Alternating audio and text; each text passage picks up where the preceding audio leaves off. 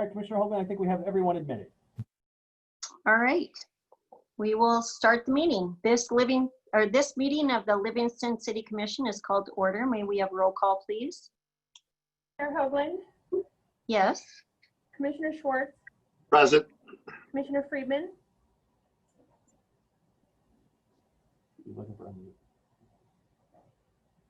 You have to unmute now. He's here. I'm going to say it for him. Commissioner Maybe? Present. Commissioner Newt? Here. We will now have a moment of silence.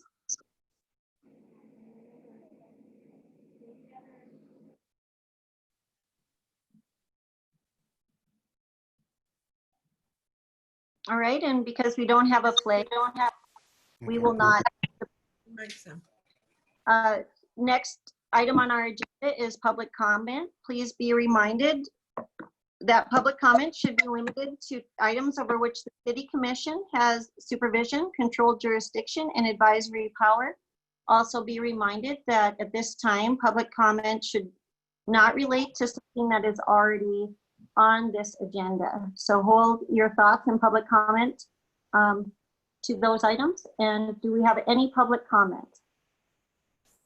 Please put your name in the chat if you'd like public comment as well. That can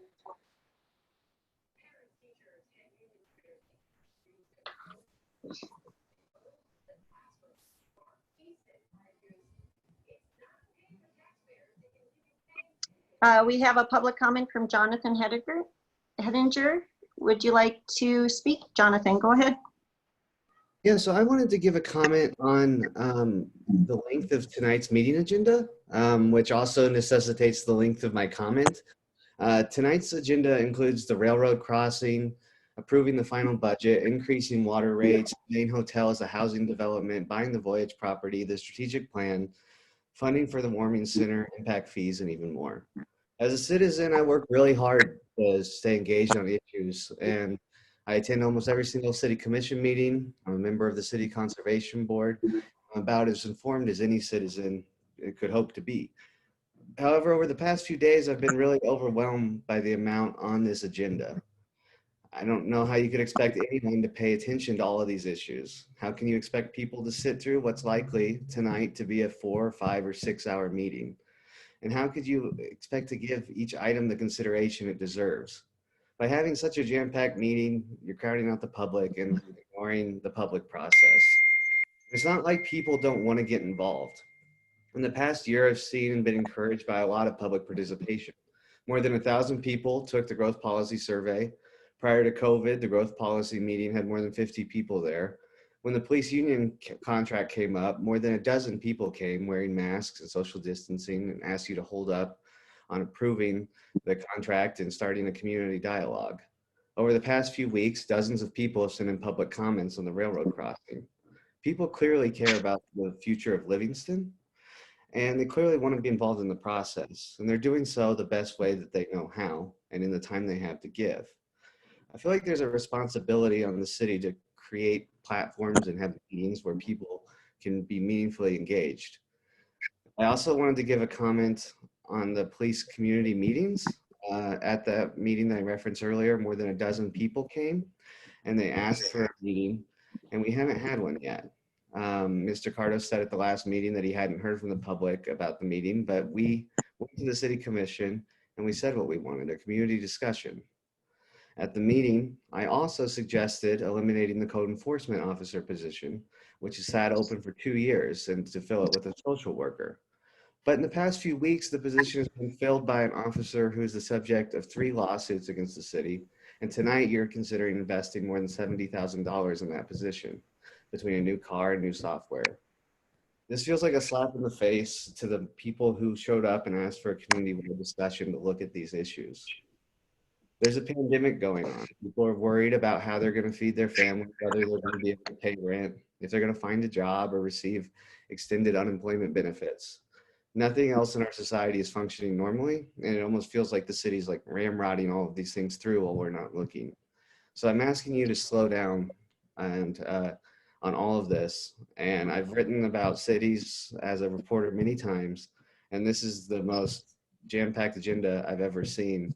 And I don't know how you can expect the community to be meaningfully engaged on all of these issues. Thank you. Thank you, Jonathan. I think you have a lot of valid points. I would like to just address a few parts of it. As summer is always difficult in getting a lot of work done because of people being away. And so often we are jam-packed in dealing with business later in the summer. Another issue that I think we have as a commission, just to help understand, is we have been working very hard as a commission and as a community on a lot of really big projects. And at this moment, it seems like a lot of them are coming to a head at the same time. So I get what you're saying. This is loaded. Just because it's on an agenda doesn't mean it always moves forward. Sometimes conversations happen that then lead to other conversations at a later date. But I think you have a really good point. This is loaded and it feels like it's too much. Thank you, Jonathan. Another thing that I want to just state before we move on is we're in a situation with Zoom being our platform because of COVID. And I see someone else has a public comment, so I'll be right there. I wanted to just read something because one of the quests that we have as a commission is to always be transparent and available. You can see us, you can talk to us when you need. So I want to read something that I think is important to understand with Zoom. So, while we are mindful of the right of the public to participate and observe the collaborations of the government, the results of COVID and this Zoom platform find us conducting the public business in our private spaces, as we can see. With that in mind, we may need to step away for a moment because of the day-to-day life that happens in our private spaces. But we commit to being as visible as possible while deliberating and conducting our business. So please be understanding if we have to go into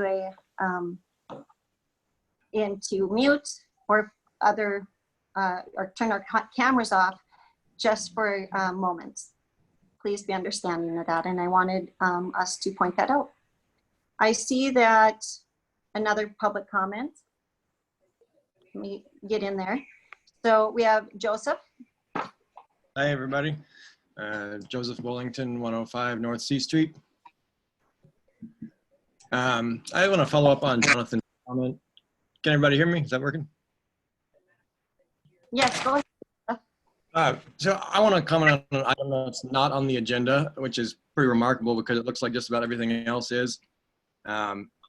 A few weeks ago, more than a dozen of us, like Jonathan mentioned, came to the city commission meeting wearing masks and doing the social distancing thing. The meeting about the police union contract. We had some specific ideas that a few people mentioned. For example, turning the code enforcement position, which had been vacant for 2 years, into a social worker position so that people who are experiencing mental health crisis might have a chance of getting some help instead of being beaten or taken to jail or shot. All of us, though, asked you to do something more basic, which is to not approve the contract until you'd held a public review of the police department and its policies. I think one by one, all 12 people asked for that. All these weeks later, that meeting, that review has not been held, or even, it seems to me, discussed. Instead, the city promptly filled the code enforcement position that we had asked to turn into a social worker position with an officer who is currently the source of 3 use of force lawsuits that the city faces. And on the agenda tonight is approving the budget, which budgets, I think it was, Jonathan said, $70,000 for that position and a vehicle and software. So I'm here at this meeting tonight to ask you to basically do what we all asked you to do 3, 4, whatever it was, 5 weeks ago, and that is hold a public review of the department and its policies, like so many other cities around the country are doing right now. And absolutely not move forward with this budget until you've held that meeting. And I think with a good number of other things on this agenda until that meeting has been held. That's the end of my comment. Thank you, Joseph. And we are discussing those meetings, and I want to be involved, and I have been unavailable through July. So just want you to know it's very important. I even brought it up again today twice. So we are working towards that. And again, there's only so many hours in the day, so it is on one of our priority, or top of our priorities, okay? I see that, I think Joan, you were up next. Joan Kresich.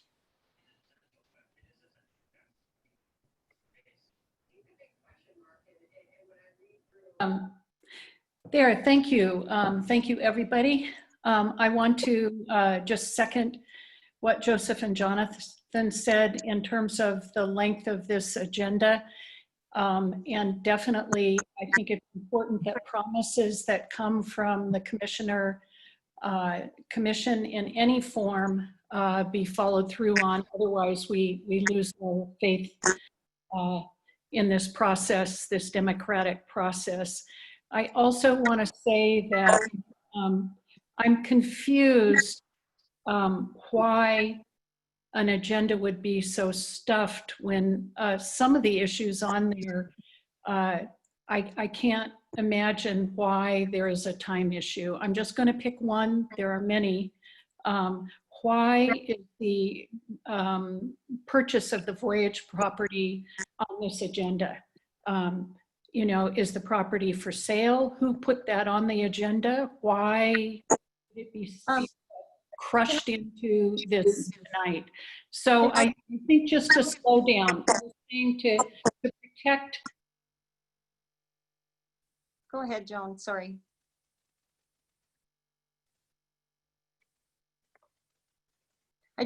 Okay, I think we lost you, Joan.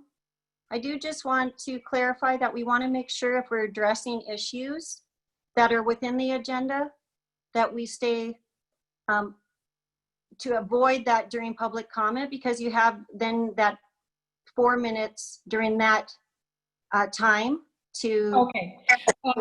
All right, I'll just go to the issue of the hit that the democratic process takes when an agenda is stuffed like this, making it impossible for a real, true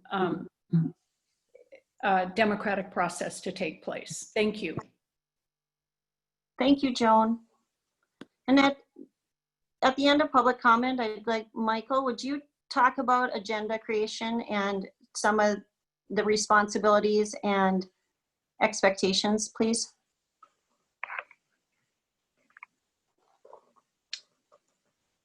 Okay, who's up? Sorry, I'm gonna look again.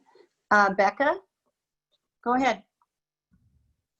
Hi, Becca Frucht here. I'm just wondering, I want to clarify, are we able to speak about, you said not about anything that's in the agenda right now? Right, correct. So anything that's not on the agenda, you can speak on. Any concerns in our community, any issues that you'd like to see on a further agenda, that kind of thing, but not the items on the agenda currently. Right. You'll have to do that later. Okay, understood. I'll hold my comment then. Okay, thanks. Any other public comments? You're welcome to speak up too, and instead of putting your name in the chat. Can anybody hear me? Yes, go ahead.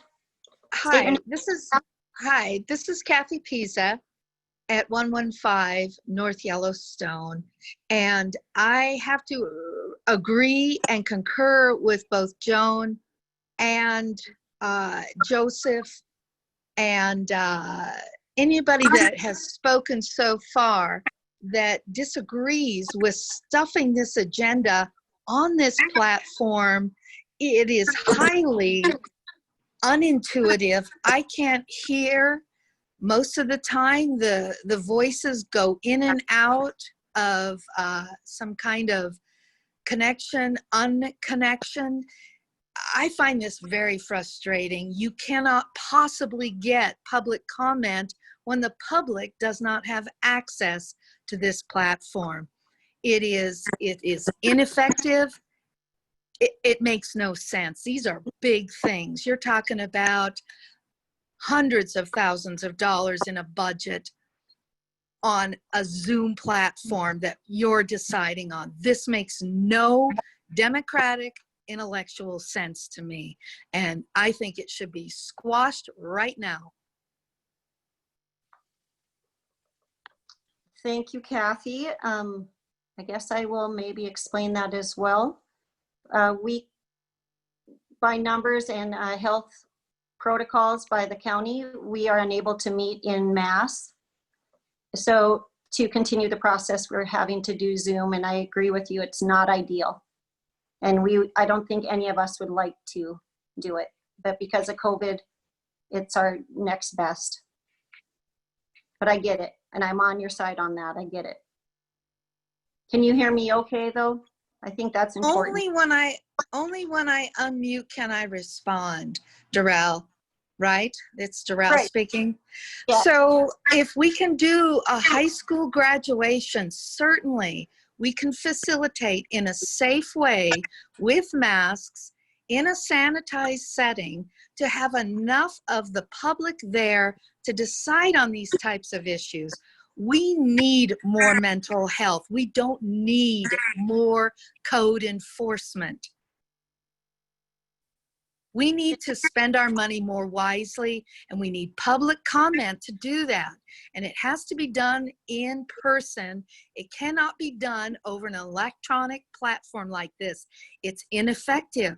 Most people want to participate, but they can't because this is a non-encompassing platform.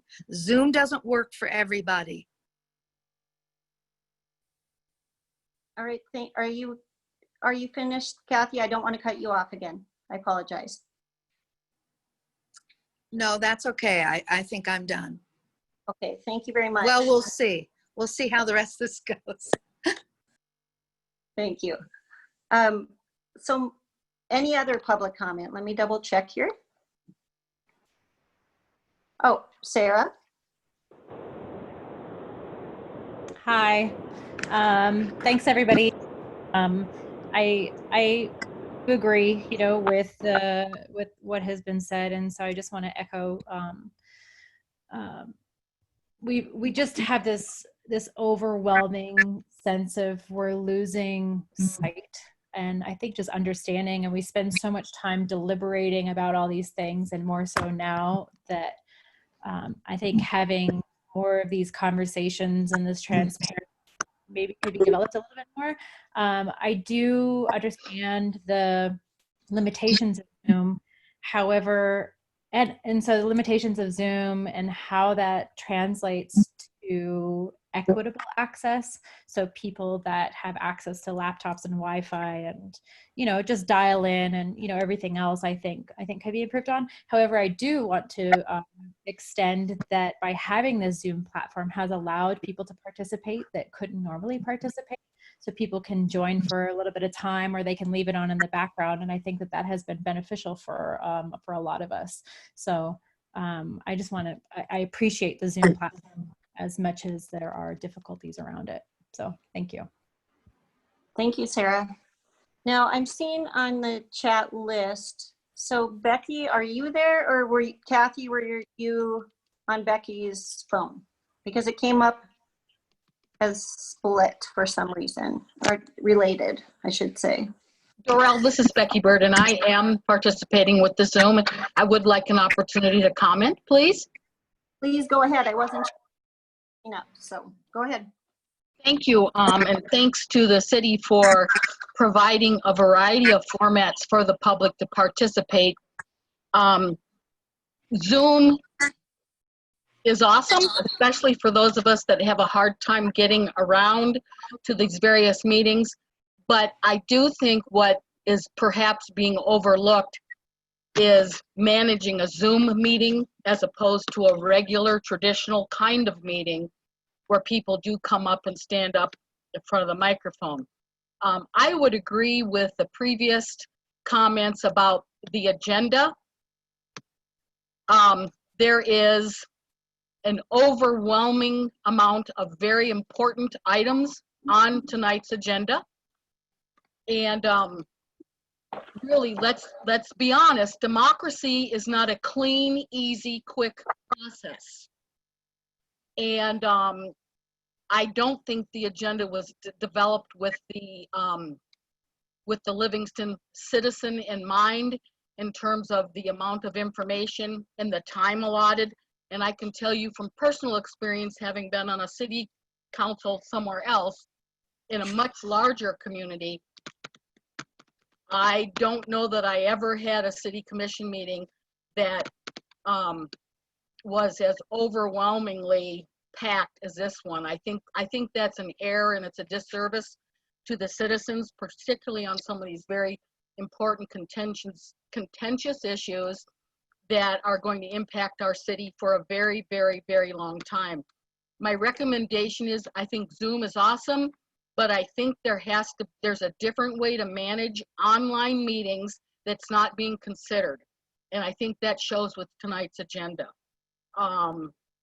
Because the public participation, we can have access if we have computers or whatever to Zoom or being on the telephone, but as you know, the interchange of ideas and discussion is very, very cumbersome. And the sound, the audio will break up or people will disappear. Therefore, my recommendation for the City Commission is that your agenda be mindful of the time we're in now. And, you know, democracy isn't supposed to happen fast. And this kind of an agenda makes me feel as a citizen that there's another agenda at hand, and this is an attempt to just shove things down the citizens' throats without really giving people the opportunity, additional time to discuss. And I think that is just exacerbated when we're using online meeting platforms that really don't allow for that interpersonal, person-to-person or group-to-group exchange of ideas and suggestions. So I would ask that the City Commission really think about how they want to manage these meetings, which will probably be for a very long time while we're dealing with COVID, so that you are being fair to the citizens of Livingston and that people do feel like they have an opportunity to have an ongoing discussion about some of these things. Because again, you are establishing the direction for our city for a very long time with some of these decisions. And it's not supposed to be easy. And this seems like the easy way out to further some agenda, right or wrong. And I do think it's not fair to the citizens. Thank you for your time, and thanks for allowing me to say my piece. Thank you, Becky. Any other public comment? Yes, hi, this is Leslie Feigl with the Chamber. I'm doing, Leslie. but I didn't have hi, couldn't get on the chat. So I agree with Kathy Pizzo, as wonderfully said, as well as Becky Bird and others, that these are extremely important issues that face many of our community members, and 100% to be proposed on the backs of the people that live in the community. This is something that's going to need more time, that more people will have input with. And so I agree with the previous callers and their commentaries. And we hope that this meeting moving forward is definitely going to, look a little bit different by the time we get to the end of this call. I appreciate your time tonight. Thank you, Leslie. Anyone else that would like? Yeah, I can. I don't know if you guys can hear me. This is Julie Eaton, and I was at the last meeting, or not the last, maybe the one before that, where one of the things we were asking for, this is the one that went for like 3 or 4 hours, was a lot more slowing down and transparency. And I have to, I'm on a dual edge of that. I felt disappointed in that everybody that spoke at that meeting spoke for that kind of a process of being more transparent, having more dialogue, especially when it comes to things about policing. And yet there was no follow-up since then. So I feel a little bit disappointed on that. And I was definitely disappointed on the outcome vote, but I understood that you guys also work hard and you took your hours on that. So I thank you for that. My answer is just to say, can we please start moving in a direction that creates community with transparency? And when we don't do that, we end up being more divided than we need to be, and it creates a problem. And so I'm really asking you guys to take that very seriously going forward, because this feels like things being shoved under the rug again. And I don't even know that that's the case. I think you guys work hard. I think that we need to create a place where people can have dialogue and slow things down. They don't need to be done in a split second, especially about things that may have a lightning rod to things about mental health or people of color or the way our police is being, actually managed and things like that. So that's my answer. All right. Thanks, you guys. Thank you, Julie.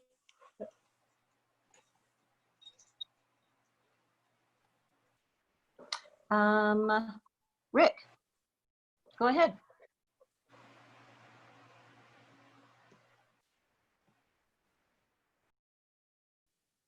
Start video. I did that. Rick, you just have to, there you go. Can you hear me now? Yes, I hear you.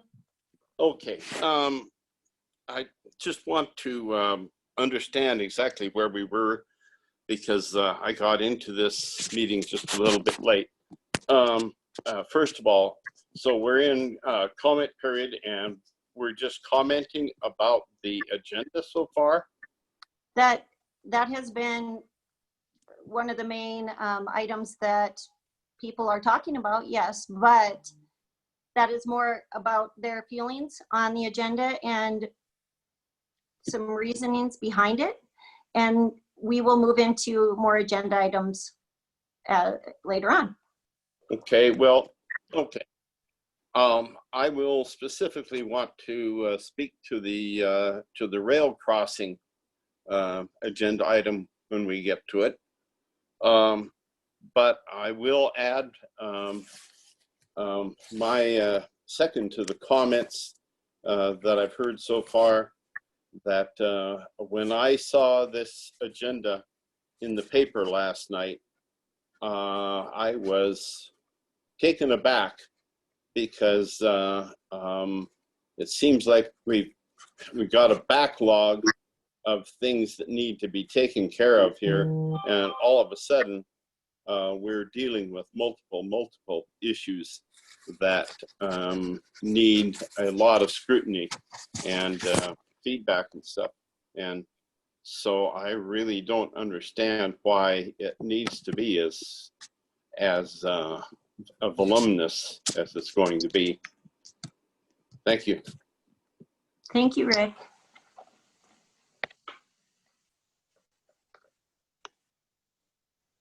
Is that it, or is there anyone else who would like to speak up during public comment?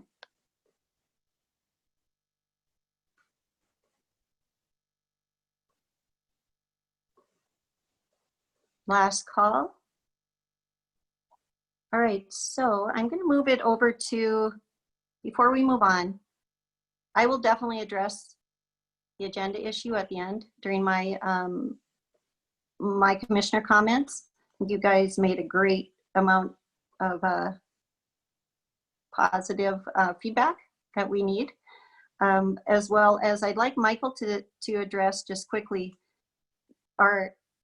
how we plan an agenda, and then also just touch on the Zoom issue, because I know we've been Zooming for quite a while and it has been an issue, and it's not our ideal way of communicating as a commission, but we've had everything from no access to having a commission meeting to Zoom meetings to masked meetings, and we've had positive and negatives along the way, so we do appreciate it. But Michael, can you address those two questions from the public, please? Sure. I think the easiest one to address is the Zoom issue. There's really only 3 options when you look at commission meetings. There's completely in person, completely by Zoom, or a hybrid. In person right now is limited by the number of people attending. Like I don't think, and I'm not sure how many attendants we have right now, but I don't think we could fit everyone into any of the venues we have and do the social distancing currently. We're working on some possibilities for that, but currently we don't have that capacity. Additionally, we have tried hybrid ones. You can do hybrid a little bit, but usually somebody gets left out of those. Either the people online can't hear the people that are in person, or the people that are in person can't hear the people that are online. So there becomes some problems as far as state law is concerned about making sure everyone has the same opportunity to observe the deliberations of the commission. So while Zoom is not perfect, everybody gets the exact same opportunity. So it is consistent across everybody that attends. And it also is, as far as attendees go, we can have the most number of people if they wish to attend. So while not a perfect solution, it's currently the best that we have available. If we can get a better system as far as possibly a Zoom conference room, there's some other technical ways we could do it. Hey, Michael, would you do a favor? Can you get just slightly closer to the speaker or to the mic, please? Sure. Thank How about you. if I just talk louder? Is that better? That's good. Okay. I think in the future, if we're able to have some better capabilities, then we might be able to move to a hybrid meeting, which will allow people to attend in person or online, which is the ideal way to do it. We just don't have that capacity right now. So that's why we're currently using Zoom as compared to other platforms. As far as the agenda goes, almost every budget agenda is going to look like this. If you go back to last July or the July before that, you'll see they're all the same because there's a certain number of resolutions that have to get accomplished. So most of the budgets look like that. If you look at some other items on the agenda, they look daunting, but where we are in the process, they're really just being moved forward in an administrative way. I think the impact fee study is a great example of that. We're not actually discussing the impact fee study or how it's going to be implemented. We're really just accepting it to say that the contractor has finished the work and to close it out with CDBG so that we can move on to other grants. So it's really just saying, yes, that process is complete. The work of figuring out how we're going to use it and how we're going to adjust impact fees on development will take place in the future, and we don't need to do that during this meeting. If you look at the variance requests, those are set by state law. That's a timeline. You can't mess with that once it comes up. Once the request is presented to the city, we have a certain amount of time that we have to accomplish that in. So that was not really in a discretionary item. We had to get that on the agenda to follow the state law. All the budget resolutions, this is the 4th public meeting on the budget. So there's been ample opportunity for people to attend if they wished. We had 2 work sessions with the commission where we talked, one that was completely dedicated to the general fund, one that was completely dedicated to the enterprise funds. Then we did the meeting our last commission meeting where we did the intent to hold the meetings this commission. So this is the 4th time that we've taken a look at the budget in public meetings. The grant application, again, that's on a deadline for their application process with the Big Sky Trust Fund, so we can't delay that because that has to be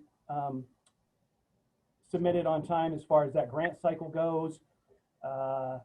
The buy-sell agreement, that property just came up for sale. It was brought to the city's attention, so this is the first opportunity the city's had to look at it. We can discuss that. The strategic plan, again, is not actually changing the strategic plan or looking at items for the strategic plan. It's only scheduling the next work session for when we will look at it.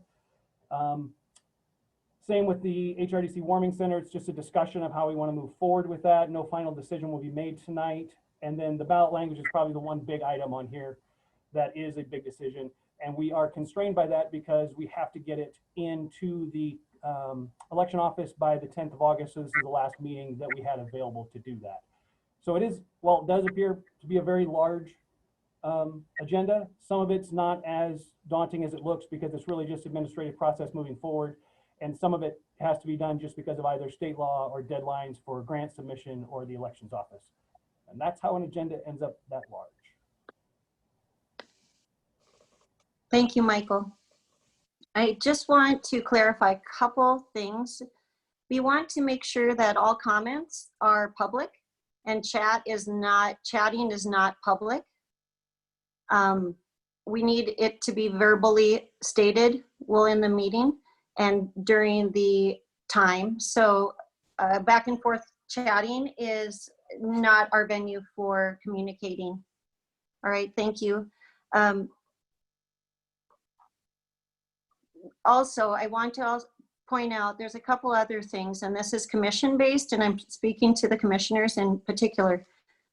We do have the right to table any item for further discussion or to move it to a different agenda for whatever reason, or table it for good.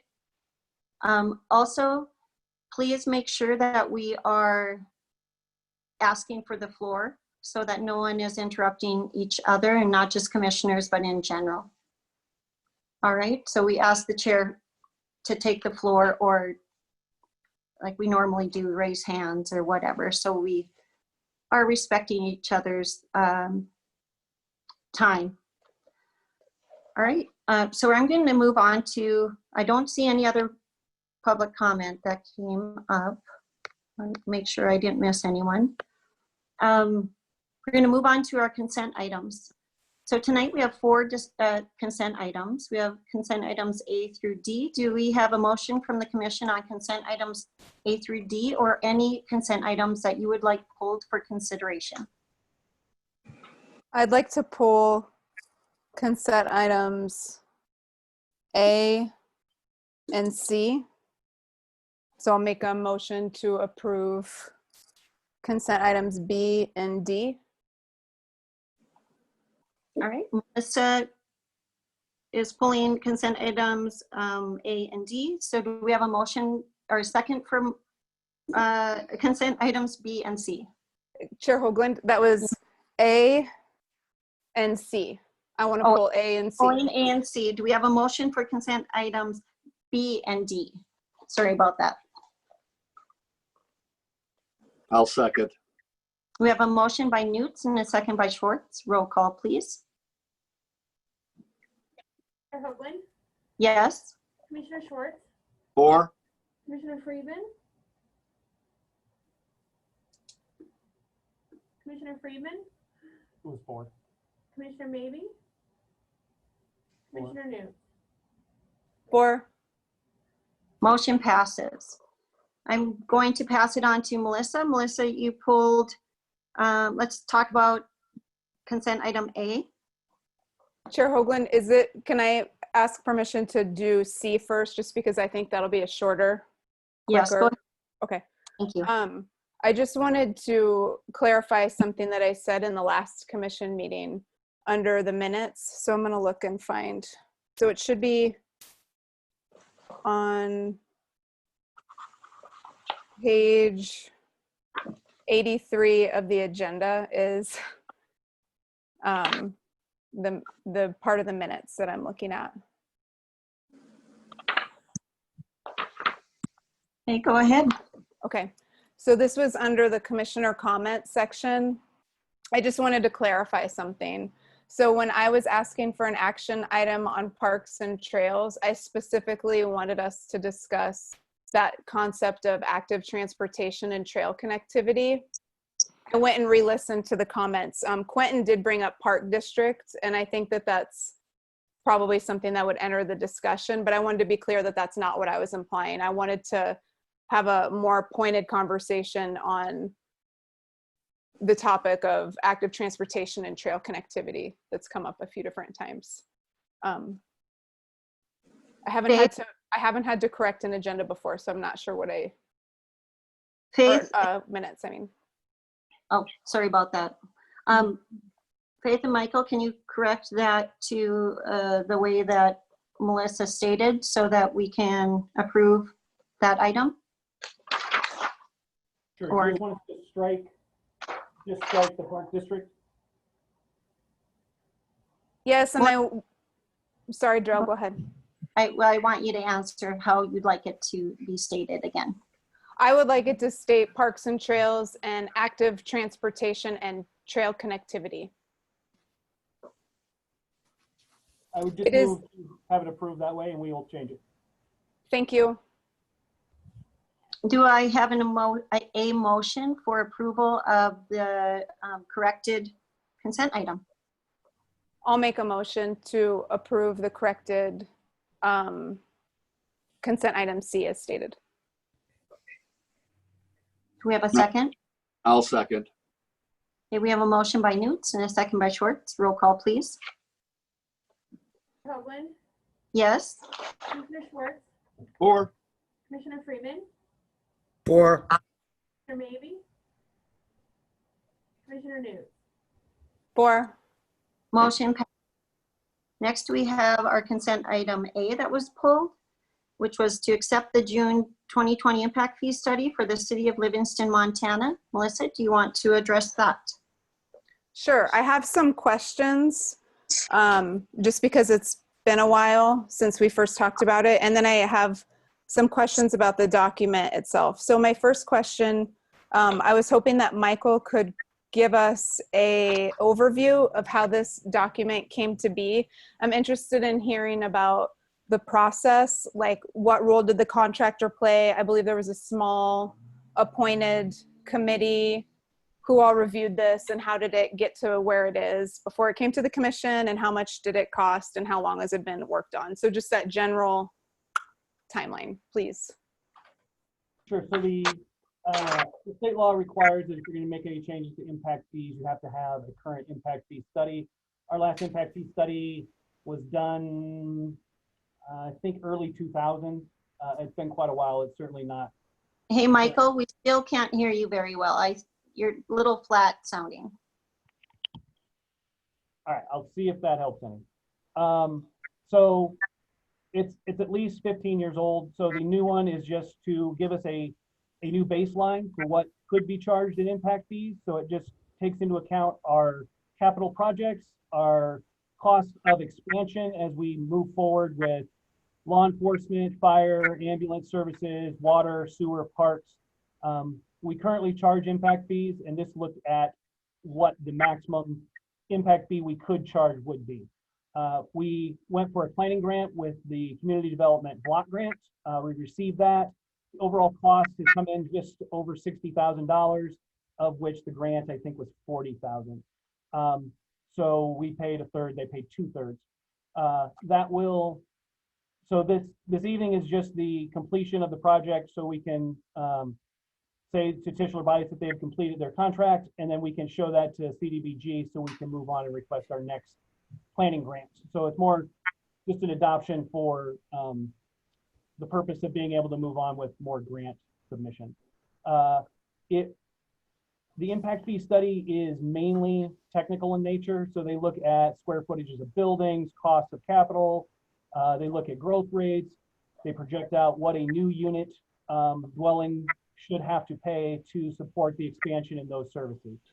So it's actually mainly a big math project. There is a review committee that looks at it from the aspect, not to make sure that the technical aspects are correct, but to make sure they really are a appeals committee. Is if someone wants to appeal the impact fees, they would appeal it to that committee, and then we would move forward with that process. So this has mainly been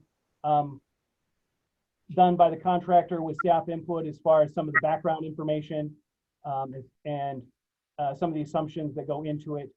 We reviewed those as they came forward, made any corrections if they had the wrong square footage. So it's been going back and forth. I think they actually started in, I want to say last June, maybe. It's been 10 to 12 months in the making. It's just come to fruition. So that's where we are in the process. Once it is accepted by the commission, it doesn't change anything as far as impact fees go. We will then have to schedule future meetings to look at our impact fee structure. And then we'll go through the study and then determine if we want to change any of the impact fees going forward. Melissa, can I also answer something for you? Yeah. I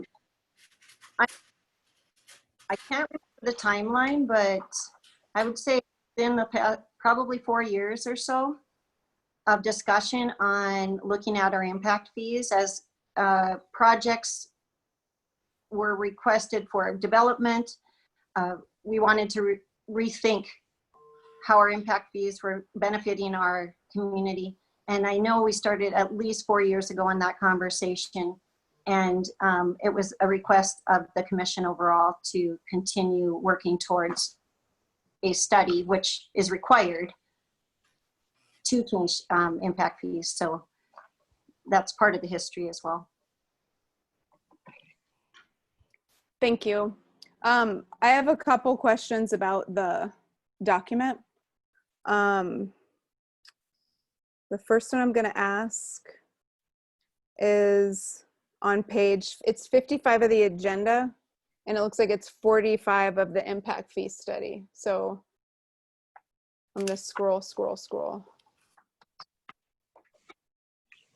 So the top number, the top of the page would say 55 and the bottom of the page should say 45 for those following along. Are you there, Michael? Because this one will be for you. Okay. So I just wanted some clarification, and not to make an assumption. So in this figure W5, the second item on the list says West Underpass Crossing Loop. Can you elaborate on what that is? Sure, that's basically the looping of the west water system. Ideally, that would be done with a crossing, but it doesn't matter how it's done, it still needs to be done. So it'll be the west end, you could change that to say west end water loop. And that's just the project that you and Shannon have talked about that has to do with water pressure and how dead end water lines are very bad for cities, I believe. Is that correct? That's correct. It's all Okay. it's with water pressure, fire hydrant pressure. And especially if there's any further development anywhere around PFL or parts west. Okay, thank you. That's the only one I didn't recognize off the top of my head. So I wanted to make sure I knew what that was. My next question is going to be back towards the beginning. I'm hearing some background noise. I'm wondering if people that are not speaking could please go on mute. It might make it easier. I know, Melissa, what it is. So I'm going to put myself on mute for a second. Fix. Okay. Okay.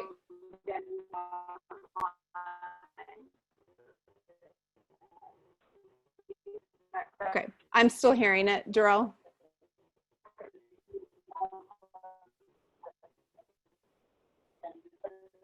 I wonder if one of the hosts can mute everybody that's not talking. I'm just concerned because I want to make sure the public can hear too. Am I the only person? This is exactly why Zoom is not the best. We can do better, and we need to do better.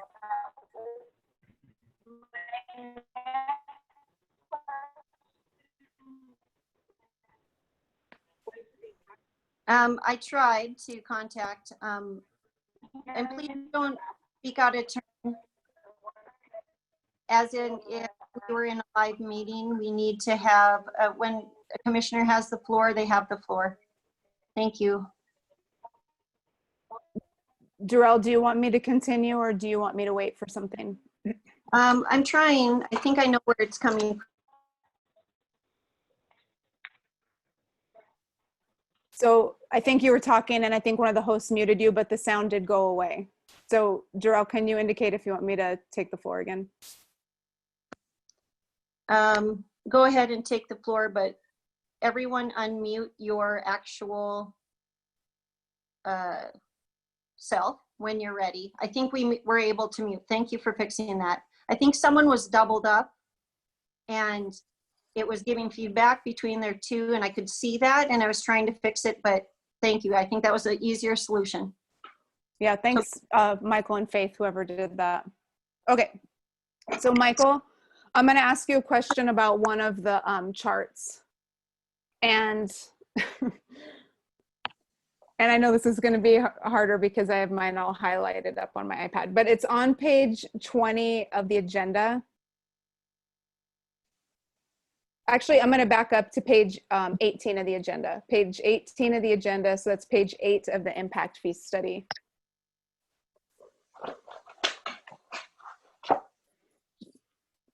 Michael, please just let me know when you're ready. Go ahead. Thank you. Okay, so I was just, a couple numbers caught my eye, and I wanted to ask you, is this like the final version, or is this, because it does say draft on the top, or is it just a draft? It is draft in the fact that you have not accepted it yet, but it's Okay. the final version presented to you.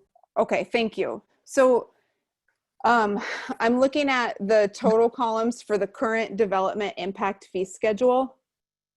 And I noticed that the totals did not match what the sum of the 4 columns equal for each row in figure 2, the residential development and the non-residential development. It looks to me like fire and EMS was omitted in the math.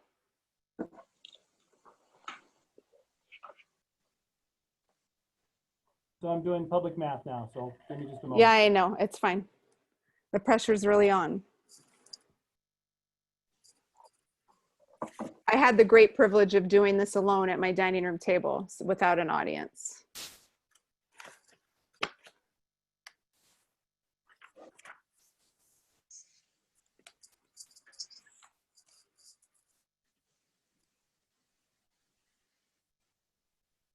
I think that is correct. I just don't think they got Okay. put in the final column. I don't know if Carson is on, if he wants to speak to that. But Well, that's let me- the easy correction.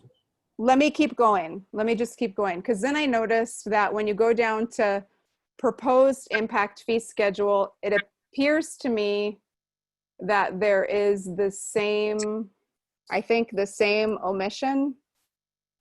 You'll have to double check the numbers. But then when you keep going and you go down to page 20, and so we're looking at the difference between the current and proposed impact fees. The chart, if you're following along with the errors, it suddenly gets very confusing very quickly because the errors are now compounded into a third chart. So then I think it is probably the trends are going to be the same in the chart in terms of how much, you know, there's going to be some trends that'll be similar, but the actual numbers appear to be off. So that's one thing I just wanted to draw your attention to. At that point, I stopped. After I got through these first sections of charts, like the current and proposed impact fees, I went back and I looked at the size of the pipes. So the 5/8, 3/4 inch, on. And I noticed, and I would love for you to address this as well, I noticed that there's some differences in pipe sizes between the charts throughout the document. Like sometimes different size pipes are omitted. And I wonder if that's because we have existing pipe stock that's not being used in the future, like if the standards changed, or I don't know why some of the things are omitted. But what you'll find as you go through the chart is sometimes there's that error button that often happens in Excel right there. It's on the 2.5 inch pipe. It's the under the fee change, it says pound reference. So it's like an error message when you're doing, and this is because I've spent way too many years doing Excel spreadsheets, but it's an error. It's a function that shows up that there's an error because there was a mistake somewhere else where they're gathering and calculating data from. So I guess I would like it if this could get cleaned up with the correct numbers. And then I'm not sure if any of this impacts the charts further down through the impact study, but I'm sure that the people crunching the numbers would know, the contractors. So if all that could just be checked, I would feel more confident with this data. And then we'll have to double check it. Yeah, and then if you have more information about the pipe sizes, why some charts show pipes and then later on they're not there. I don't know if the standards are changing or why the graphs don't all match up from place to place. Would you like me to answer that, Michael? Please do. Yeah, and my apologies about the table not catching the fire EMS, which we'll correct immediately, but the difference between the pipe sizes Hey, has Carson, to before do. you continue, let me introduce you real quick. Okay. So that's Carson Bice. He is a contractor from Tischler Bice, and he did most of this work. He'll give you a better explanation than I ever could. Right. So one of the things that changed in the study is that we added meter sizes, and so there's not an apples to apples meters sizes in the new fees. So that's why there's that mismatch there. And so that change was done at the last minute, and in my haste to get it to you there, that's why there's that missing cell reference there. So, and to answer another part of your question, the intent going forward was for you to accept this, and then we would begin that public review process with the Impact Fee Advisory Committee, incorporate any of their comments into it, and then eventually present it to you as a draft again for your comment and approval. Can I have the floor for one more item, please? Yes, go ahead, Melissa. The other column I noticed there was an error was that police or the public safety column on page 20. And I don't know, I just have worked in spreadsheets too much of my life. Like, so sometimes things just jump out off the page to me. I think it was a total put in instead of a difference for a particular data point under public safety, the figure 4 on page 20 of the agenda, page 10 of your draft. So so just that page also has some challenges throughout it. So if you could just double check all of that, I think that would be fantastic. I think that, can I speak on that? So Melissa, very good points.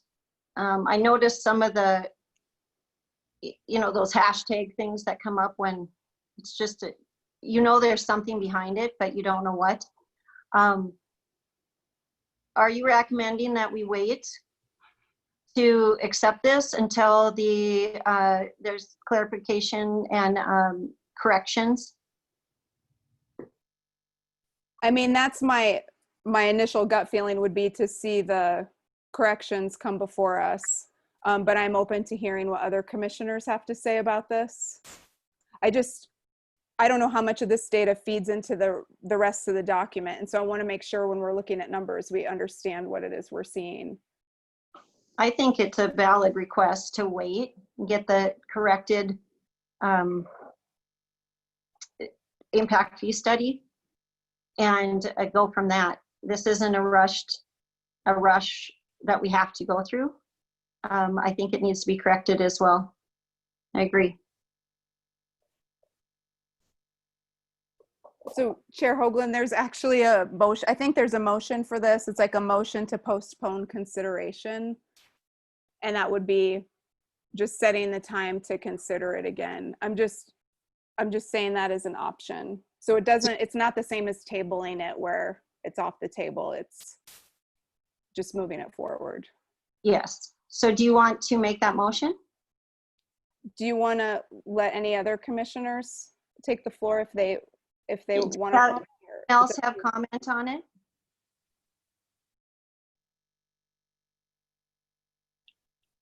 Yeah, I don't believe it should be approved either. Now there's obviously some errors.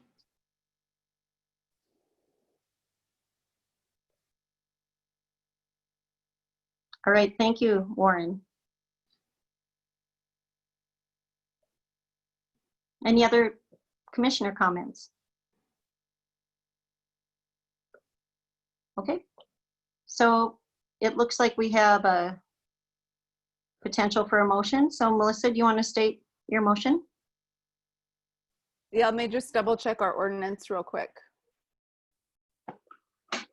Okay, it looks like I do not need to put a specific date. So I want to make the motion. Can we make sure with Michael that it's legit? Okay, so I want to make a motion to postpone consideration of action item A until the impact fee contractor gets a chance to double check those charts and correct the numbers. Does that work for a motion by Newts? Do we have a second? Second. And a second by Maybe. Roll call.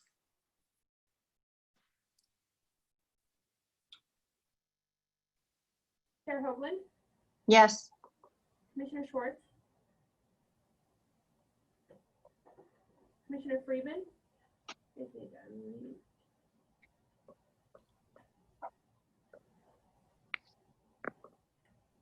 Commissioner Friedman,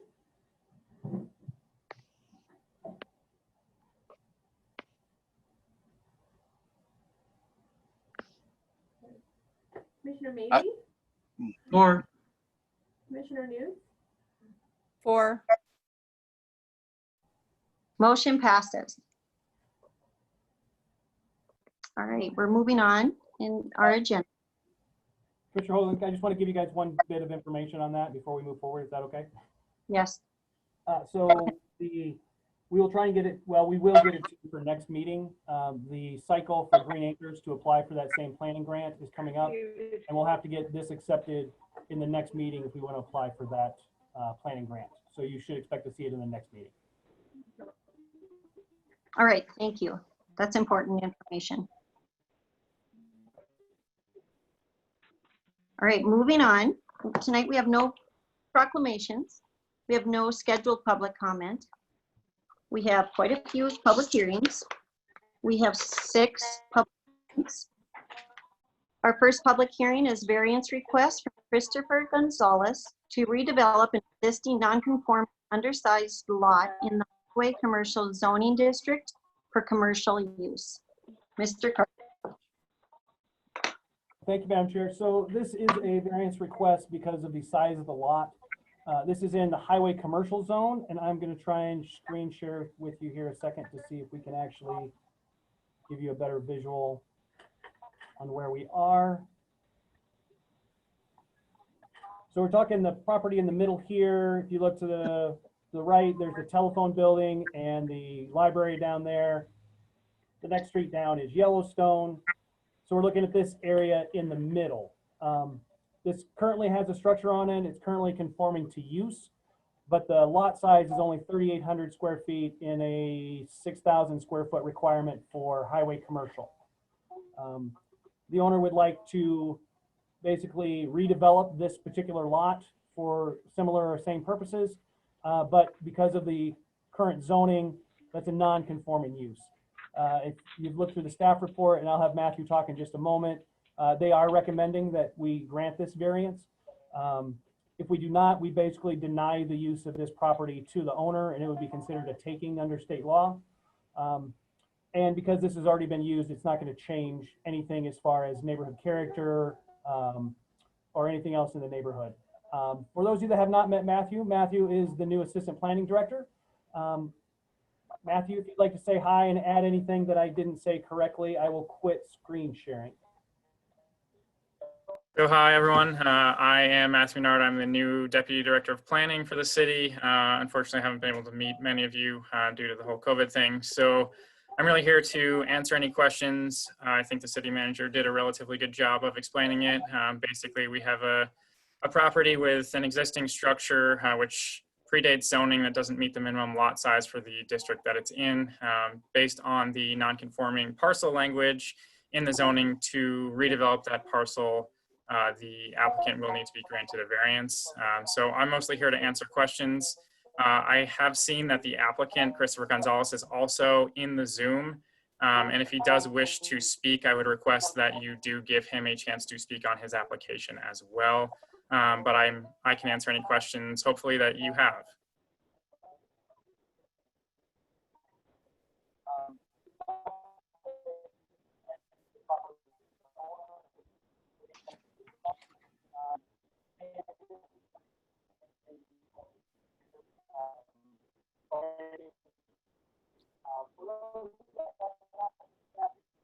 Well, I think you're still muted if you're trying to talk. Sorry, don't often do that. Thank you. Any quick questions, just clarifying questions to what was just stated by the commission, and then we're going to open it to public comment. Any clarifying questions? I have one question. By approving this, would it set any kind of precedent that could be harmful in the future? So again, Matthew Nard, Deputy Director of Planning. A variance doesn't set a precedent, essentially. We would evaluate each application on its own merits based on the criteria that's in the zoning ordinance. So no variance that you would approve or deny would set any sort of precedence for the future. Thank you.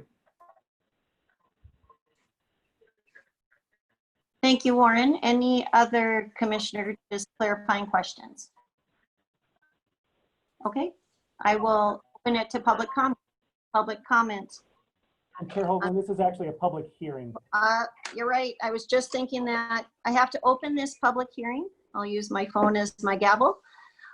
This public hearing is now open. Any public comment?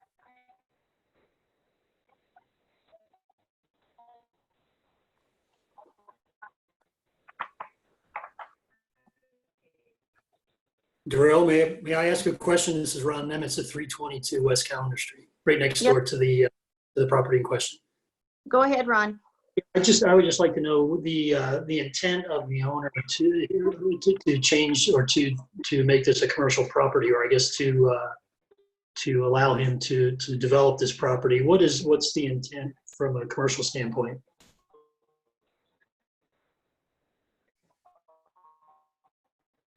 Would you like to comment, Mr. Gonzalez?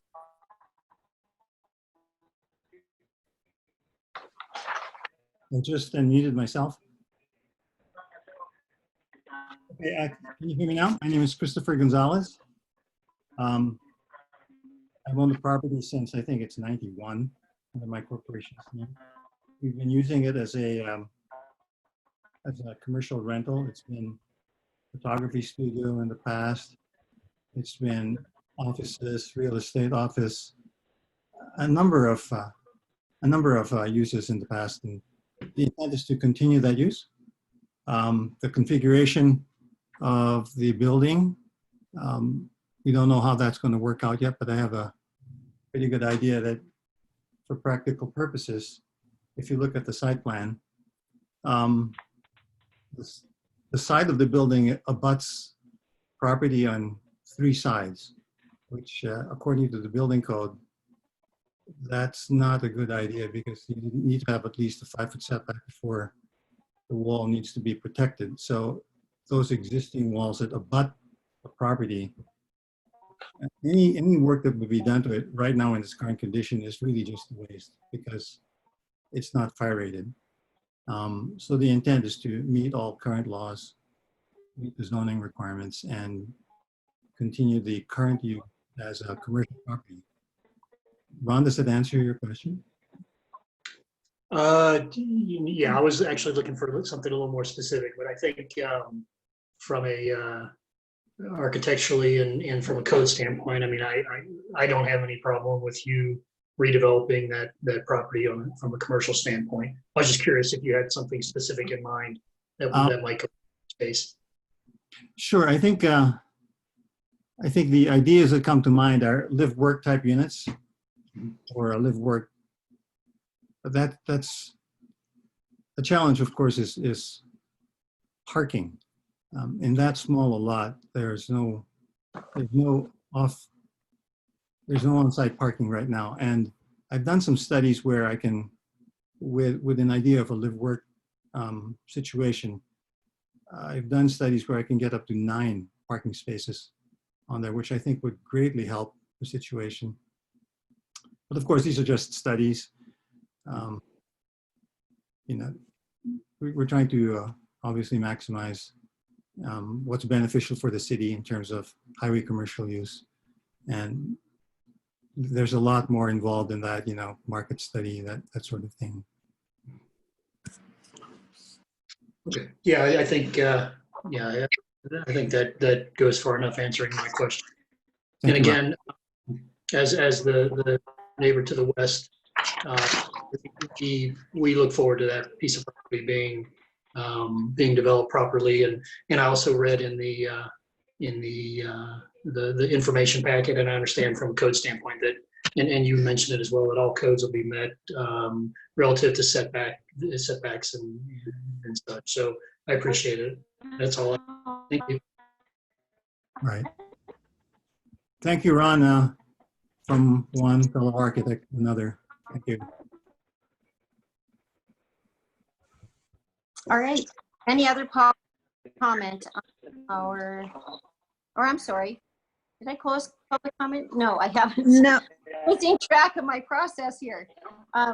Any other public comment? yes, I have a comment. Please state your name and address. Kathy Pisa, 115 North Yellowstone. So my comment is this. I am a direct neighbor to this property that is looking for rezoning or dezoning for commercial use.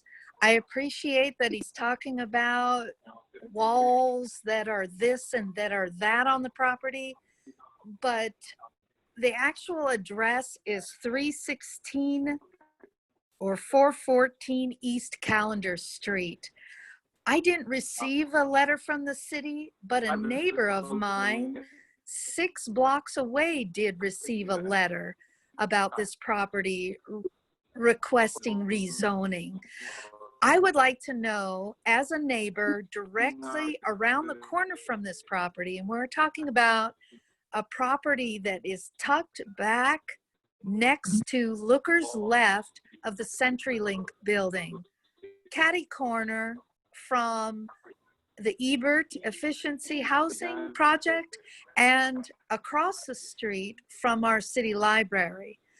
I would like to know specifically from Mr. Gonzales exactly what he proposes to do with this commercial licensing. Michael, can you address that? Sure. So this is not a rezoning. All commercial uses are already authorized in this zone. It's highway commercial, so there isn't a change of zoning. The change of zoning you're talking about is for a different area, and that's why you didn't receive it in a mailing. There are no mailings for variances. So that issue you're speaking of is a different zoning issue that will come before the zoning commission first, before it comes before the city commission. So the language in this not- letter speaks specifically to a variance and zoning. I'm looking right at it. Can you let him finish what he was saying and then address what you were saying? Right. The letter is not for this particular issue. The letter is for a different issue. Go ahead, It Matthew. says Go ahead. the issue will be addressed in tonight's meeting. Am I missing the mark?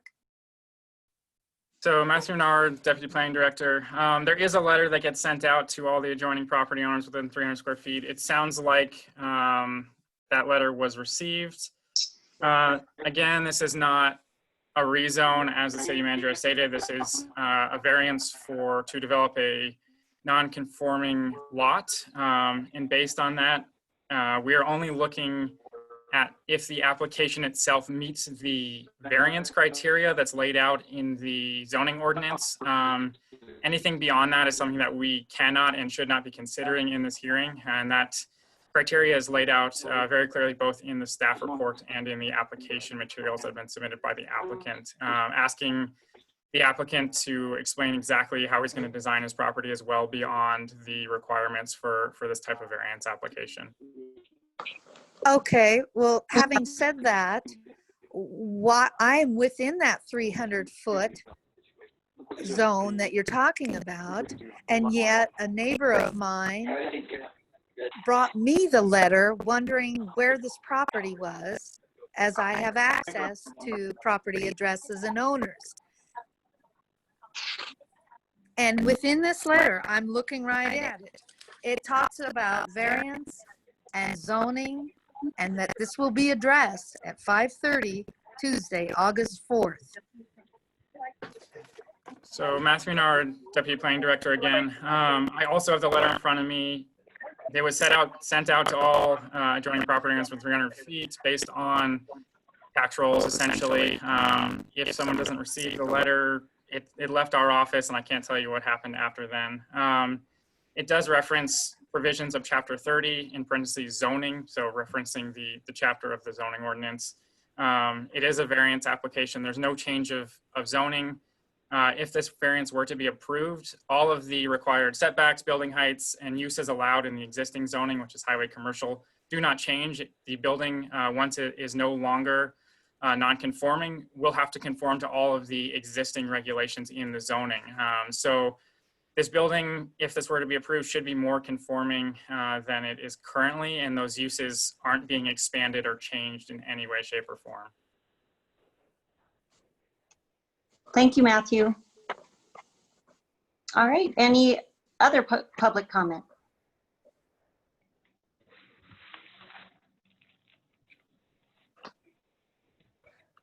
Okay, well, I will close this public hearing. This public hearing is now closed. Commissioners, do you have any questions or comments on public hearing variance request?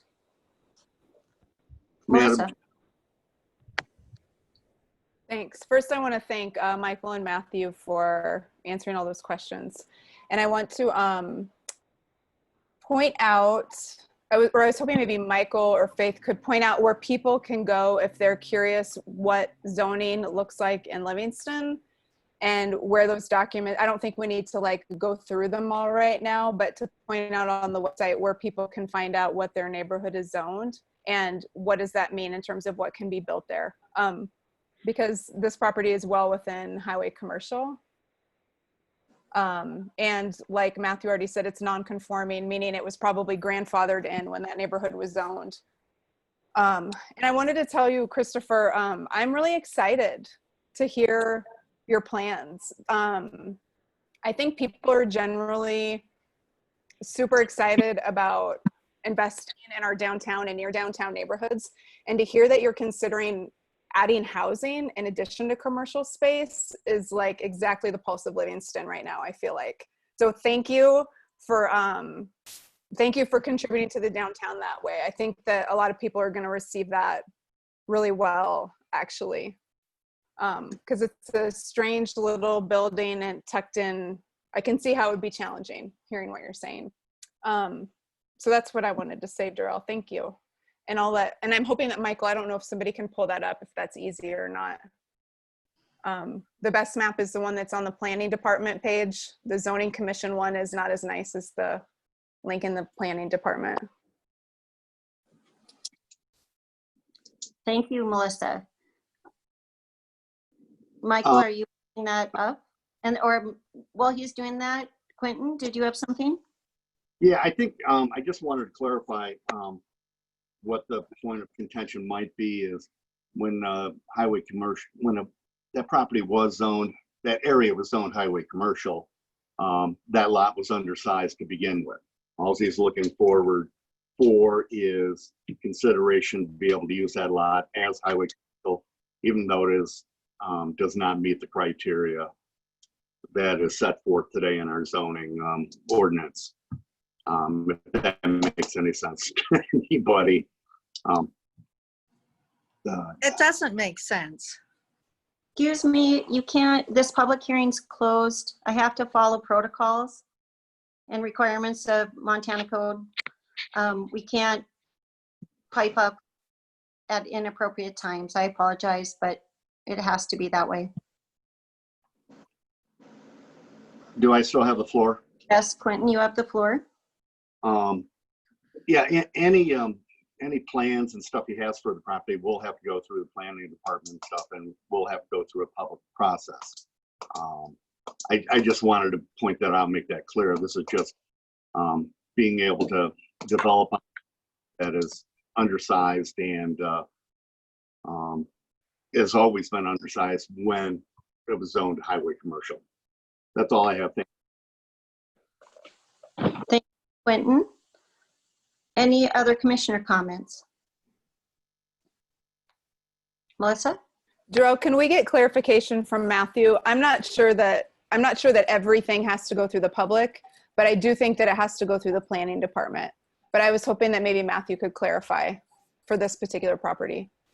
Matthew Menard, Deputy Director of Planning. That is correct. So as long as they conform to all of the other requirements of the zoning regulation, meaning setback, building heights, use, and all of that, so they don't have to ask for any sort of special exception or another variance, they would not have to go through another public process. It wouldn't go through a public hearing. It just goes through the building permit process, which is an administrative process. It's handled all in the office. Nobody's noticed, and there's no real chance for public comment. We're reviewing it at that point to make sure it meets the regulations of the zoning code and of building code.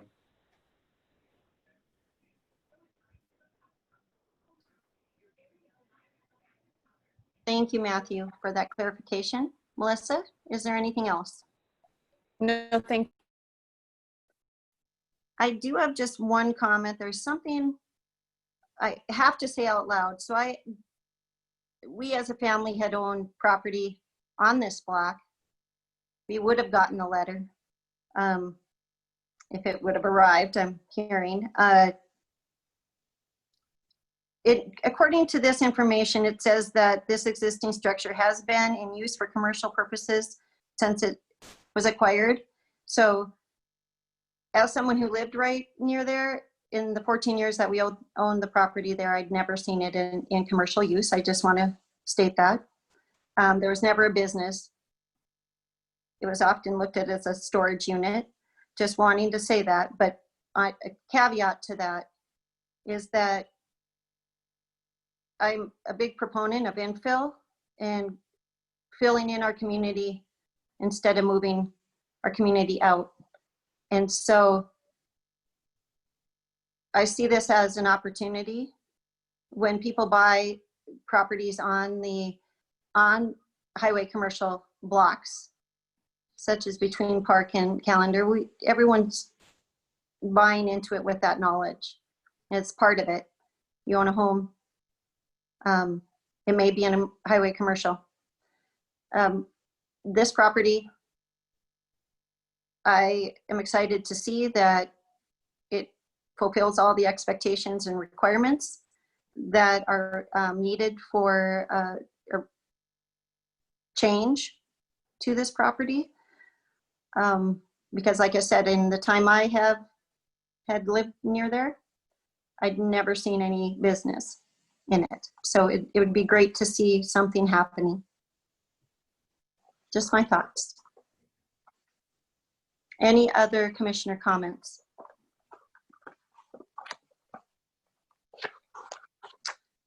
So process-wise, we have to bring this to a resolution later, or can we have a motion?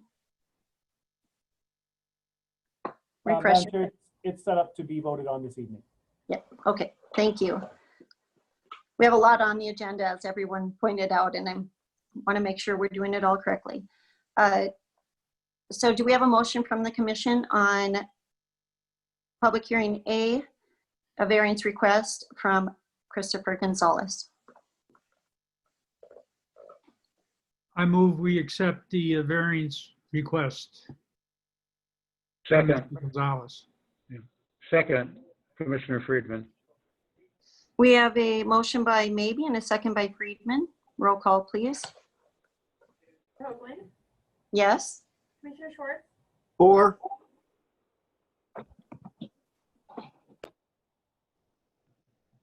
Commissioner Friedman,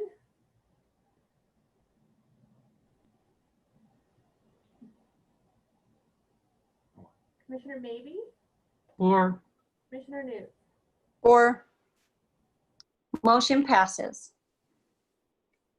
I think Mel is cutting out a bit. We're going to move Darrell? on.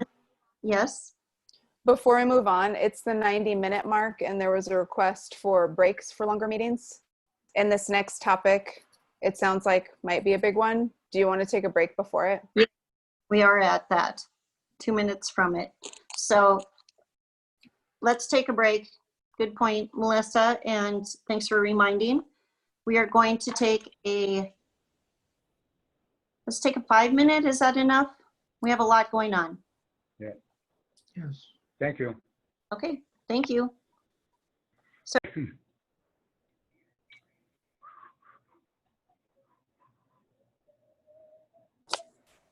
Darrell, yeah, so are we still on a break? we haven't opened it back up. But do you Can I speak freely? Well, it is a public meeting, so I think I'd avoid that. And do you want to just talk to me privately at some point? Well, this is just what I'm going to say. It's concise and it's not bad. Well, Totally. and is this Becky? I'm unsure who's speaking. Is it Becky? This is one of the reasons why this Zoom platform is not okay. Yeah, and I can is it- hear your comments to the other commissioners. This is really not a way to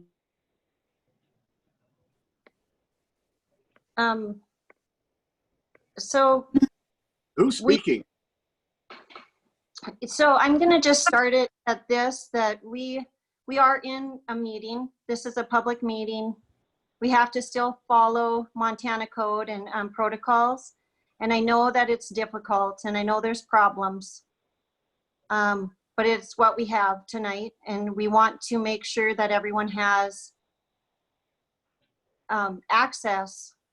And I know that it's not the best way to engage in but our not everybody has access. Not everybody does. It's a very simple thing to say, but it's not what's happening tonight. Well, and we've had the opposite statements said to us as well, that people want to have Zoom access. So we were trying to come up with some alternatives. So we've had everything from live. We've had live with masks. We've had live with masks and Zoom. We've had all Zoom, and we're trying to make sure that our public has engagement during the time of COVID. And go back to live with masks.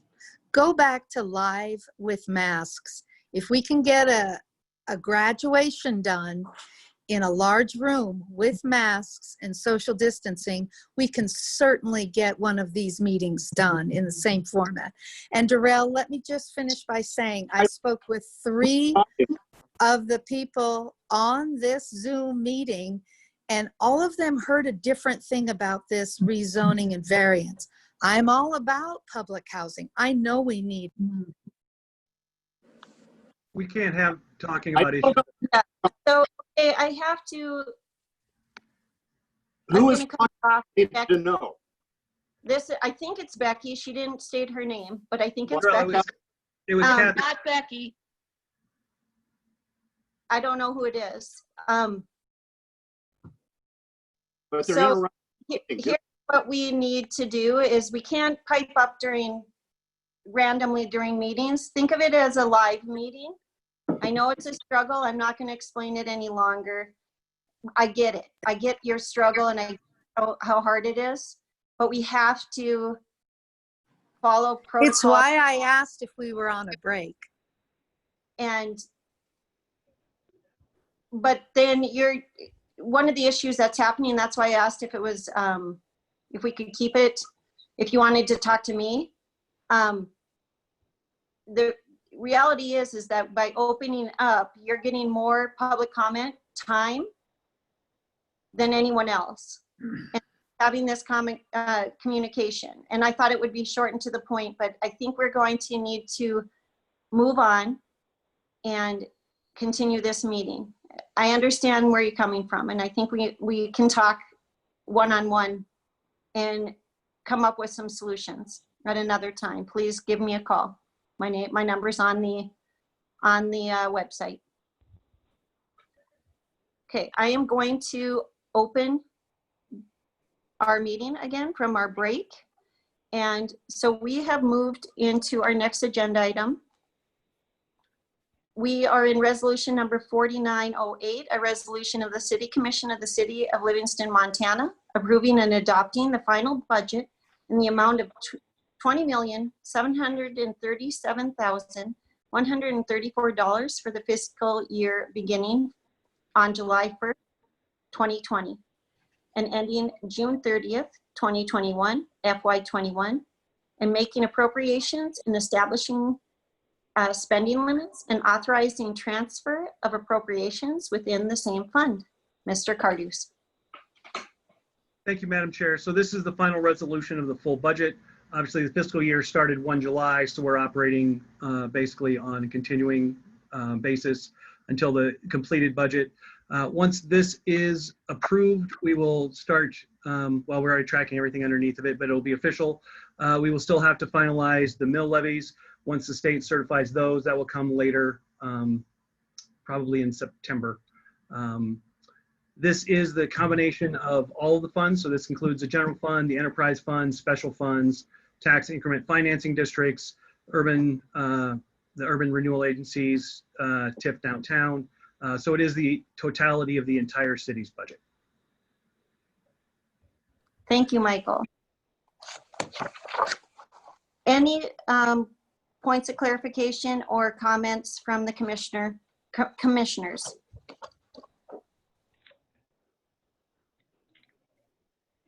Melissa, please. There was one public comment that came through that was very, very specific in email. And I'm not sure if it was sent to the city manager also. Let me pull it. Okay, so it was sent yesterday by Griffin Nielsen. It looks like it came to all the commission. Did you get that one, Michael? No, I haven't seen that one. Okay. Darrell, I'm not sure how you want to handle this, what the best way to proceed is with a comment that was emailed to the commission and he didn't see it. Do you want me to read it? No, remember, and when it comes to reading, they can state their thoughts and opinions. You can do a synopsis of just of the point. Okay, well, it's really specific, so I'll just forward it also. But,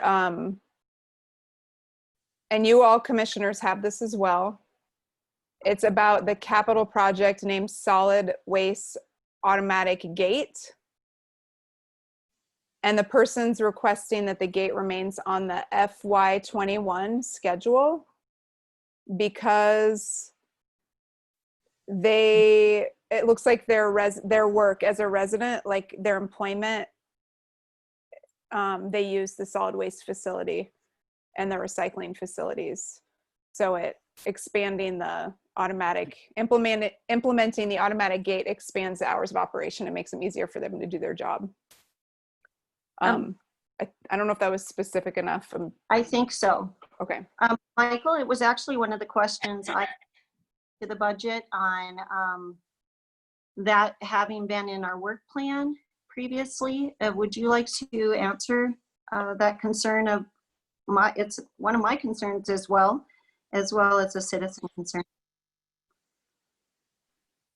So that is one of the things we're looking at, is one of the things we want to implement. We just currently don't. That one was bumped for some water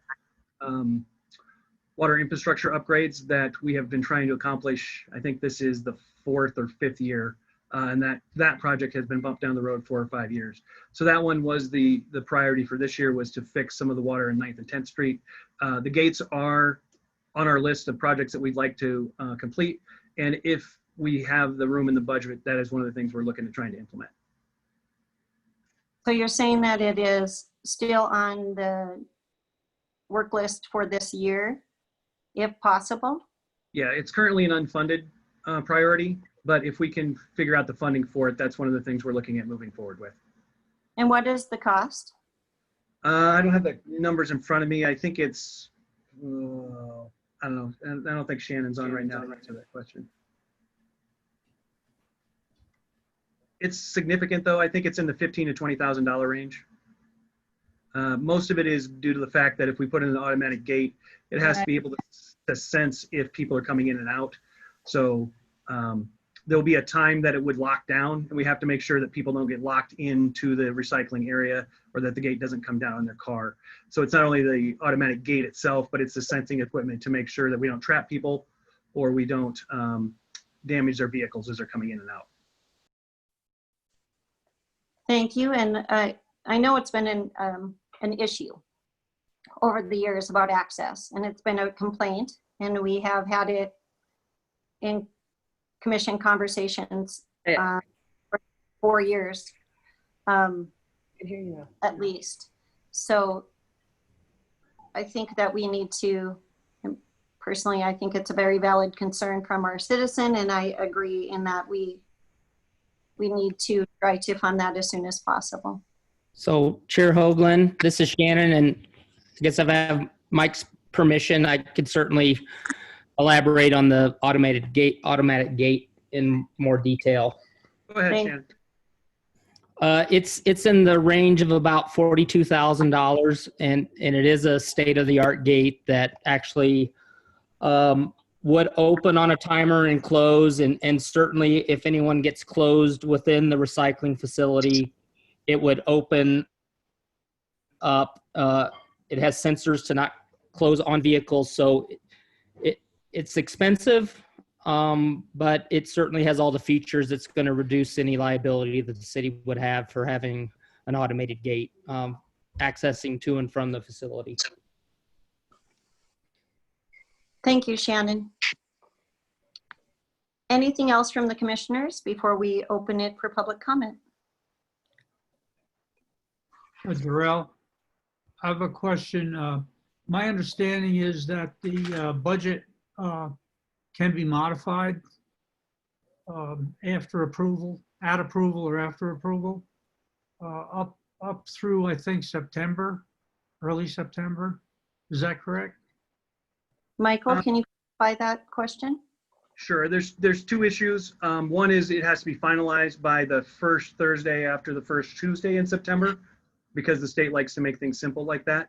And as far as budget amendments go, you can make amendments throughout the year, and we often do if we exceed any line item issues. And you'll probably see a budget amendment for end of fiscal year 21.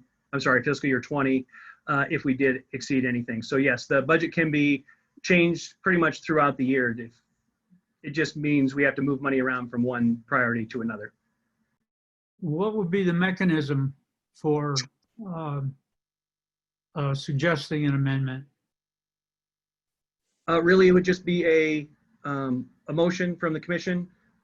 It probably more likely would be a directive to the staff to come up with the budget amendment, specifying what you would like to spend on what and where you'd like that money to come from. And then we would formalize that in a budget amendment. Paige would do that for us, and then we bring it in front of the commission for a vote. So that would have to be done before September? It would not. That can be done anytime throughout the year. Oh, okay. Misunderstood. Thank you. And we do budget amendments throughout the year, so we can look forward to addressing this concern and the gate in general into our budget and see what we can do. So yeah, as we voted on previously, we have budget amendments pretty consistently. I'd say every month or two. Any other clarifying questions? All right, this is a public hearing, so I will open this public hearing. This public hearing is now open. Please state your name and address.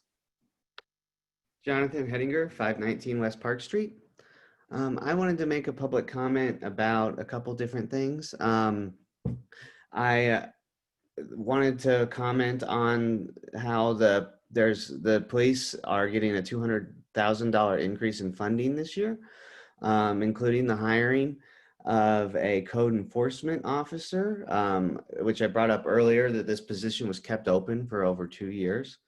And once we asked the city to consider holding this position to become a social worker or something else, it was immediately filled.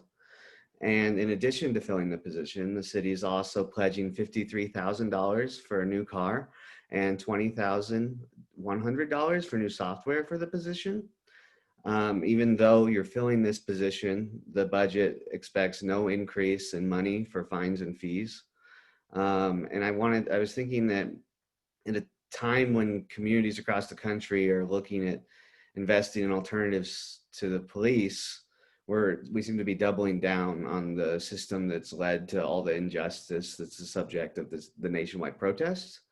And I was thinking that in the middle of one of the greatest health and economic crisis we've ever had, it makes sense to look at investing in alternatives like that would help fight economic inequality. like investing in the warming center, like investing in things like growth policy implementation plan, so like a housing action plan. And I know I've brought this up before about that, and I just think that the city needs to not invest all this money in the police until we have this public meeting that we said we were going to have. And I think that we shouldn't be investing over $70,000 in this new position, what's effectively a new position, and that maybe we should look at spending that money elsewhere on something that'll address some of these other issues. And we should at least hold up on making those decisions until we have a community conversation.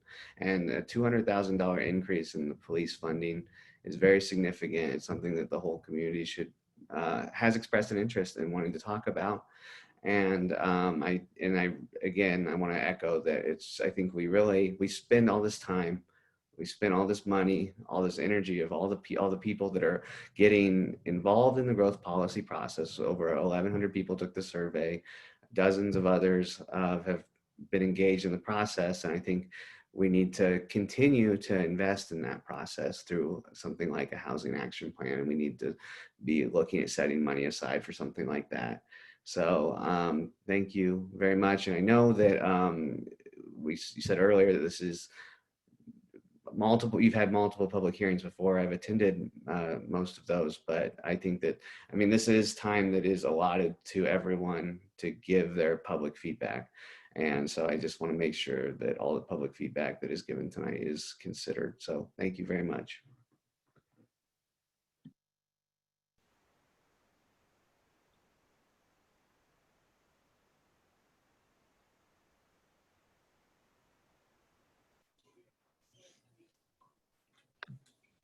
I had a moment there. Any other public comment on resolution number 4908? This is Sarah Stans at 217 South E Street. And I've just, I understand that I'm probably coming late in the process of public engagement with the budgetary process. But in consideration of the wanting and express need to invest more in parks and trails, especially the interconnectivity of our trail system, I just was wondering if Mike or someone could explain if that has been added or how it's been added, or as a member of the Parks and Trails Committee, what is the budget that we're working with this year? Because we have a strategic plan that we're also trying to follow, and where we get those allocated funds and what is the workable budget that we have to implement our strategic plan. And I guess wondering if the city commission or if the city manager has read our strategic plan, and if, and how those align. So I think I know I might be missing something, and so if someone could point that to me, that would be great. And then not on a Parks and Trails specifically, but I think I tried to look for the rental of the B Street property, and I couldn't find that as a line item in the budget. So I just wanted to know if someone could point that, like, where is that line item, and maybe what amount that is, or just point me in the right direction of that. And the last comment was, as we're developing our priorities, which is funded by our budget, when is the growth policy or the community profile supposed to come out so that we can meet that September deadline and maybe adjust some of those priorities that's supported by a budget? So yeah, those are my 3 comments. Thank you. Thank you, Sarah.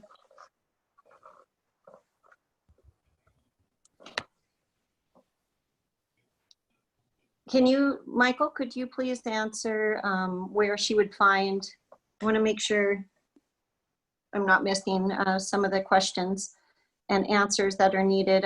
Where can she find that in the budget? Could we see that? Yeah, I would have to ask a clarifying question. Are you talking about how much we pay for the lot or how much we receive for the lot? The lot being the B Street lot? Is that what you mean? Michael, is that what you mean? Right, so there's a couple city parking lots. The only one that we actually rent out is the 2nd Street and Lewis parking lot that we rent and then rent out to users. The B Street parking lot's just part of the rent for our B Street office. That's what I meant, the rent for the B Street office as an expense and income, and just where that is line itemized as an office unit. I just didn't know where that. Yeah, it's either under central storage or the finance budget. Let me see if I can find that for you real quick. I think it's page 12 in the budget. Let's see if I can find it.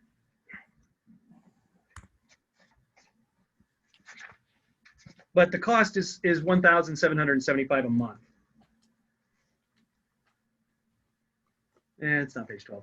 Mike, it's on, when you get into the line item detail of the budget, it's in the appendix, page A12, and it actually says building and office rental. So the city pays $1,775 per month to rent the finance office. And then we also have to pay the property taxes on this because this is a publicly owned, or this is a privately owned building. It's not owned by the public. So the total cost of this building with that rent is $27,300. Thank you. Thanks, Paige. Your second question was about how with Parks and Trails. Can you clarify that question again, please? Yeah, no problem. So my question was, I was just looking at the draft version of the budget and then the new insert, and I didn't see any changes in the numbers, although in the last city commission meeting, there was just reference to, can we have this line itemized more into the budget? So I was just trying to get clarity, where is that number sitting, and was there improvements, was there additions? And then I think I would actually request as a Parks and Trails committee that we just have a more clarity and transparency on fund allocation for anything that we can use to implement our strategic plan, or are we solely relying on other entities to help raise those funds, or if there's capacity within the city. So I think, yeah, those are kind of my questions, and just what's reflected on the budget now would be specific to now. Thank you, Sarah. I asked some of those and a lot of those questions in the last budget meeting. Michael, can you clarify some of her, or all of her questions? Ooh, all of them is going to be tough. So there was a lot covered in there, and I'll try and go through as much of it as I can. The only funding source for Parks and Trails is the general fund. So that is your basic property taxes from the citizens of Livingston. There's no income from Parks and Trails. There's no special funding for Parks and Trails. So anything that Parks and Trails spends comes out of the general fund. It's competing with fire and law enforcement and administration and the attorney's office and finance. All those are funded out of the same pool of money. As far as spending on the Parks and Trails go, and as far as the priorities go, yes, we look at the Parks and Trails master plan. We look at their priorities as far as current projects. And I'm trying to pull up some of the projects that we put in this year. So just in capital outlay this year in Parks and Trails, we have 17,000. That's for tennis court repair, vault toilets on Myers Trail, as a PER, or a preliminary engineering report on making the lagoon more usable, cleaning up some of the animal waste in there, as well as signage for Mayor's Landing. Just in the Parks and Trails operating budget, we budgeted $89,414 this year. Then you have to go back to cemetery operating budget as well, because that's considered one of our city parks. It's another $16,665 in there for cemetery operating. And then the roaming crew, which is our seasonal workers, as well as the workers who do the mowing, improvements to the irrigation, fix the trail. If you haven't been in the trail along Rubber Ducky there and where Shopco used to be, go check it out. Crews have been out all week improving that trail, patching potholes, doing a lot of the work that needs to be done. But we spend another $392,000 in roaming crew expenses. Not all of that is on parks and trails, but I would bet a good 200,000 is. So you're talking somewhere between 250 and 300,000 this year towards parks and trails priorities. If that helps. Yes, it does. And can you just clarify where in the budget that is, what page you're looking at? Sure. I've got a couple budgets going on, so let me make sure I can find the right one. And yeah. And some of that money, and so it gets fairly complicated. We do use some impact fees for parks and trails because there are parks and trails impact fees. So some of the improvements this year are being paid for with impact fees. So in the current budget, and I don't have the packet page, but if you look on page A22 of the appendix, that'll give you roaming crew. I didn't include any of the swimming pool or splash park costs in there, so that's another place that we're spending probably another $60,000 to $80,000 on swimming pool and splash parks. And then on page A21, it'll show you cemetery and roaming crew operating budgets. Okay, so it's predominantly parks that have the that take up a lot of the budget. And then my only question, this must be an operational one, I'm sorry. When these improvements are done, does Parks and Trails, are we an advisory committee to anything that might happen, improvement, how the improvements are done? You know, if we have any advice, because we're frequent users of these Parks and Trails, that might help streamline the process. I just feel like a lot of we just discover work that's been done when we use these trails, and we don't really know how to stay on top of the maybe helping advise or providing comment or Sarah, your time has run out, and I apologize for cutting you off, but your time is up. These are very important questions, I think, to the commission in general. And at the last budget meeting there and the last commission meeting, it was brought up again.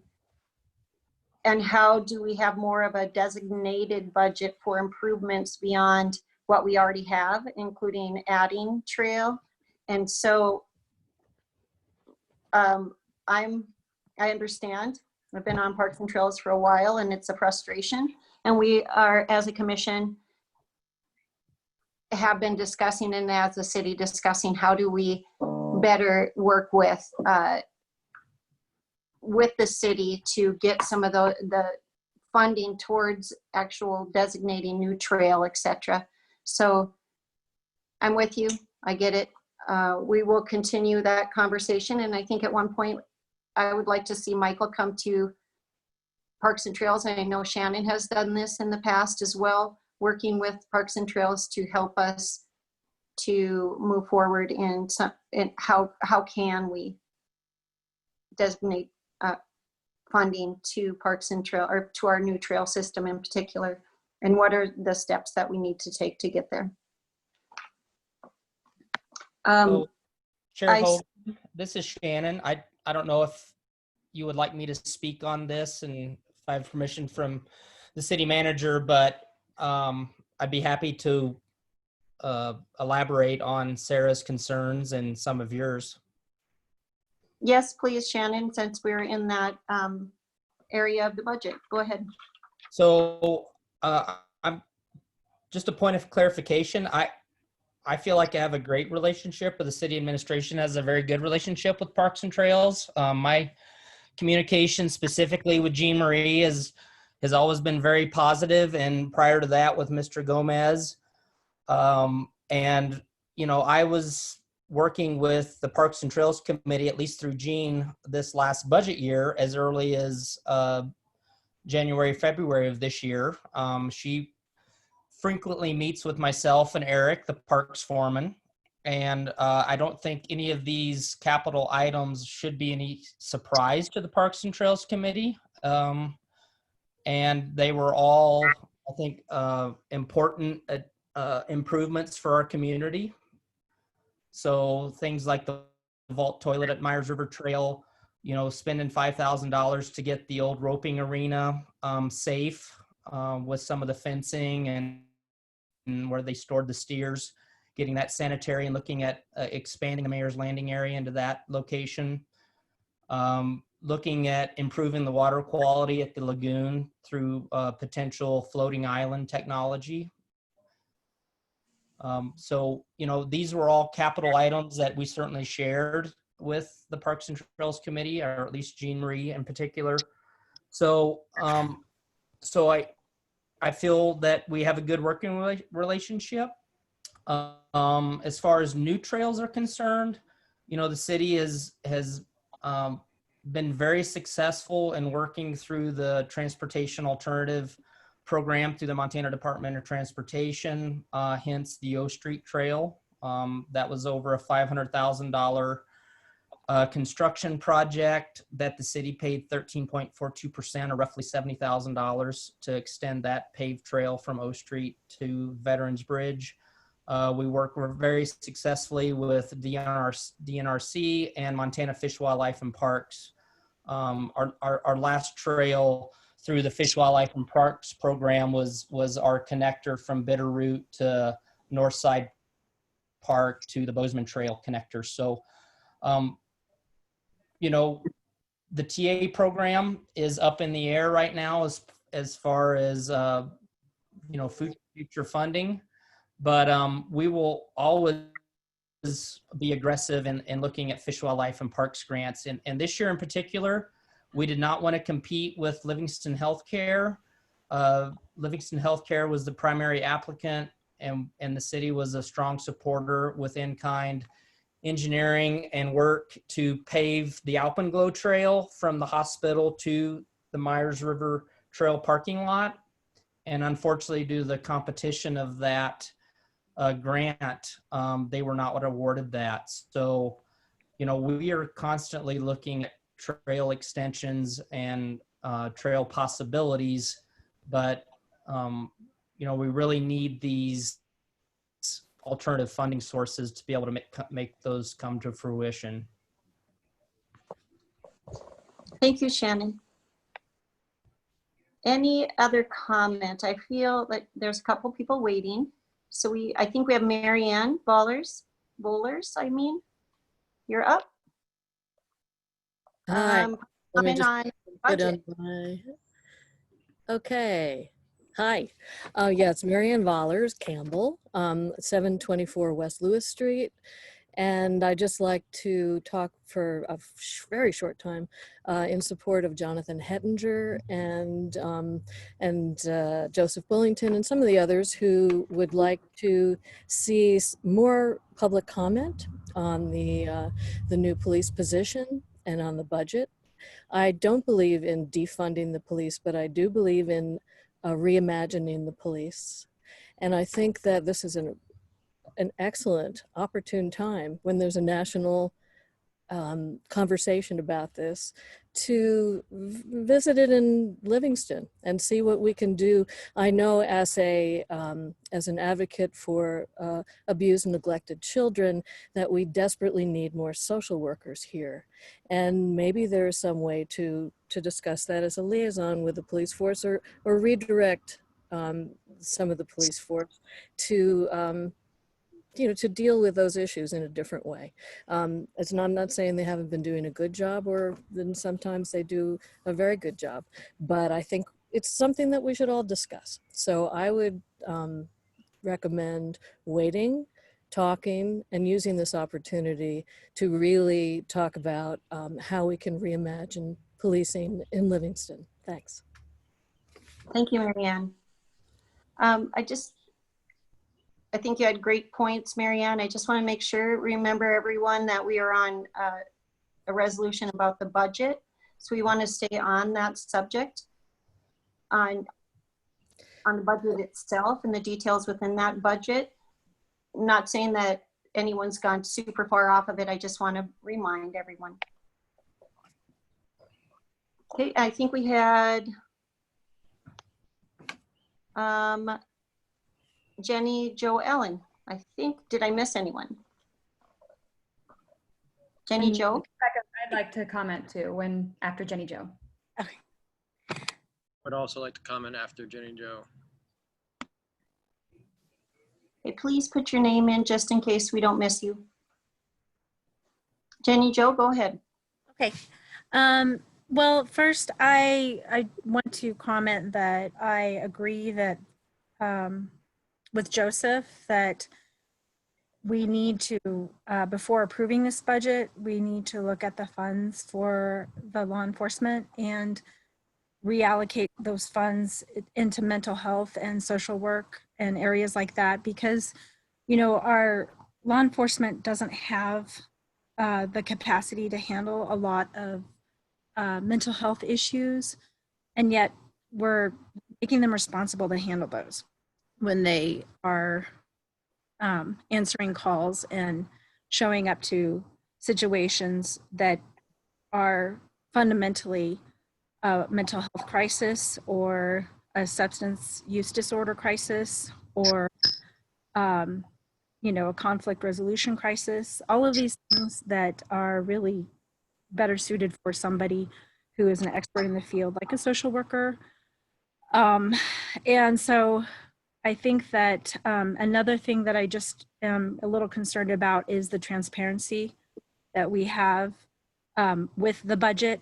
I saw today a code enforcement truck vehicle that looked very new on the street, and it was active. It had its lights on, and an officer, I don't know the officers by looking at them, I don't know their names, so I apologize. I don't know which officer it was. So I was just, part of my comment is a question. I'm wondering if we have already purchased the vehicle that is in the budget for this position. Have we already, you know, hired this person with this salary that is in the proposed budget? So I guess those are questions that would go to Michael. And so my comment with that, attached to that, is just the transparency of how we're working. If this is something that's a budget that hasn't been approved yet, and we're moving forward with actually filling the position. I know it was an open position to begin with, but it was empty for 2 years, and there has been, you know, some public comment about using those funds instead of for a code enforcement position, for a social worker position. Thank you, Jenny Jo. I'm going to take a moment to clarify. I hear a lot of obviously concern on this position, and I want to give a little history. This budgeted item of a code enforcement officer has been talked about and requested throughout the last, and correct me, Mel, in particular, maybe Quentin, but at least 4 or 5 years of time that I've been on the commission, that the position it was a community point that was brought to us, and a need that people wanted a code enforcement officer because of some of the problems. So this process began, or the conversation started 4 or 5 years ago. And from that time on, we have had a code enforcement officer that was put into a position that, if I recall, he had kind of a split position, and that where he did some code enforcement and some police work. And then from that, he moved to a different position in a different community, and we tried to fill it, and it was a really hard position to fill. So it is not a new position. It's been part of what our community has wanted for a long time, in particular for issues like blight, and the people had wanted someone to take care of these situations. So just wanted to clarify that, because I think that from what I'm hearing, it was perceived that this is new, but it's really not new in the conversations that have been had in the community for the past 4 years in the requests.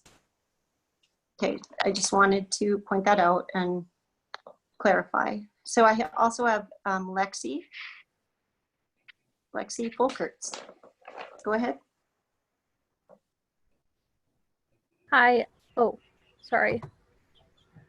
Okay. Well, as the previous others have stated, in a previous commission meeting, we had discussed our desire and the necessity to have a public meeting regarding the police funding. We asked to publicly discuss the funding for the police and how the police are meeting the needs of the people and protecting and serving us. I feel betrayed that a code enforcement officer is being hired directly after a 4-hour meeting where many members of the public expressed our concern and desire for transparency. As has previously been stated, this position remained empty for several years, and yet coincidentally it's been filled after a nationwide uprising over our country's use of police. The people deserve to state what's important to us, and we've previously discussed that funding affordable housing, homeless resources, infrastructure, parks and trails are all a priority. Why is it the police that gets extra funding or additional funding? By spending $200,000 on the police, we as Livingston are showing that the status quo and the force is important to us than community resources. Communities around the country are looking at allocating their resources toward mental health, social workers, defunding the militarization of police, and defunding prisons, and yet here we are. Thank you. Oh, sorry, 223 South 5th Street. Thank you, Lexi. And thanks for showing us. All I saw was black where you were for a moment. Becca, go ahead. Hi, this is Becca Frucht at 125 South 8th. I just want to echo what Jonathan, Marianne, Lexi, and others, Joseph, have said.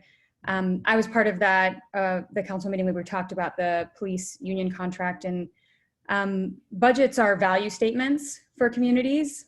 And the fact that we had a long community discussion, the best way that we could in this last council meeting, and we were promised more opportunity as a community to discuss these issues, and that really hasn't come to fruition. And you could lay the blame at the citizens' feet for not organizing that, but we're not elected officials.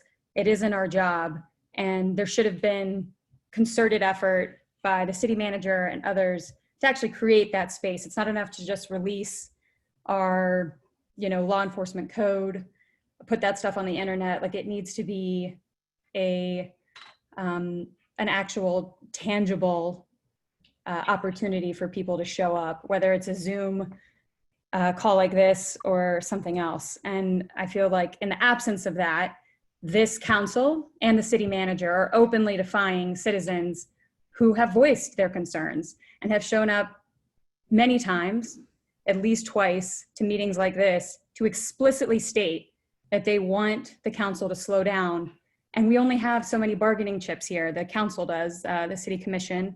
The police union contract is not one. And we were told by the city manager to trust that process. And right now that trust feels eroded because of this budget issue. And the fact that we haven't had a community conversation, and we're now looking at a $200,000 budget increase when, as everyone has stated, we're at a national moment of reconsidering, reimagining budgets, because they reflect what we care about and who we care about. And again, not a statement that our law enforcement doesn't do a great job, but we have so many other alternatives and options to explore when it comes to mental health, when it comes to parks and rec, when it comes to infrastructure and otherwise. And this is us imploring you, asking you as elected officials and as our city manager to slow down, offer more opportunity for comment, and not approve this budget, in particular on this law enforcement issue. We've shown up, and if it really does feel like we're not being heard, and that's truly problematic. And I want y'all to really consider your positions of power in this and influence, and again, what this states about our values as a community.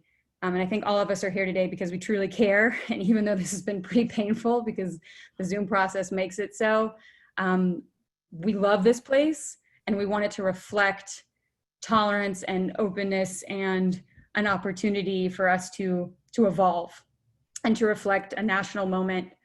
And yeah, I appreciate the opportunity to comment. Thank you. Thank you, Becca. During my commission comments, at the end of the budget conversation, I would like to address the timeline and the accusations of that have been said, and I appreciate them, and I appreciate what you're saying. I'd like to address it. So next, I think we have, let's see, Patricia, I think you're up.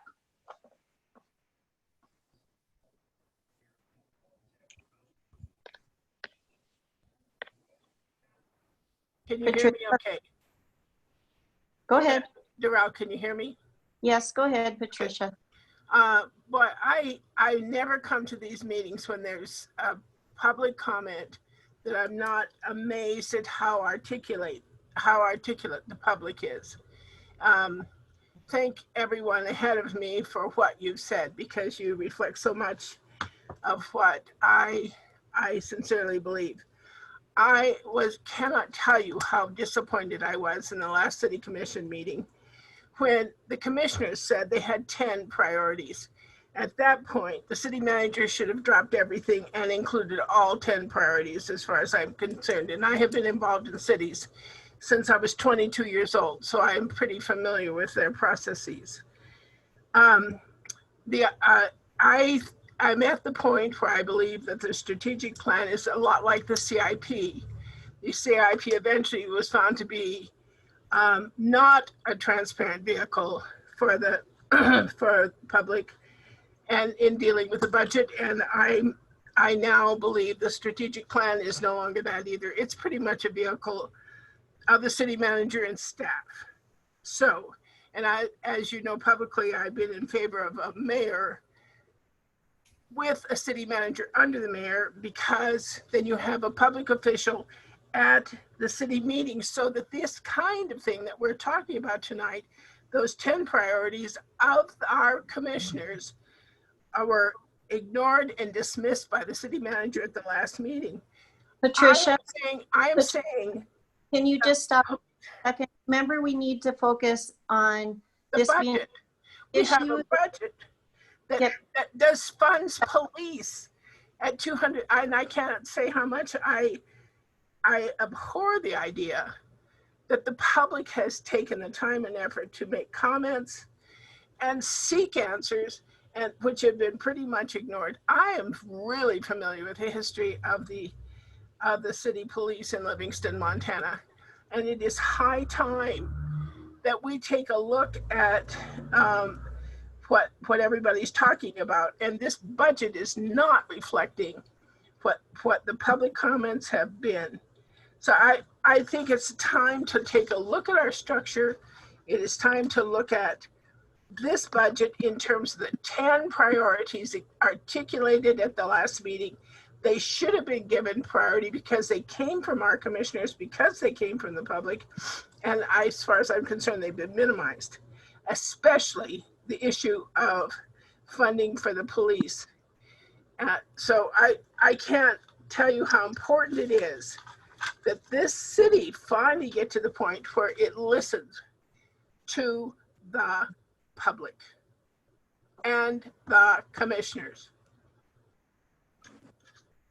Thank you. One other quick thing, can I make one other thing? At the last meeting, it was suggested that we have video equipment at the Civic Center. We could have had a public meeting. We have a facility that's large enough for all the people that are here tonight to social distance. If we had an audio system at the Civic Center, we wouldn't have to do a Zoom thing. Okay. Thank you for that feedback, but Patricia's getting off the subject of budget and funding. I'm saying funding priorities should have been the 10 priorities that the commission brought up last time. But then we also voted down the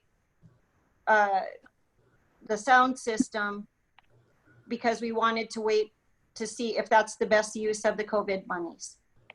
But I'm just saying it to reconsider, because if we had a sound system in the Civic Center, we could socially distance and have public meetings there. City Commission meetings could take place there. Thank you. And remember, we have to stay on subject. I know it's hard. We're getting off. No, this is budget. This is priorities for our budget. But but talking about the Civic Center is, It's a that's budgetary on, issue, this is not on the budget but line it item. could be included. It was Could be reconsidered. the commission, I'm sorry, Patricia, but the commission had voted it down in consideration of how we're using COVID and fiscal responsibility. So it's not budget. So it's not something we're talking about. Okay. Chair Hoagland, can I clarify something? Yes, go ahead, Melissa. We didn't vote on an AV system. We voted on insulation, the spray insulation. Oh yeah, thank you. On the installation for sound system in the future. Yes, thank you, Melissa. Good point. Joseph, you're up. I think yep, it looks like you're next. Oops. Okay. I just have a quick comment. I think that everybody who spoke before me was very eloquent. And I really would just like to say, if you didn't hear what Lexi said, go back and listen again. I thought she made pretty much all the points that I would like to make now, but I want to just add on a little bit. A few weeks ago when we all came to the meeting about the police union contract, we were told by the city manager directly, basically, and by at least one commissioner that the union contract was not the time to consider reforming the police or to, to conduct a public review. This was not the time for any of that. And, Michael Cardos told us directly that there was nothing in the union contract that had to do with what we were asking for. I feel almost like directly insulted because I believe that the request to transition a police department position into a social work position probably has direct bearing on the union contract. And so to tell us that and then to go on and just instead of transitioning that code enforcement position, or at least considering doing that, to just fill it as quickly as possible, and now to consider increasing funding for it, I think like Jonathan said, feels like a direct slap in the face to what we asked for at that last meeting. And it's not that we're demanding that we get our way, but that we at least consider these things that the rest of the country is talking about. So now here we are where you're considering a budget that not only appropriates more funding for that specific position, but increases the police budget in general. And so I want us to say again, we were told that the union contract was not the time. I would say that the budget is absolutely the time. And this is probably the last point of leverage that the commission will have for some time over this question. I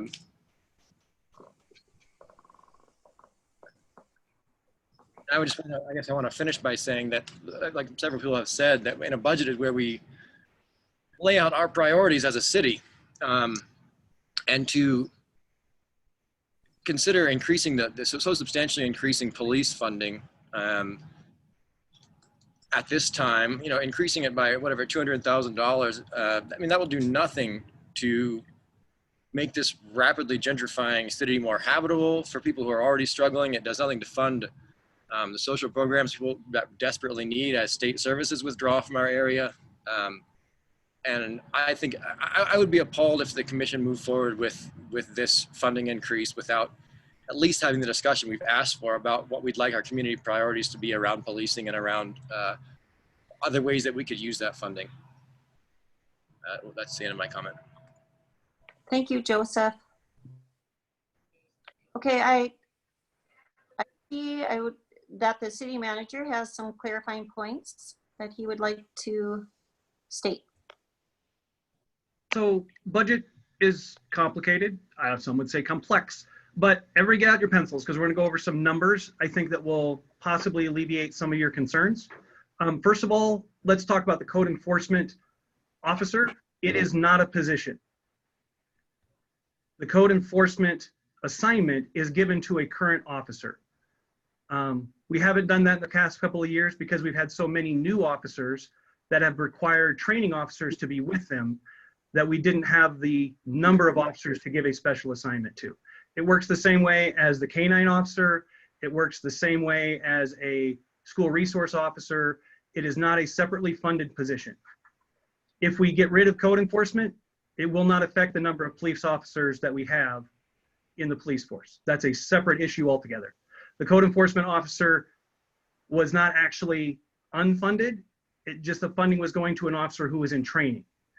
We recently had 2 officers complete their 1-year probationary period. So now we have more officers freed up, and that allowed us to put an officer in that special assignment. Just like we put an officer in a special assignment for canine or special assignment for school resource officer. So there is no funding attached to code enforcement. It's just position. Additionally, the money that you're talking about going to the code enforcement position is not for the code. The code enforcement vehicle years. I'm getting some feedback from someone. You can check here.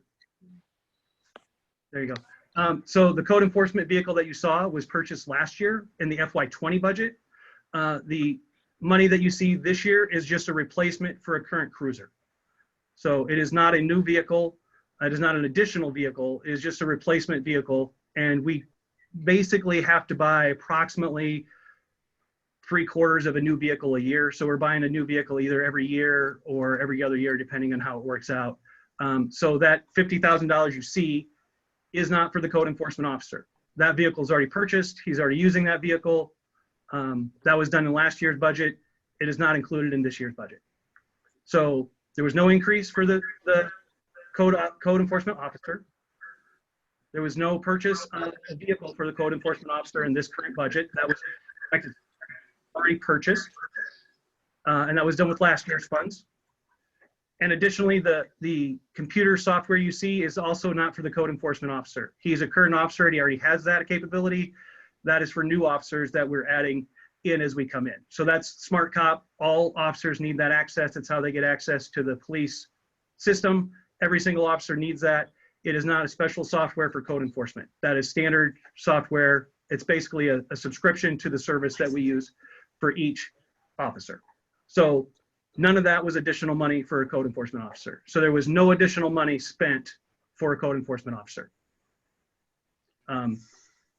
That is just an assignment. Someone got a special assignment. Now they do fulfill that duty. And why did we fill it? Because the commission has been asking me to fill that for 2 years. We created that position. We changed it from a parking officer to a code enforcement officer so that we had some more flexibility. We assigned an officer to it. He left, and then we lost several other officers. So we've been in the process of training new officers, which requires them to go out on patrol with the training officer. So we didn't have the numbers available to assign someone to it. We do now because we've got two officers off of probation. So that's why that was filled at this point. So here's where you want to write down your numbers. You're talking about a $200,000 increase for the police. Most of that's just accounting, and I'll explain it to you. The budget for FY20 was $1.687 million. That was budgeted. What was actually spent was $1.785 million. A lot of that was overtime because we had short officers, and there was also some capital improvements. So last year's budget, FY20, for the police department was $1.785 million. The budget this year is $1.809 million. So you can see that's $24,000 difference. Out of that $24,000 difference, and we've discussed this in several of the other budget meetings, we changed the way we account for liability insurance. We used to account for liability insurance in a central account, and where everybody's liability insurance was. We changed the way we account for that so it was more transparent and you could see where costs were actually realized. In this case, the increase in the budget for liability insurance is $54,000. So we were spending $24,000 more, but 54 of that was already spent in a different account last year. So actually we're spending less actual money on the police force this year. Most of that is because we have realized reductions in overtime because we've been able to hire enough officers. And now the officers can go on, then the ones coming off probation can go out on patrol by themselves. So now instead of 2 officers per shift, we have 1 officer per shift. So we realize some savings in overtime.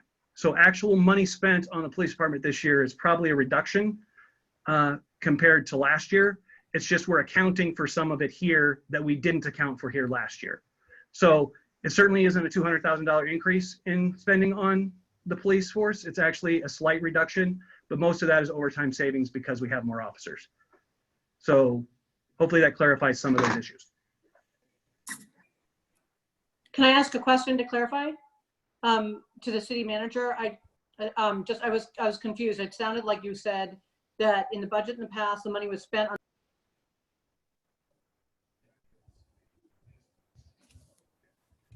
Jarrell, you're muted. Yeah, I'm sorry. I had a question. Julie, can you? Yeah. You can use your public comment time. You just got to state your name and address. Okay, and oh, sure. make your public comment. Sure, Julie Eaton at 431 South 5th Street. And my question was just for the city manager. When you mentioned this, I just was following what you said. And it sounded as if you said that at one point that money was spent on when there was a 2-year gap or whatever the gap was with the code involved, that you had somebody training for it. And then that person left the position and now you filled the position. I just wanted to clarify, is that am I accurate in what you're saying? It's pretty close. We actually had an officer that was filling that position that had the special assignment. He departed for a different department. And because we've had several new officers that were in training and required a training officer, we didn't have enough officers to assign to the position. Thank you. Chair Hoagland. All you need, Julie, is do you want any more time? Okay, I'm assuming no. Okay, go ahead. It doesn't look like I have any other public comment requests. So I'm going to close this public to. Actually, real quick. Yes. Okay. Please say. Yeah, my name is Alexis Van Pernis, 223 South 5th Street Go in ahead. Livingston. And I think Michael Cardis's explanation of the budget illustrates the exact reason that a lot of people on this call are asking for the city to follow through with having a public meeting. You know, if, you know, none of us knew that. And I'm certainly sure that Michael Cardis means everything he says when he says that he's very open to people coming to sitting in his office and asking questions. But I work 9 to 5. A lot of times I work more than 9 to 5 and I don't have time. I can't take time off work to go sit in Michael Cardis's office and ask him questions, even though I would love to.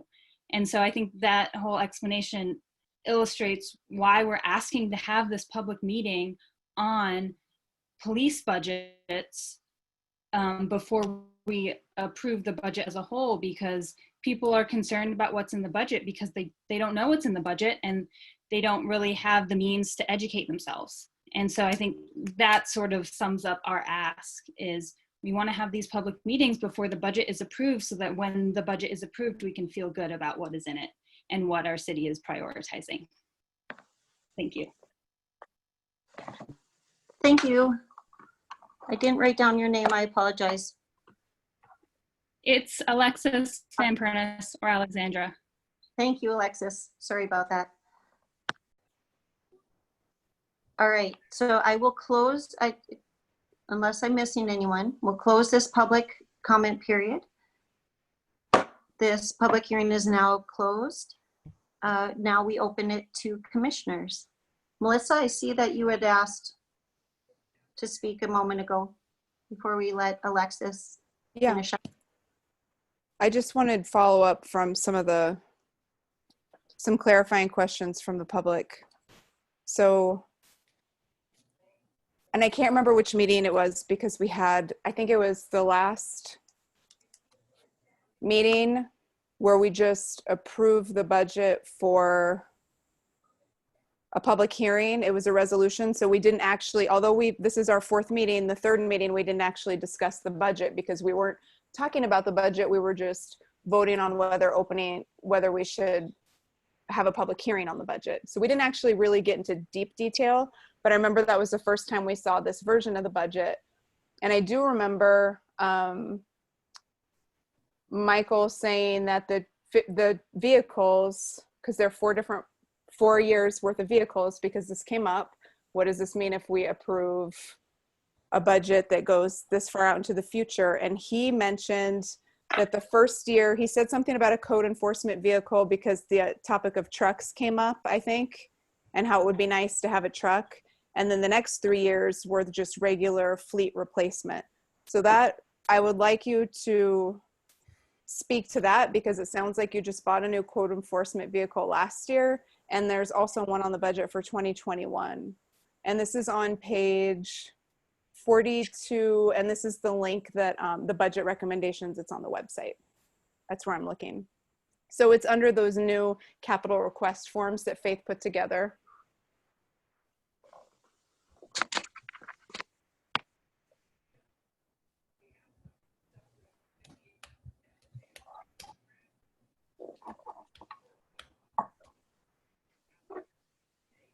So on page 42, which column are you, or which row are you referencing? So I'm looking at, it's the capital request form for replacement vehicles for the police. Do you see it? Okay. Yeah, I have so the- it's, okay. And so it's under project costs and year, and there's the columns 2021, 2022, 2023, 2024. And it says patrol vehicle, and the first year is 53,000, and every year after is 50,000. And I remember this came up, I believe it was the last meeting, because it was in reference to this chart.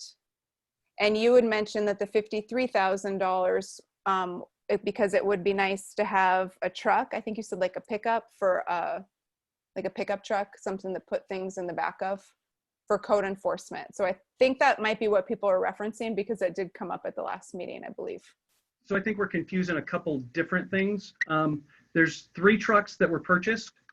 One of them was for the fire department, and that's the one that we took out of the impound lot and are reworking to use as a command vehicle. So that was that. Rec department also requested a vehicle, and that's the one we said it would be nice for them to have a pickup to haul things around, because rec hauls a lot of things back and forth to camps and soccer and the pool. They actually also got a vehicle out of the impound lot. They got a Durango out of there that they were able to bring back up, so we filled that need as well. The $53,000 in 2021 is for a patrol vehicle. It's not for a pickup. So the pickup was actually purchased in FY20, and we actually spent, I think, less than $20,000 on that particular pickup. So it wasn't anywhere close to $53,000. Okay, so that must be why there's some crossed wires about that topic. From, like you said, there must have been some miscommunication in the last meeting. Is there a reason why it's more expensive one year from another? So again, the capital request sheets are not actually part of the budget. They're just there for informationally and the way we're looking. We actually had a quote for the $53,000 because that's in the budget. That's this year's budget. The out years are just placeholders for what we would expect to spend.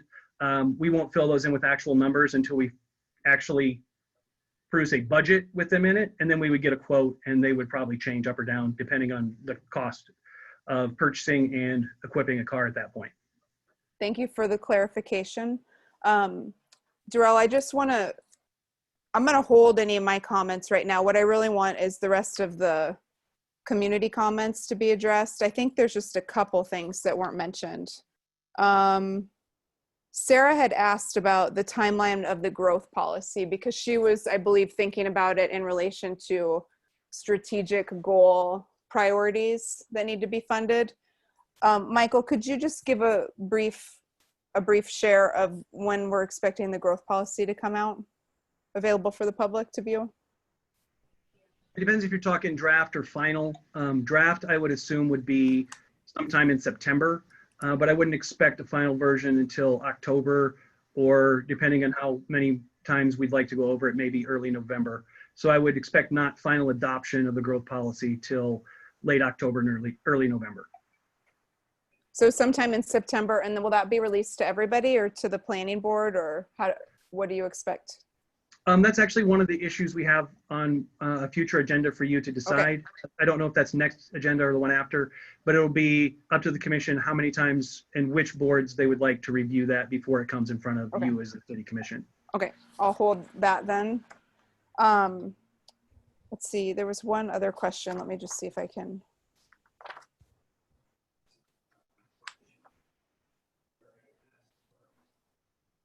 Maybe that was it. If I missed anything, I'll trust that the other commissioners can help if I missed any other public questions that weren't addressed yet.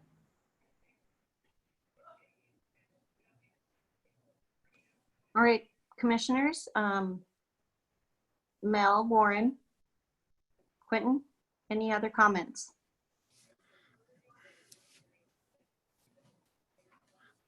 No, some of the comments about vehicle prices, I had that question too, and they've been cleared up. Thank you.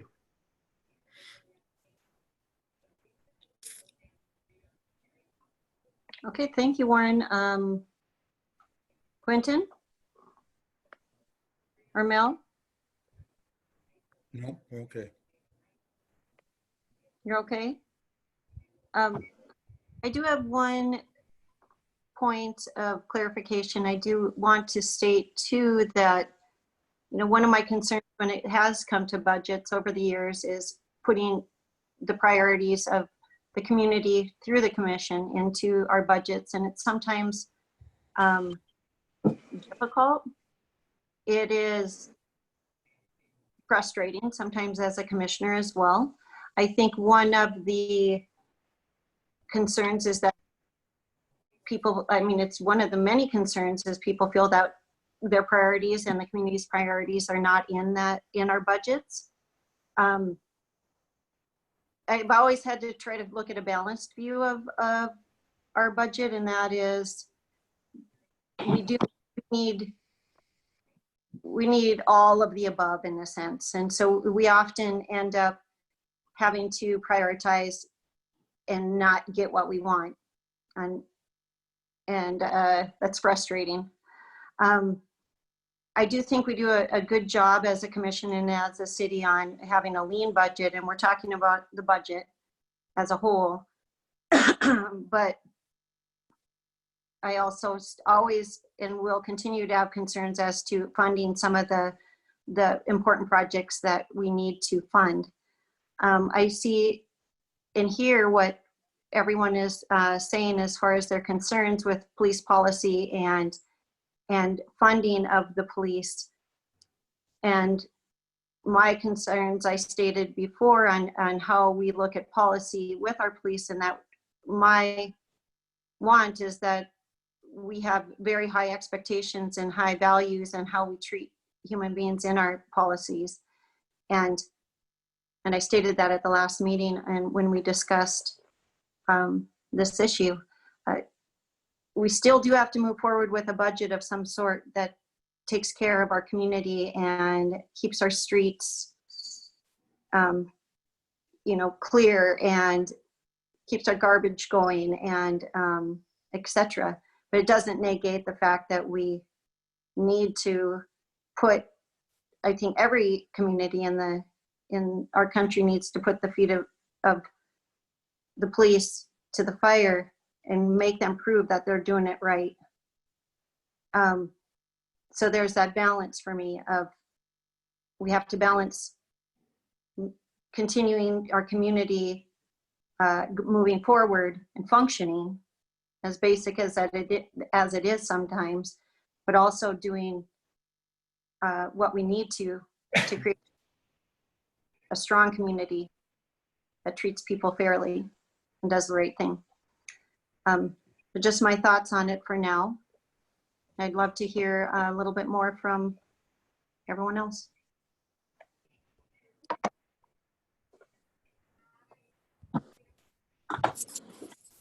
Melissa, did you want to go, or Mel, before we move this item? Mel and Quentin both unmuted, so I'm happy to wait for them to go first. Darrell. Well, Mel's been unmuted the whole time. Wait, or Mel? Mel said he was okay. Quentin, okay. Want to go?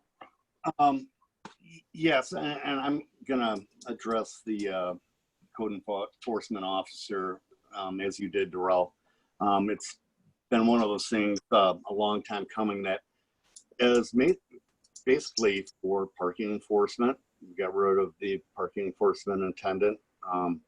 who I thought was very ineffective, but that's another story. And making it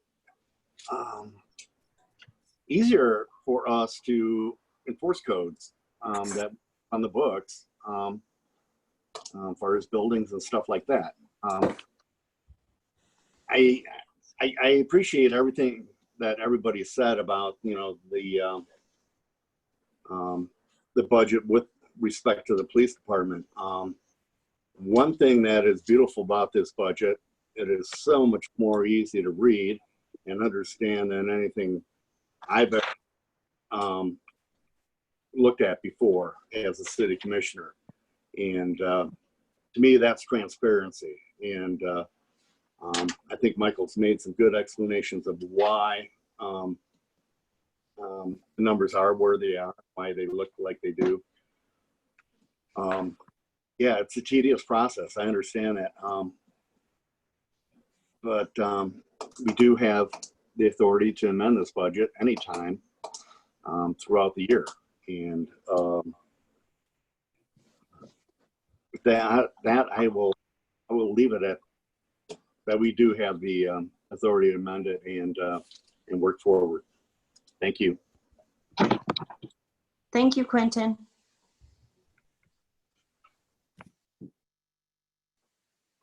Okay, Melissa, I think you're up.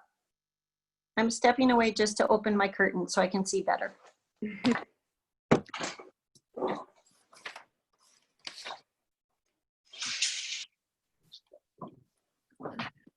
So I am really concerned about the topics that are most important to people that live in Livingston and how those are being represented in the budget.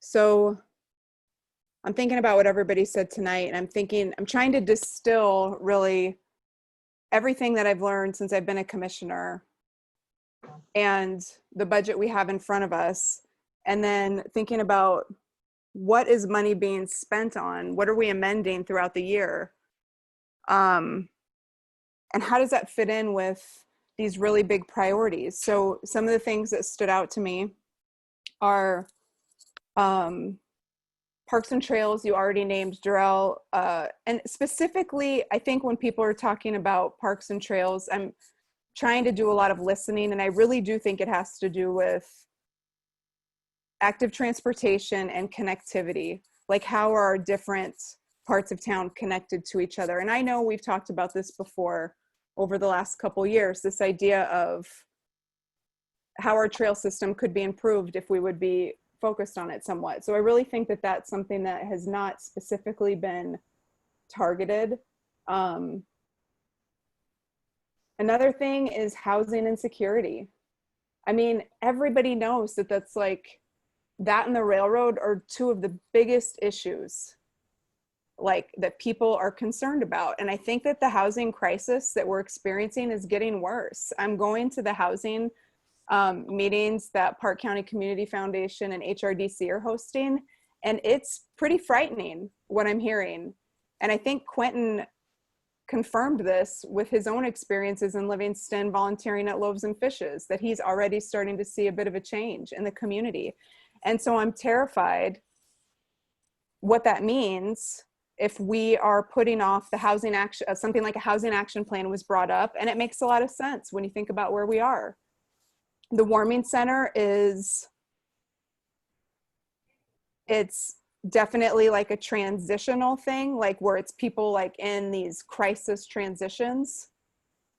But we know that they're already in demand and having a hard time being funded. So I'm thinking about what are the biggest needs of our community.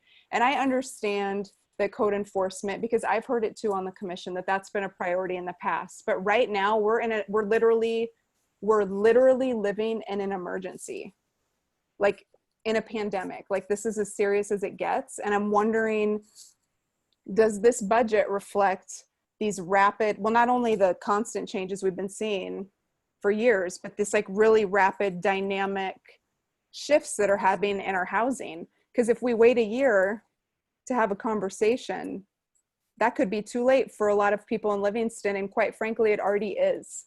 Like, people are already being displaced from their homes. Just on my block, on my own, like in my own neighborhood, I'm seeing people get displaced just during the pandemic. So that's one thing that's really weighing on my mind, is I don't know that we're doing a good job as a commission. And I hate to say that, I think we're doing a good job overall, but when it comes to housing, I'm really concerned that we're not doing enough and we're not pushing hard enough, just to be honest. And so what else can we do? And here's a couple of things we could do. The last thing is the police. You know, and there are other things on the list, like Patricia brought up, but the last thing is the police. We're overwhelmingly hearing from the people that live here that they just, I mean, all they're asking for is conversation right now. They just want to have the dialogue. I'm not hearing anything super radical or unreasonable. All they're asking for is a conversation, and it is delayed. I mean, they've been asking for weeks. And at that meeting, it's absolutely the truth that when that meeting ended with the union contract, the message was sent that we would be doing something. That came from the commission and the city manager. And I understand that we're all busy, but nothing's happened.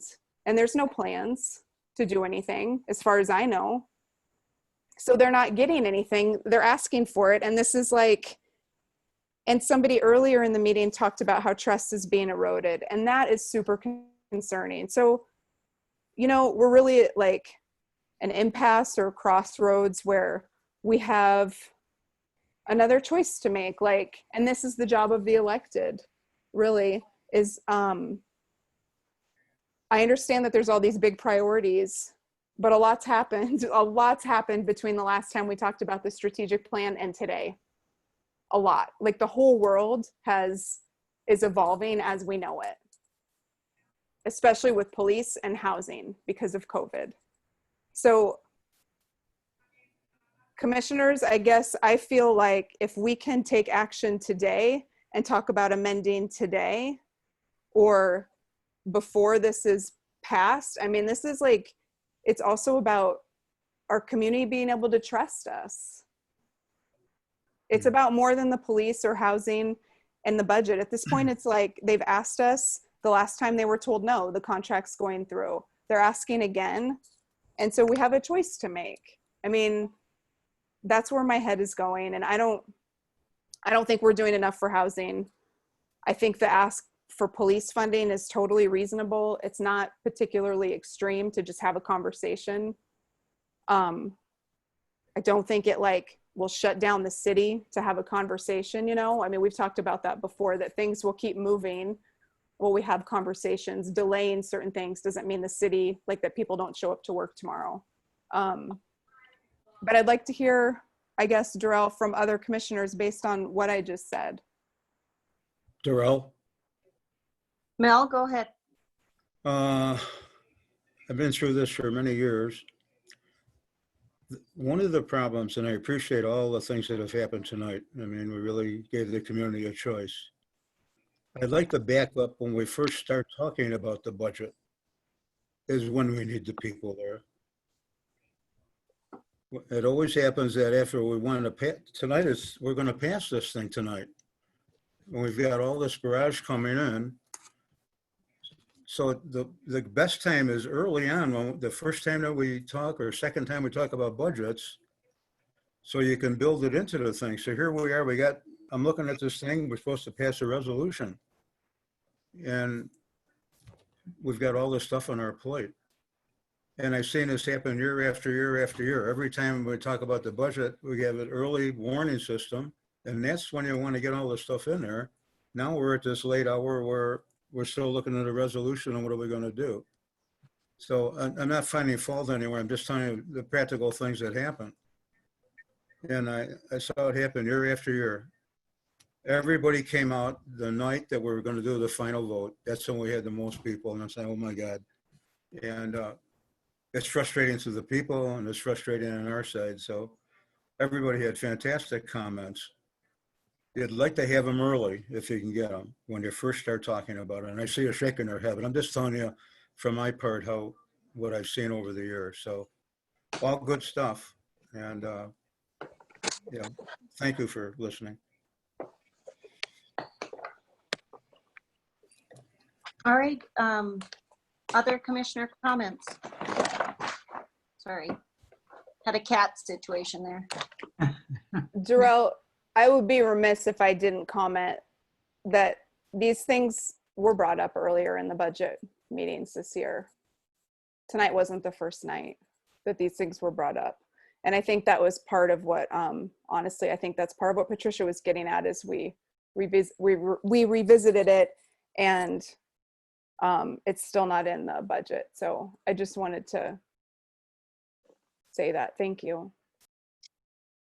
Okay, Warren, or I heard someone else, another commissioner, make a statement. Well, but yeah, okay, go ahead, Warren. I'm really not sure, talking about the police, I'm really not sure, other than accountability, and I mean real accountability, and training and hiring practices, and the inclusion of social workers, I'm really not sure what is being looked for, other than switching funding to other places, whether you're talking about housing or mental health. I'd like a real succinct description of what the discussion would be, other than the items that I just enumerated. What are the expectations? That's the real question. Again, other than accountability, thanks to the media, I think a lot of horrendous examples have been, they have happened, and they've been magnified way beyond the true population of the police forces of the country.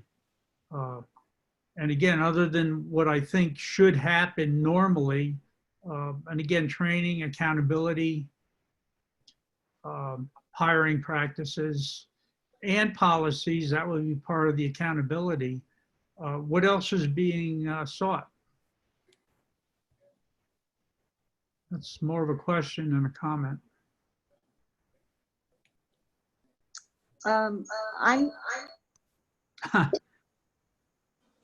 You guys, I have to switch phones. That's why you're hearing. I have to go to my phone. So I'm going to switch over to my phone. I apologize. My iPad's not charging. Jarrell, it's another 90-minute mark. Do you want to take another recess while you're switching over?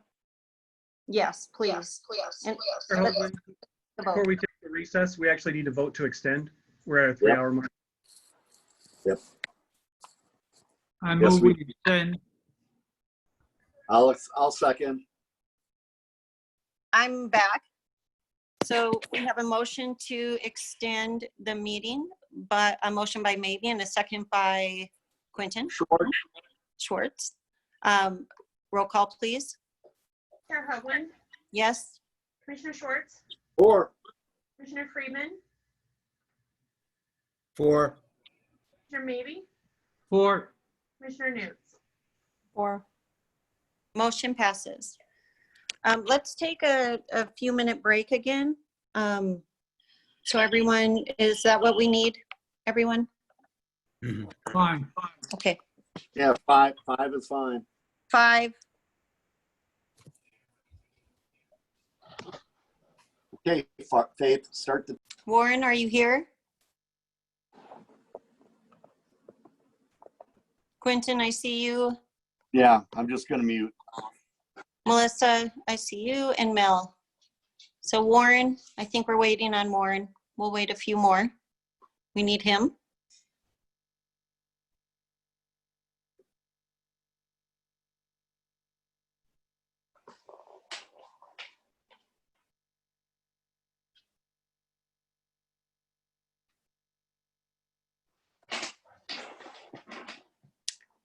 Okay, we have Warren back. And I hope our other, Ask a quick question of you. How do I get on the list to make a comment? look, I think I heard, I'm trying to think, was that you, Jack? Yes. Actually, are you ready to comment on, because we closed the public comment period for the budget, but you'll have the other opportunities, and you can either just speak up and we'll, if you can only do it that way, or you can put your name in the chat. Okay. No, But budget-wise, that's I want closed. to make some comments later on, but I just Okay. wondered how I did it. Thank you. Yeah, just speak up when you can, when you find a moment, because when it's open to public comment, if you can't put your name in the chat. No, not a big deal. Okay, thank you.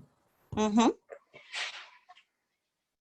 Okay, so I think we're at a place of where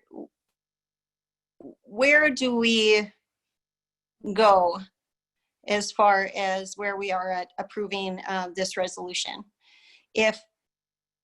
Remember, we always make a motion to approve, and then you can vote no. Or I want to understand too the process of, I think there's still some questions or some need to reflect on some of these requests and how they can be put into this budget for this next fiscal year. Is there any timeliness needed, I mean, immediate timeliness for approving this budget?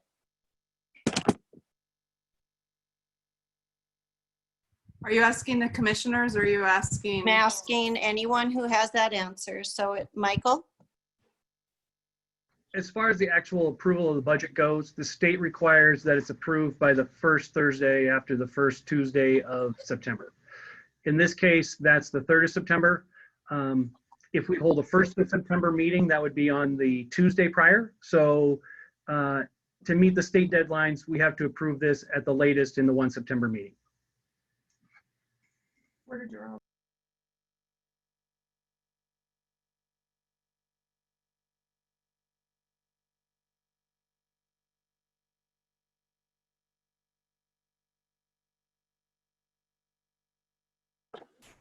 You there, Darrell? She dropped for just a second. She's coming back in now. I lost you. Please say that again. You said the dates of September? Yeah, so the state deadline this year is the 3rd of September. The latest we can approve the budget and still meet the state's requirement is the 1st of September. Okay, so we have a couple weeks. I want to throw it out because I think this is what I'm excited about in this budget conversation, is that we have interest in our budget. I'm sorry, let me put me back on video. I'm excited about the interest that we have in our budget, and sometimes we meet often over our budget planning and process, and often we don't hear anything. And it's usually to the end, like Mel was saying, but I think there's some very valid, important issues that we have to address. And I'm wondering what our next steps are in, we can move this resolution for consideration to another date. I want to make sure I'm doing this all MCA appropriate as well. We can continue with another budget meeting to address some of the issues as we have in the past, and which we go through more detail during our budget meetings. But we have some time, and I think there's some valid concerns by commissioners and obviously the public on some of our budget allocations. So commissioners, I want some feedback.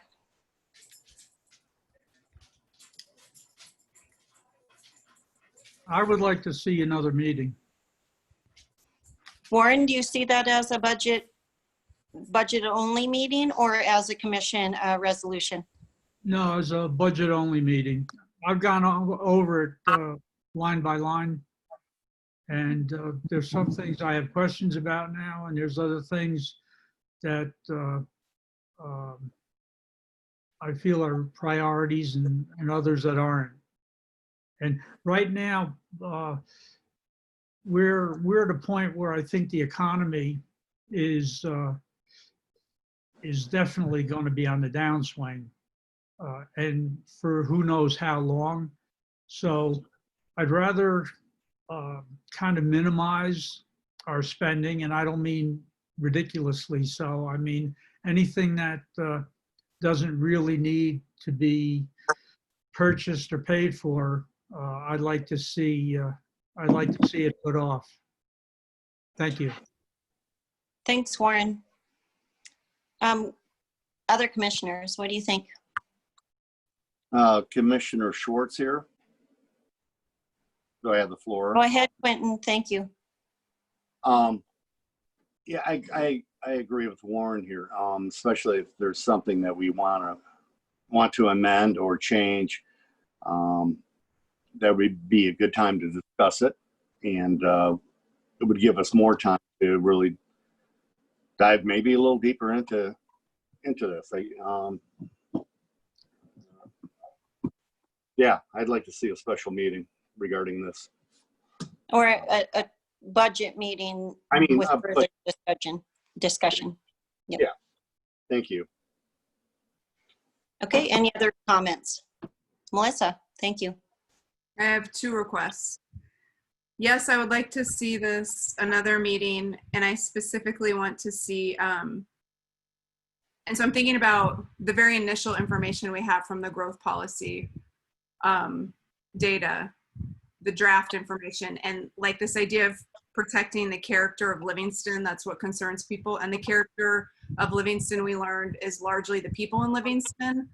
So I'm very concerned about us not taking action on the current crisis. Warren, you mentioned we're in an economic crisis and it's going to get worse, and I think we're going to see that as people are displaced from their homes. So I really want us to address and look at what we can do for housing to start tackling our housing problem. So that's the first thing. That would be considering the housing action plan and the warming center. The second thing, I would like another meeting before the budget, before we vote on the budget, and it's regarding police. I think we should have a meeting. Police is a huge topic, and people want to talk about a lot of things. So I think we're going to have to break it up. I think what we could do first is talk about police funding. Michael did go over details tonight. It's a lot for people who are first hearing it. So I think he could take time to go over police spending, what that looks like now compared to years past. And it could be a dialogue where people could ask questions and learn. And I think that that should also happen before we vote on the budget. So I think those are 2 really specific things that I think are the priorities for this budget right now. Although I will say, I still think that that list, we had a list of several things.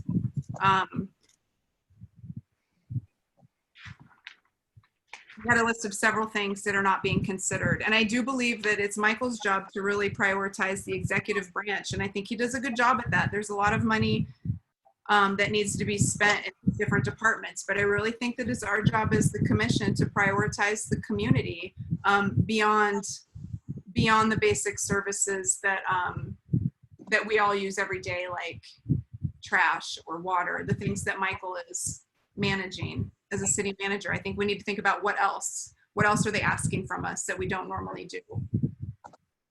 And we need to hold time to actually consider it before we vote. Does that make sense, Chair Hoagland? Yeah. Those 2 things? Yes. Yep. So I want to make sure we're stating this correctly as far as how the resolution is. We don't need to move to, or vote to,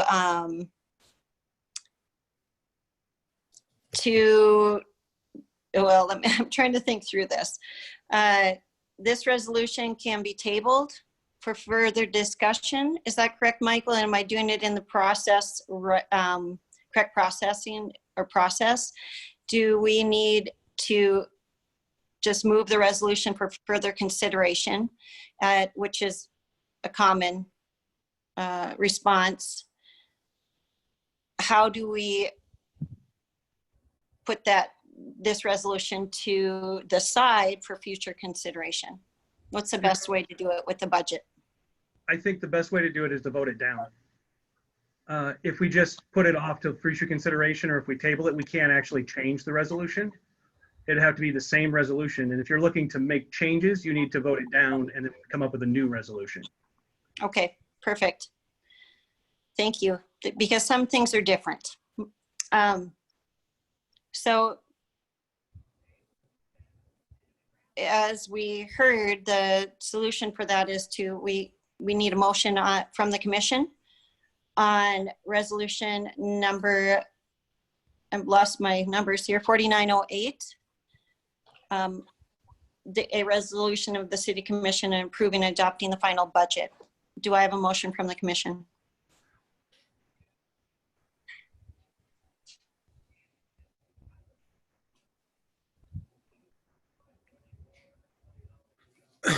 I'll make that, that we rewrite this resolution 4908. So we have to, thank you, Mel, but I think we have to just, To turn that down. I make a motion to approve it, and then we can, the commission can decide to approve or not approve. So we're going to move, the motion should be in that direction. Okay. I'm sorry, I was muted when I made my motion to approve the budget, for approve 4908. So would I say that we have a motion by Quentin or Schwartz and a second by Friedman? Is that okay? Yes. All right, so we, roll call, please. Chair Hoagland, No? Commissioner Schwartz, Against? Commissioner Friedman, No. Commissioner Maybe, Commissioner Newts. No. Motion failed. I want to take a moment before we move on to the next resolution, Michael. We talked about at the beginning, we knew that there was a lot on the agenda, and a lot of people have stated that as well. I want to consider moving some of these items to further or future agendas if possible. And what do you guys think, commissioners, on moving what we can so we can focus? Can I ask a question? This is a clarifying question based on what you just said. Are the next 1, 2, 3, 4 resolutions all related to the budget anyway? Michael, can we move these resolutions forward without having approved the other resolution? I think so. Yeah, you can. So these are separate funds. So these are specific to either street maintenance, lights maintenance, or water rates. So they're not, they're always approved separately.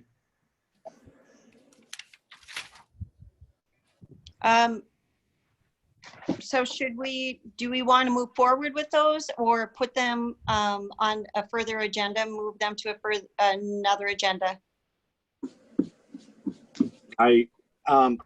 Commissioner Schwartz, looking for the floor. I would look to approve the next resolution items. Go for Okay. You feel like we should move forward with them and open them for public comment and discussion.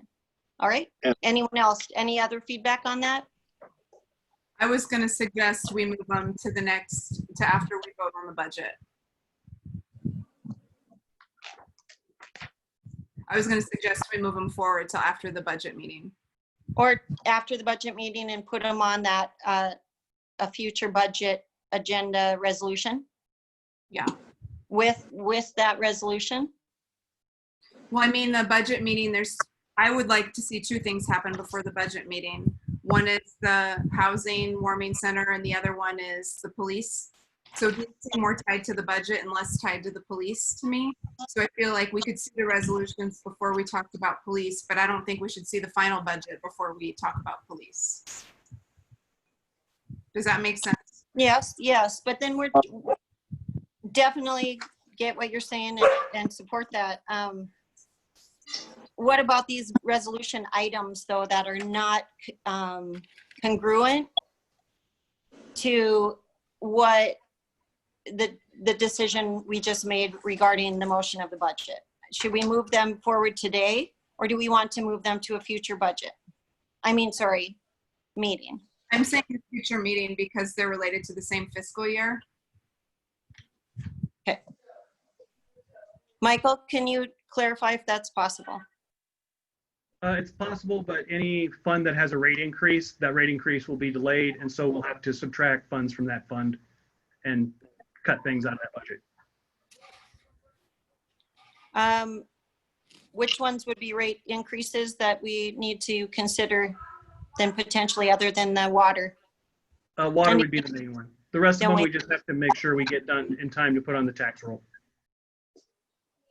Okay, and that is what time? I'm not sure what that date is, but I think it's the same September date. Okay. I would guess so. Are all commissioners okay with moving those resolution? So that would be resolution 4909, 4910, and 4911 to a future agenda. Is that okay? I believe these are separate resolutions. We have to either vote them up or down. This is Paige. I actually would like to chime in just for a second. If you look in your budget on August 10th. It's Paige.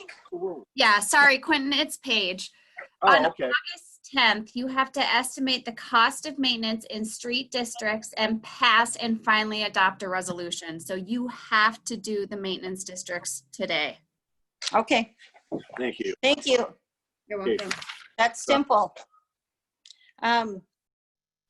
Okay, we're going to move on to our resolutions. Sometimes these go quickly, but I don't want to assume that with tonight's meeting with a lot of interest and a lot of participants, which I appreciate. So we're moving on to resolution number 4909, a resolution of the City Commission of the City of Livingston, Montana, estimating the cost of maintaining lights and supplying electrical current to Special Improvement Lighting District number 20 in the amount of $76,500 for fiscal year 2021 and levying and assessing 100% of the estimated cost against every parcel of property within said district for that part of the cost which is the sample area bears to the accessible, sorry, I should say, area of the district. Oh, one of those resolutions that it's hard to read. Mr. Cardus, please go ahead.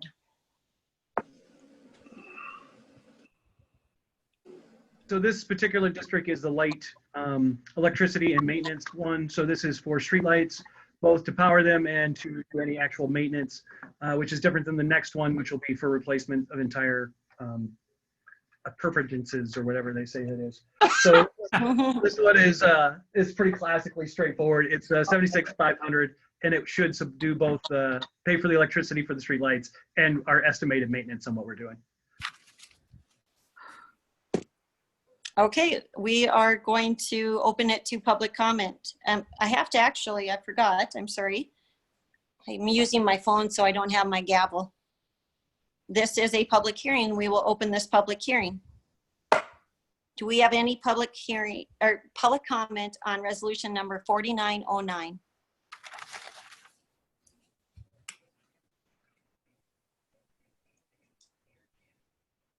Any public comment on resolution 4909? Okay. This public hearing is now closed. Do we have any commissioner comments or questions on resolution number 4909?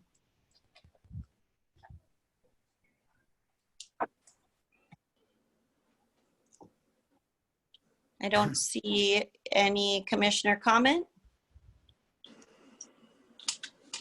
All right, do we have a motion from the commission on resolution 4909? Commissioner Friedman, I make a motion, we pass resolution 4909. Second. We have a motion by Friedman, a second by Maybe. Roll call, please. Chair Hoagland, Yes. Commissioner Schwartz, Or, Commissioner Friedman, 4. Commissioner Maybe, 4. Chair Newt. 4. Motion passes. That wasn't too bad as far as length. Our next resolution tonight is resolution number 4910, a resolution of the City Commission of the City of Livingston, Montana, modifying Special Improvement Lighting District number 20 by replacing streetlights and other appurtenances every time it gets us therein, and to levy and assess 100% of the estimated costs of $73,100 for fiscal year 2021 against every parcel of property within said district for that part of the cost which is accessible area bears to the accessible area of the district, and calling for a public hearing. Mr. Cardis. Thank you, Madam Chair. So this will buy all of our appurtenances. Mainly in this case, it's replacement of halogen lights with LED lights, or some of the cost is for the new historical lights downtown that will be associated with the Second Street project. But it is for replacements of light fixtures. All right, thank you. Do we have, I will open this public hearing on resolution number 4910. This public hearing is now open. Do we have any public comment on this resolution? I do, Darrell. Please state your name and address. Kathy Pisa, 115 North Yellowstone. Go ahead, Kathy. My question is, where exactly is the improvement lighting district number 20? Is it downtown or is it the North Hill? Michael, can you explain that? Yeah, so all the districts that we'll talk about tonight include the entire, anything within city limits are part of the maintenance district. That includes the last light district, the current light district, and the street maintenance district. Thank you. Yes, and Kathy, and that's been a question often, and it's just a weird, we're given a number, and I don't know where that number came from, but it means that the whole city. I appreciate the clarification. Yes, thanks for asking. Any other public comment?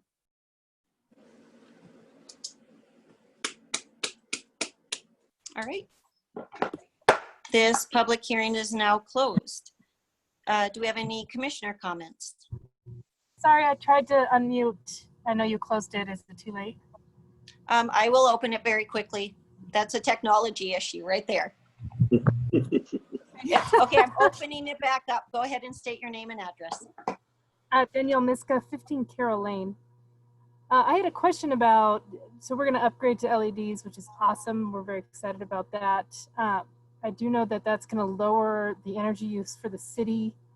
Is that going to be reflected once this happens in next year's levy for maintenance and cost to run these lights? Michael, can you explain that? I know that's another question we've heard before on how, when we have savings, how do we move that to the next year? So these maintenance districts are only for the purpose of maintaining and in this case, replacing lights. So when we replace these lights in this maintenance district, that cost savings will show up in the previous maintenance district we talked about, where we pay for the actual electricity. That may or may not result in a lower levy because we are adding some areas such as Green Acres that will require us to have more electricity. But yes, any savings will be reflected in the maintenance district that pays for power. Thank you very much. Thank you. Any last technological problems that people would like to try to speak now? Okay, this public hearing is now closed. Commissioners, do we have any comments on our resolution number 4910?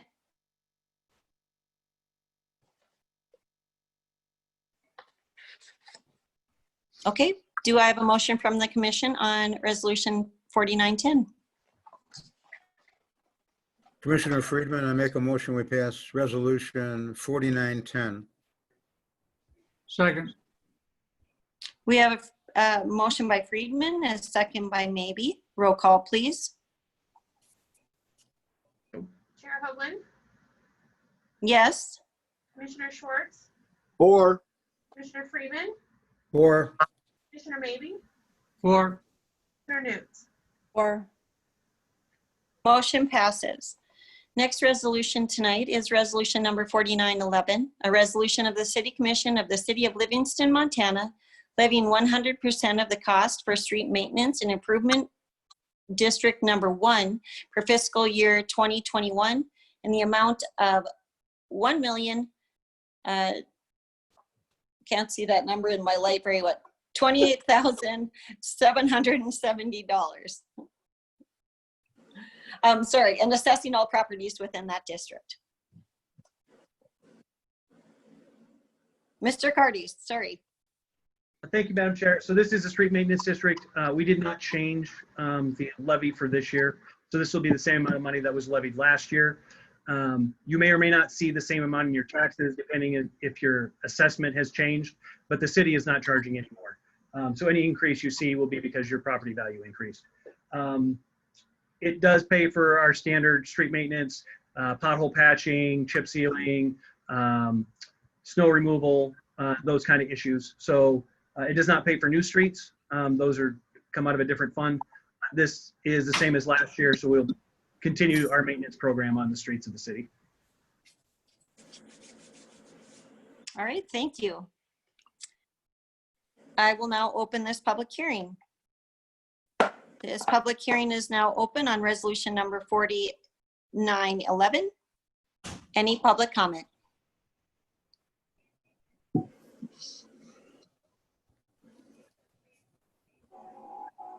All right. I'm assuming there's no technology issues. I will now close this public hearing. This public hearing is now closed. Commissioners, any questions, comments on resolution number 4911?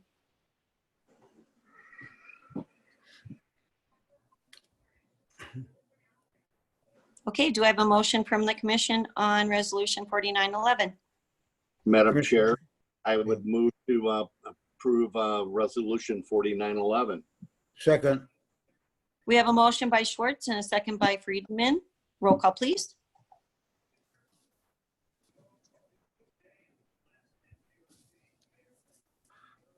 Chair Hoagland, Yes. Commissioner Schwartz, Four. Commissioner Freeman, Four. Commissioner Maybe, Four. Commissioner Newt. or Motion passes.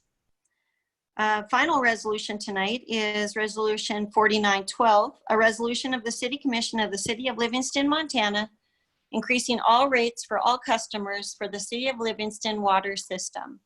Mr. Cardus.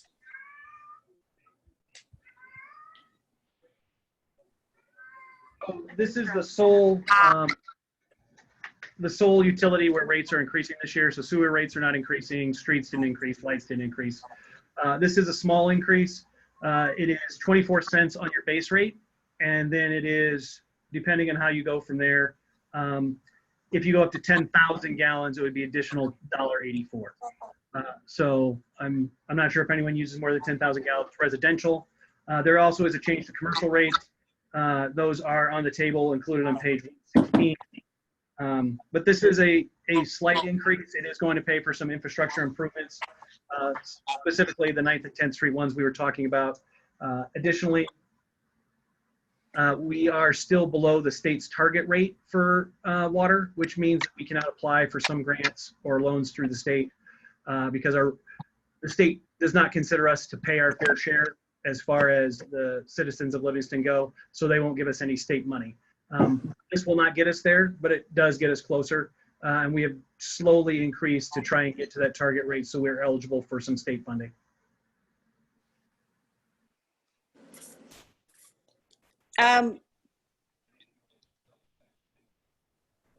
Actually, I need to open this to public comment or the public hearing, and then I can ask some questions. I definitely have questions on this, but I will open the public hearing to public comment. This public hearing is now opened. Do we have any public comment on Resolution 4912? I guess I do. Can you state your name Darrell. again? Yes, you have Kat- to state it every single time you speak. Okay. Okay, go ahead. Pisa, 115 North Yellowstone. Go ahead. What gets us closer to state funding? Users, population, and also what are the improvements and infrastructure that Mr. Cardos is talking about? Michael, could you answer that question, please? Sure. What would get us closer to state funding is an increase in rates. So they basically have a minimum rate requirement where they say, unless you're going to charge your residents this much, we won't provide any state funding. We're still below that target. We're getting closer, but we're still pretty well where we're at. Honestly, if we were going to raise rates to meet that target, we'd have to raise them almost 34%. That's how far below the target rate for the state we are. As far as the infrastructure improvements, there's some water main replacements we're doing specifically on 9th and 10th Street. Some of the older infrastructure needs replaced, and that's a project that we've delayed for 3 or 4 years, so it's kind of risen to the top just because we haven't been able to get it in past years. There will also be some money spent in the water improvements as we redo the street and redo 2nd Street as part of that project this fall. Thank you. Any other public comment? And I guess Kathy, you still have time if you had anything else. No, I do appreciate that answer, Mr. Cardos. However, it is interesting that in order to get state funding relief, we have to do a 34% rate increase on a population that is going to be growing with the North Hill coming into development. I guess I question going towards that rate increase just to get state funding. Doesn't really make a lot of fiscal sense going forward for future planning. All right, thank you, Kathy. Any other public comment? Yeah, this is Sarah Stans, 217 South East Street. And Sarah. Hi, can you hear me okay? Yes, we can. Okay. I just wanted to ask what kind of funding can we access if we raised our rates 34%? Is there a pool or a maximum? And what does 34% mean for people with residential using under 10,000? Sorry, what does that translate to if you just have those numbers off the top of your head? Thank you. Thank you, Sarah. Michael, can you answer that as far as what would rates look like if we were to move, quickly or over time to that cutoff? Or that, yes, but I have to be able to do public math, so it's always dangerous. Okay. So I think we actually would have to go from, and this is rough, this is just a rough estimate. Paige would have to do this for me for real. Your current base rate is $12.76. If you increase that by 34%, you're gonna be over $17. So it'd be a $5 increase to just the base rate. And then that increase would continue up through those uses of gallons.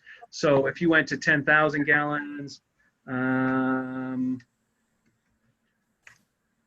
it would go from $41 to somewhere around $56 would be the actual 34% increase. And it makes us eligible basically for state grants for water systems. We are eligible under sewer, mainly because of the new water treatment plant that our rates are high enough. So we do apply for grants under that system. We just aren't there in water right now. And just to elaborate on the first comment, what was, what size of grants? Does it access significant funds to do the infrastructure that we're looking for? Would it open that avenue for us? It would be significant funding, but it's not going to pay for the projects outright. There still would be quite a bit that we would have to do on our own. It just depends on the project and whether or not we would be approved.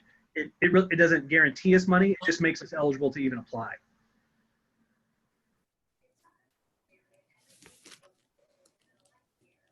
Okay, thank you. Sarah, are you done?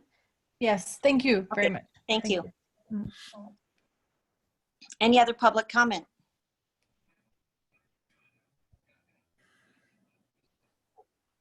Okay, I will now close this public hearing on Resolution 4912. Commissioners, comments, questions? Commissioner Schwartz would like to take the floor.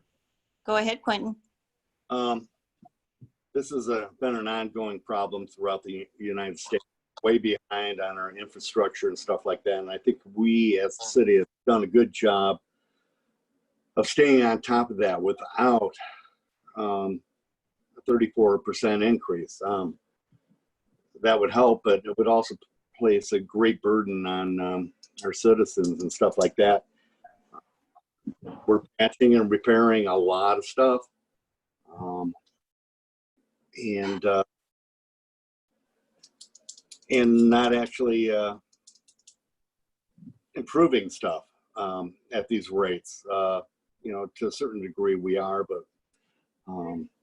but we've got to be mindful of that.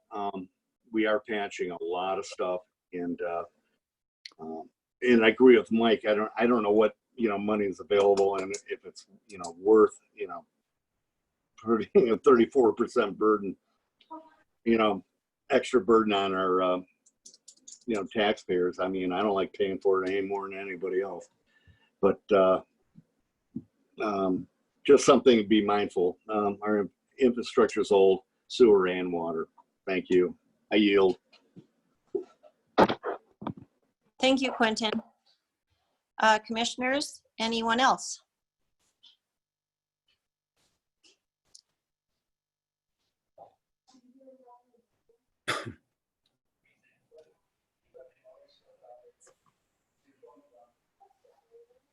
Okay, Melissa, anyone? I guess I will speak. I know water rate increases in the past, having been on the commission for some time, have been a pretty hot topic. I appreciate the understanding in increasing the rates. We do need improvements. We have a lot of problems that happen when we have not spent the money necessary or been able to spend the money necessary to do these improvements over the years. And I know commissions have talked about this for a long time. I think this increase is reasonable. I know that it adds to other increases that have happened over the years, and it feels like we're increasing all the time rates, and I feel like that happens everywhere. Even Netflix, it seems like everywhere we're getting, nickeled and dimed, I guess. But I think when it comes to water, we want clean water. We want all neighborhoods to have access to a system that works. And so I see this increase as reasonable at this time. That's all I have to say on it.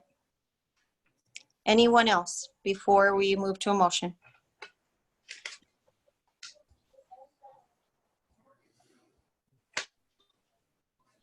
All right, do we have a motion from the commission on resolution 4912?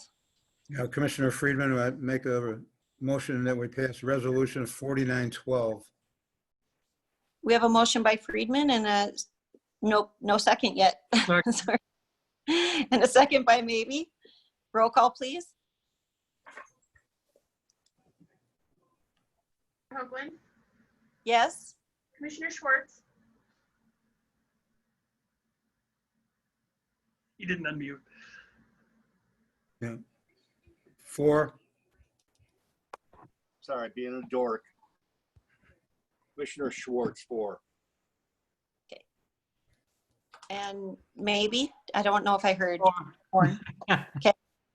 And Melissa? 4. Motion passes. Tonight, we have no ordinances. We have 2 more resolutions. I'm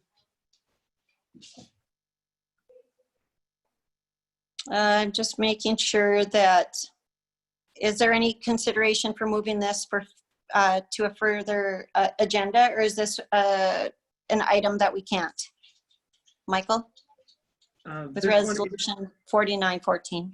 Yeah, this one is on a deadline for a grant application. So if we delay it, it won't be in time for the application. Okay, that's what I thought from the beginning when you had stated some of the agenda items and reasoning.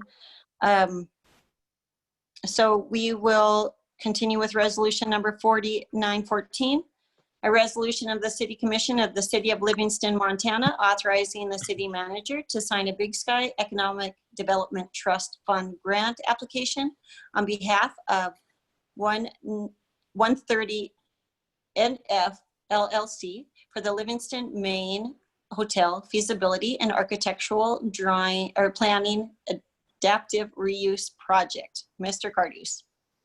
Thank you, Madam Chair. So this is one of the good news stories we have going on right now.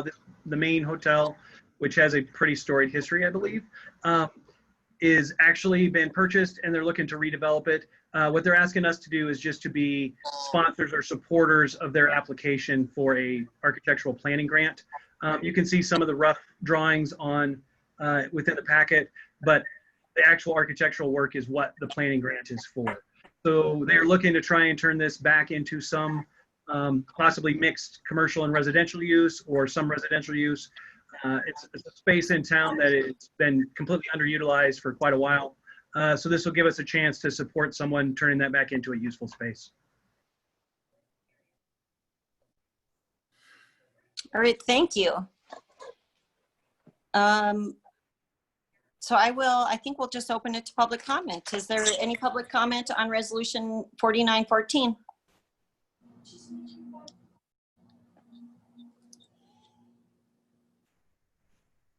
I'll go. Go ahead. Kathy Pisa, 115 North Yellowstone, again.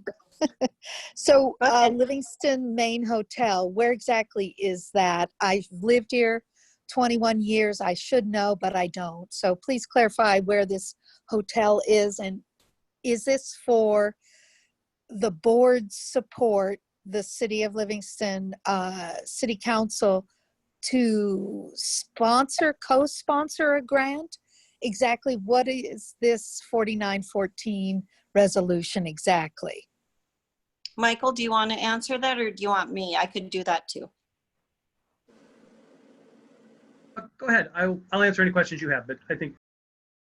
Okay, so Kathy, the property is next to our Kenyon Noble, that apartment that is right on Park Street. There's the picture, which closed down a number of years ago because of a sewer issue, I think, in the basement. And the owner just stepped back from having the property developed any other way, yes, or improved. Often with the city, entities ask for support. So it's more of a verbal support, that if the city is supporting, grants are looked at differently, that this is a city commitment or a community commitment to a project. So often the entities ask for support from the city. Michael, is that the best way to say it? Is this particular one, we're actually applying on behalf of the requester. The Big Sky Trust Fund requires basically a sponsor. And so the city is stepping in as the sponsor for this particular grant application. So I will just say, my understanding of this particular property is that it was condemned for structural, asbestos abatement, lead abatement, and certain infestation. It was condemned by state officials. And this was at least, I want to say, 8 years ago. It was in the newspaper. I understand that there is a private party. I don't have a name on that, but word on the street is that they want to turn it into a hostel for tourism trade. I'm wondering if we should be doing that, or maybe spotlighting this to address a housing deficit, affordable housing deficit, instead of for private commercial profit use. Can I address that, Michael? I have some insight on this building project from the beginning. Okay. Yeah, can we, so thank you, Kathy, and we're gonna move it over to, can you answer that, Quentin? Yeah, basically, you know, the hostel deal did not go through. The people were not able to get funding. This is affordable housing. If you look at their proposal, estimated rent $5 to $5.50 per month. It's transitional housing, basically what it was before. And the reason it was condemned before is because the sewer line was plugged up. That's since been cleaned out and cambered, and the sewer line is fine. Although, you know, there's other issues. You know, any building, you know, prior to 1950 is going to have lead-based paint and stuff like that. So, but I believe, and I'm not, you know, speaking on authority here, but the main issue was sewage. And it was just a matter of cleaning out the line. The line's in good shape. If it wasn't, the main line runs right under, you know, across the street on Park Street. And I'm sure we would accommodate a new sewer line that way.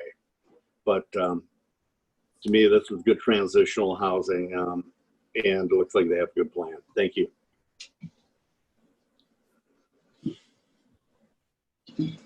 Thanks, Quentin. So we're moving on to commissioner comments as well. After Quentin, anyone else have a commissioner comment? Jonathan Hedinger, 5 Oh, I'm sorry. I apologize, Jonathan. I should have kept it open longer. Go ahead.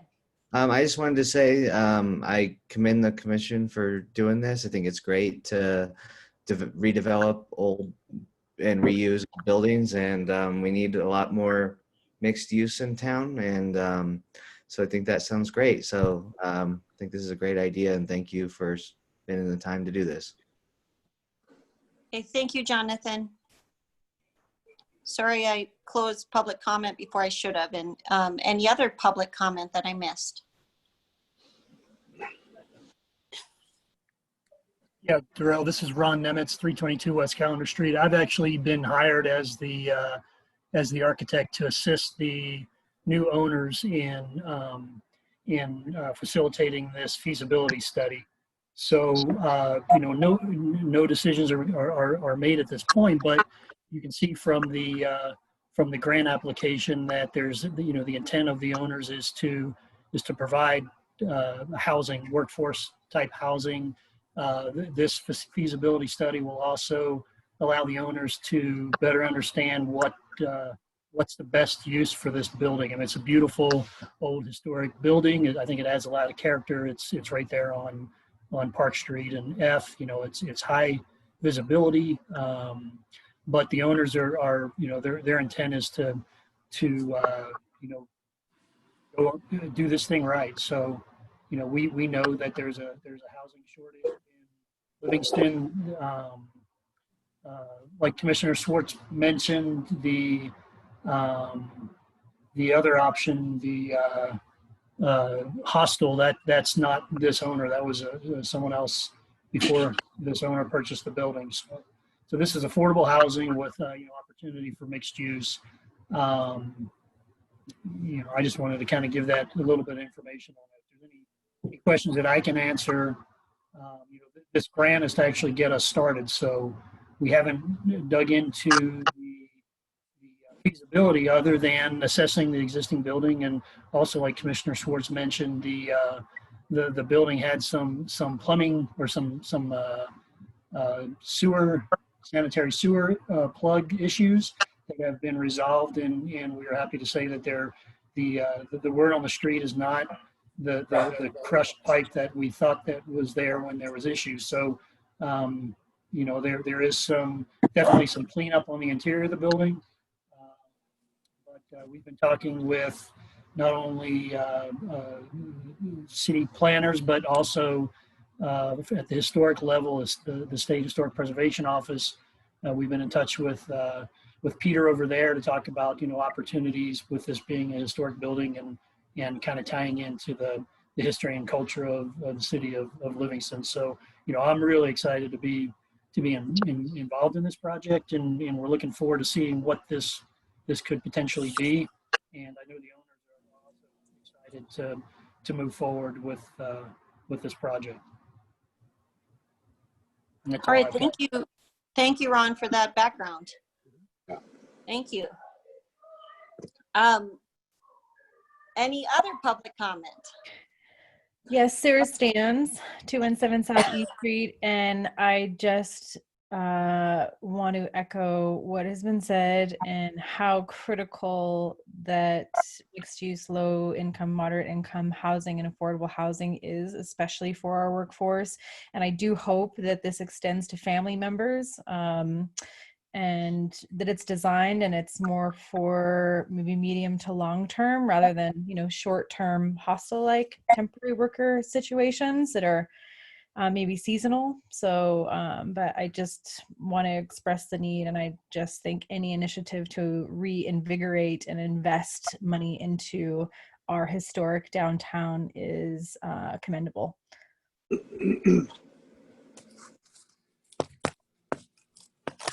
Thank you. I'm done. Thank you, Sarah. I was listening. I just had to step away again. That's why I mentioned that at the beginning of this Zoom meeting that we might have issues. Thank you, Sarah. I really appreciate that feedback and statements. Any other public comments?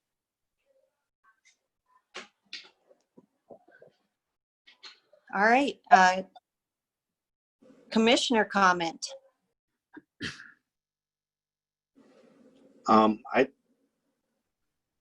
You're on mute, Melissa, so I'm going to go first. Okay, go ahead, Quentin. Now, this is something I've long looked forward to happening and stuff. I've been involved with it for the last 6 months, 7 months, walking through and looking at the viability of the building and stuff like that. And I think it's awesome. I don't necessarily see it as long-term housing. I still see it as transitional, especially if you walk through it and look at it and stay with the same footprint. But this is the kind of rentals we need that are in the target area, 500 to 550 a month. And I'm fully in support of this project and look forward to seeing it happen. Thank you. I yield. Thank you, Quentin. Melissa, did you want to comment?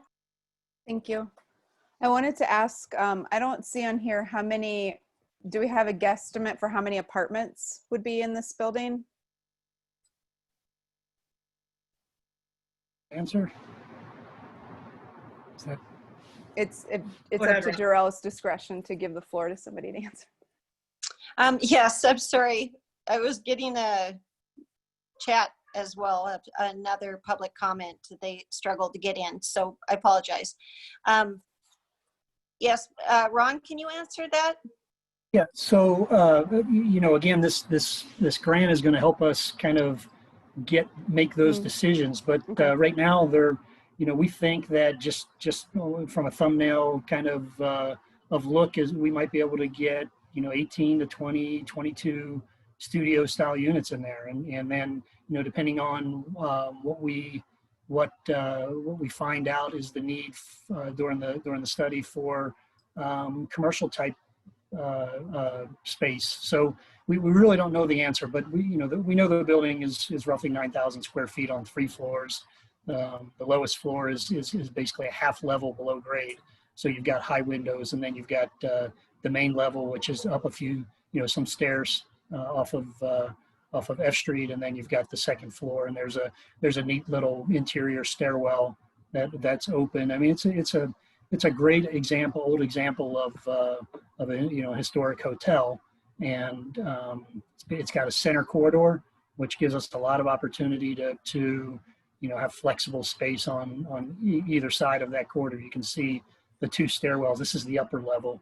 And you've got 2 main walls in for the corridor that are structural, and everything else can be opened up. So, until we actually get in and use the study to determine the best use, I don't know the real answer to that, but based on square footage and size of units, we think we can get somewhere in, that I say 18 to 20 to 15 to 20, somewhere in that range. Thank you. Mhm. Darrell, did you want me to finish, or did you want to open it up to public comment before I finish? Actually, they worked that out. I think we're okay. Melissa, go ahead and keep the floor. Thank you. I also wanted to comment. I did some homework on this, and this grant it's like a requirement, I believe, of the grant to partner with a city or a specific kind of agency. So this isn't like just for fun, the city partnering. It's actually like a requirement of the program. If that wasn't clear. The other thing I wanted to point out is, and maybe get comment on, is it is mentioned that it's affordable housing, and I just want to be clear on what that means, because that's a word that comes up and it means different things to different people. I believe that this is actually market value, on the low end of market value. I'm not opposed to market value apartments. I actually think, or I know from the meetings I've been going to, that our rental market is totally saturated in Livingston right now, which is a problem. So I think that diversifying housing really means diversifying all housing, not just affordable housing with a capital A affordable. But I wanted to give a chance, if this is capital A affordable, to give you all a chance to respond. But if you're talking about rentals for workforce, I think that's important to clarify, just because this is a topic that we've seen as a commission come up over and over, the importance with that distinction. So is it more workforce, or is it capital A affordable, like subsidized housing? So from the city's perspective, this application is for affordable housing, not big A affordable housing. Okay. I think it says affordable workforce housing. It's workforce housing on the lower end of the rent. It's still market, but it's on the lower end of the market. Michael, could you pause? Somebody's dogs are barking in the background, and I'm having a hard time hearing you. Okay, we'll try again. It is affordable workforce housing, but not big A affordable. Like, it's the low end of the workforce housing spectrum. And that's an estimate at this point, right? Until they actually do the work and figure out exactly what it's going to be, we won't know for sure. But just due to the size of the units, that is most likely, it's going to be some of the cheaper rentals in town, but they will still be market. They're not affordable as in subsidized. Thanks. I just wanted to make sure we were clear on that. That said, I think this is a fantastic use of helping somebody get a grant. I think this building it's just such a cool building. It deserves to come alive again. Since I've lived in Livingston, this building has not been alive. And I think it would be really wonderful to have some more dense housing within walking distance from downtown. And I think it's pretty close to a grocery store over there. So it's like a really livable place for people who are looking for something like this. And there are people who are looking for something like this. So I'm excited to see it move forward. Thank you. Thanks, Melissa. I'm going to actually speak on it.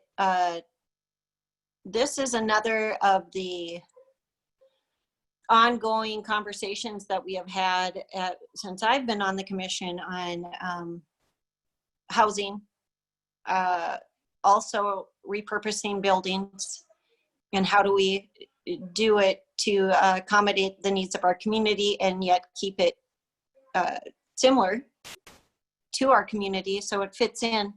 I'm excited to see that this has potential to move forward, and I appreciate that question. It was one of my questions with Section 8 housing as a high need in our community as well, which is the subsidized housing. But that this is also a workforce or potentially for another individual who can't afford the $1,200, $1,300, $1,400 rents for a 2-bedroom apartment that we're hearing about. So I'm excited to see another project in the middle of town that's infilling and working towards helping with rent and rental options. So I love it. I love this idea. That's all I have on it. And I know Ron's gonna rock it if he's the architect. Any other comments? I have just one question. Is there any information on the 130 NF owner?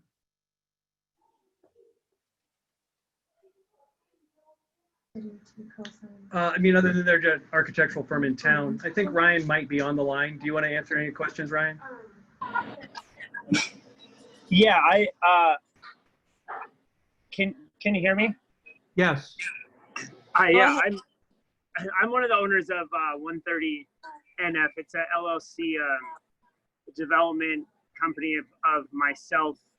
I'm local from Bozeman, born and raised in Bozeman, and my partner Dane Fletcher, another local Bozeman kid,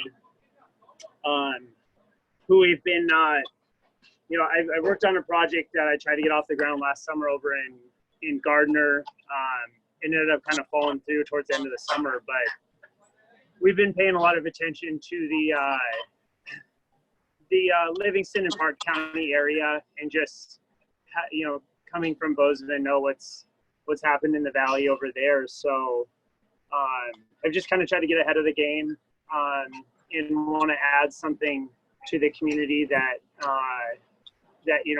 is helpful, and I think that building adds a lot of character. It's been in the community for a long time, and we think with the studies and just the real life experience we've had with the overflow from Bozeman, and the park employees that need housing, the bartenders, just the workforce in Livingston is what we're shooting for with the project. And Ron has a long background in reuse projects with those older buildings, so I think he's a great resource for us to use, and we're super excited to get going on it.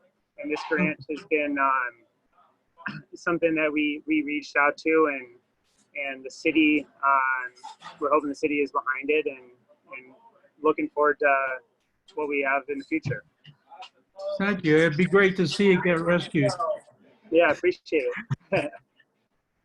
Thank you. All right, thank you. And what did you say your name was? My name's Ryan Short. Hi, Ryan. Your name was on the application. Oh, I'm sorry. Yeah, it was. It's under through our LLC. All right, thank you. Any other commissioner questions or comments? Ryan's name on the application. Ryan Short was for the grant application. Yep. Once again, I want to say, great job. Let's see it go forward. Cool building. I've been through it so many times, and I see the potential there. So great. Move on. I yield. Thank you. Had to move now my phone's dying. I don't know what's up. I think it's because we have a very long meeting. So I guess we're to the point of making a motion on resolution number 4914. And just one point of clarification, Mel lost access because of his computer dying, like I'm struggling with.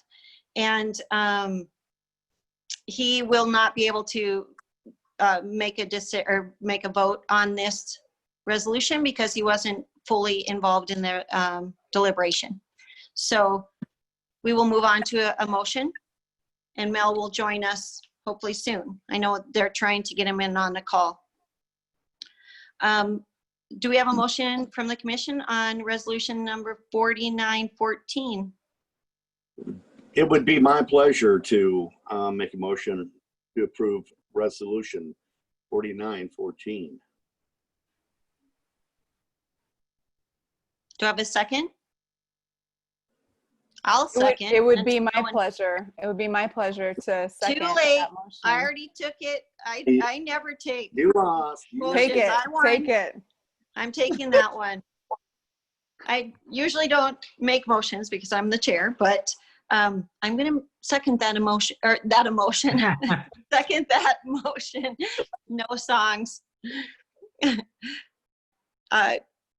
Roll call, please. We have a motion by Schwartz and a second by Hoagland. Roll call, please. Commissioner Hoagland, Yes. Commissioner Schwartz, 4.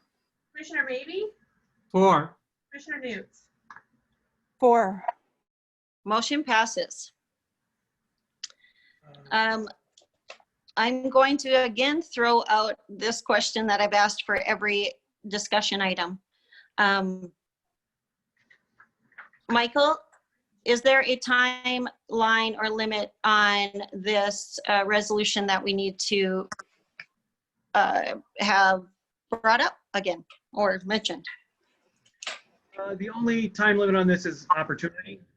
We don't know if this will stay available, so this is an issue that I just brought to you as soon as it became available, just because it is a fairly significant piece of many future projects. So it'd be something nice to secure, but there isn't an actual deadline on it.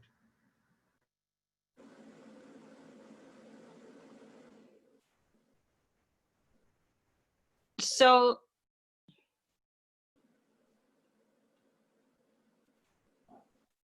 I think I'm just going to start this conversation off by, I think I want more information on, do we move this to a future agenda? I think it's an important conversation to have, but I don't know if this is the time to have it because of needing to have conversations that relate to it as well as far as the crossing. What do you guys think? Oh, I'm online. If Commissioner Schwartz, if I can have the floor. Oh, you're saying, yeah, I can? Go ahead. Go ahead.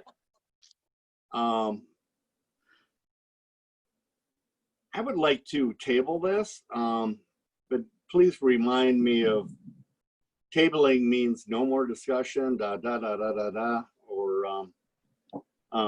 it's something I'm interested in and looking at, but I do not think this is the time to deal with it. But I do want to look at it in the future. That's my feelings on that, and I yield to the rest of the commission. Go ahead, everyone or anyone. I would agree with Quentin.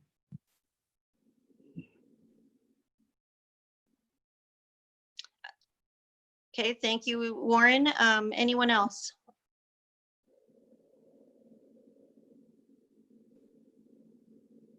Melissa? Yep. I was just going to say I'm interested in what other information you are needing, because I also feel like it's a really big decision. And I also believe that more information would be useful, and some other decisions that potentially relate.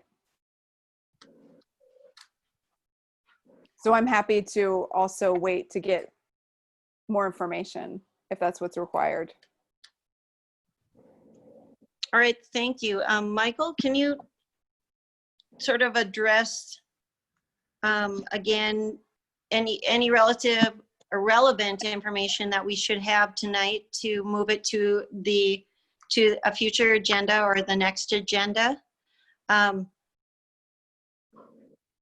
I do want to state, and I know we'll have conversations on this, it sounds like in the future, but I see a lot of value in this property and in our forward thinking and our development of our community, and to offer routes to our community, whether or not, and I'm going to put a major caveat, whether or not we have a crossing that's at PFL or somewhere else, and in the future, and when that may be. But I think this property matters to our future planning for various reasons. And I've thought about this quite a bit and have thought through this in looking at our transportation study in the past and our conversations in the past.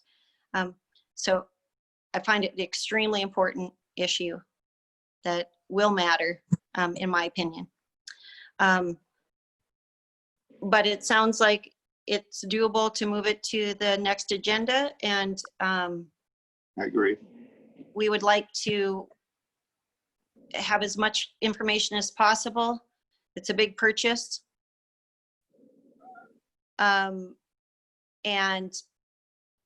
Michael, how do we move it to that next agenda? Tell us again the process. Before we make that decision, can I present it to you just so you know what the delay may mean? Yes. So the reason that this is being brought to you now is because this is not an opportunity that may exist in our next meeting. It really is dependent on other market forces. So this is an opportunity we have now to secure this. That opportunity may not exist in future meetings. And looking at the screen, this is not necessarily related to the crossing project. It will be key to the crossing project, but even without a crossing of any kind in the future, this is still a key piece of property that the city is going to have to secure right-of-ways through for other utilities to include water, sewer, and streets, bike paths, trails. This is a key piece of property for that, and this is a great opportunity to secure it. Basically, we get first look at it. So I don't know if it will be available in the future. So yes, we can delay it, but it's not guaranteed to be available for us. And this is a fairly key, as Chair Hoagland mentioned, piece of property for any of those future projects we're looking at. So it doesn't matter if the crossing's at Star Road, if the crossing's at Northern Lights, if the crossing's at PFL, we will need to secure this property right away for streets, water, and sewer. It doesn't matter if there's never a crossing, we're eventually going to need to secure this property for water, sewer, and streets. If any future development happens at all, this is well, and even if it doesn't, this is a key piece of property for the city's right of way. So that's why it was brought to you without a lot of fanfare, is just because it's available. And we wanted to at least give you the opportunity at it before we moved on. As far as more information goes, I'm not sure there's a lot more information on the property itself. It is what it is. So there isn't a lot more to present to you. We know that at least 3 or 4 projects would need access to that. If we own it, we know we have that access. And then we could look at doing many other things with the property in the future, whether we maintained it or sold it to offset the costs in the future. And current costs would be paid for by impact fees, which means it doesn't affect the current budget. And it's using money that is meant to increase capacity for the city, which is exactly what this would do across multiple funds. So that's why it's brought to you. So you can table it if you want, but I'm not sure I can bring it back in the same format because there's no guarantee the seller will agree to bring the buy-sell back in the same form. So really, we really need to start from scratch rather than table, because this is a two-party transaction, and the other party would have to agree to it. We can't just freeze it as is. So, but those are the issues at hand, and so we can decide, or you can decide what way you'd like to move forward. Can I ask a question? Can you go back to that map you just had? I don't know.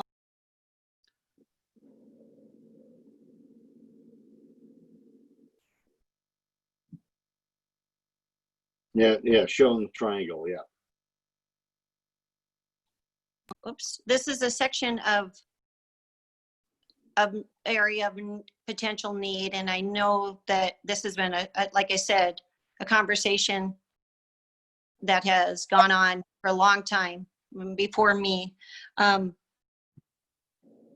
Tell us about that space in general, because there's the area to the left of the screen, or on the map, and then the area that is between is the highway right away as well as the railroad right away, right there between the blue and the highway. Yeah. Michael? Yes, so the triangle itself is the property.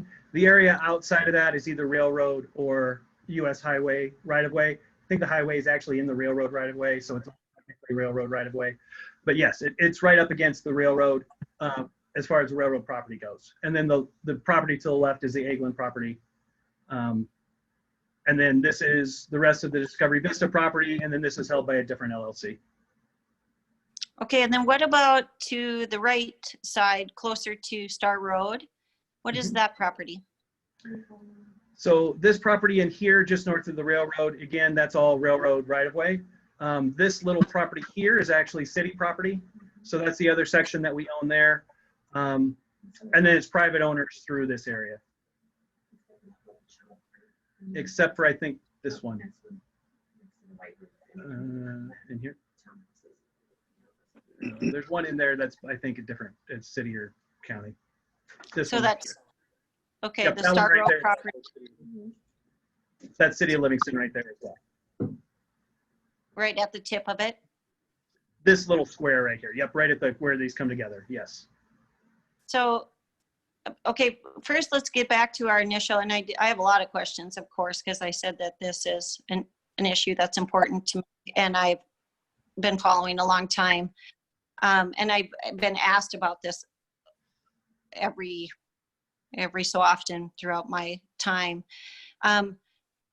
What do we want to do? Do we want to wait? Do we want to move forward with this discussion? Because now after hearing some of the reasoning, I think I could move forward, but I think we're at a place of, it's a long night, and I know that people are struggling with staying focused on the work we have to do, and it's hard. May I speak, Madam Chair? Yeah, please. Now, we were originally looking at the Star Road facility, Star Road crossing for an underpass. And at that time, I believe across Highway 10, Voyich owns that property, and we'd have to take a easement there that they're not willing to allow. I don't know if anybody can enumerate on that or not.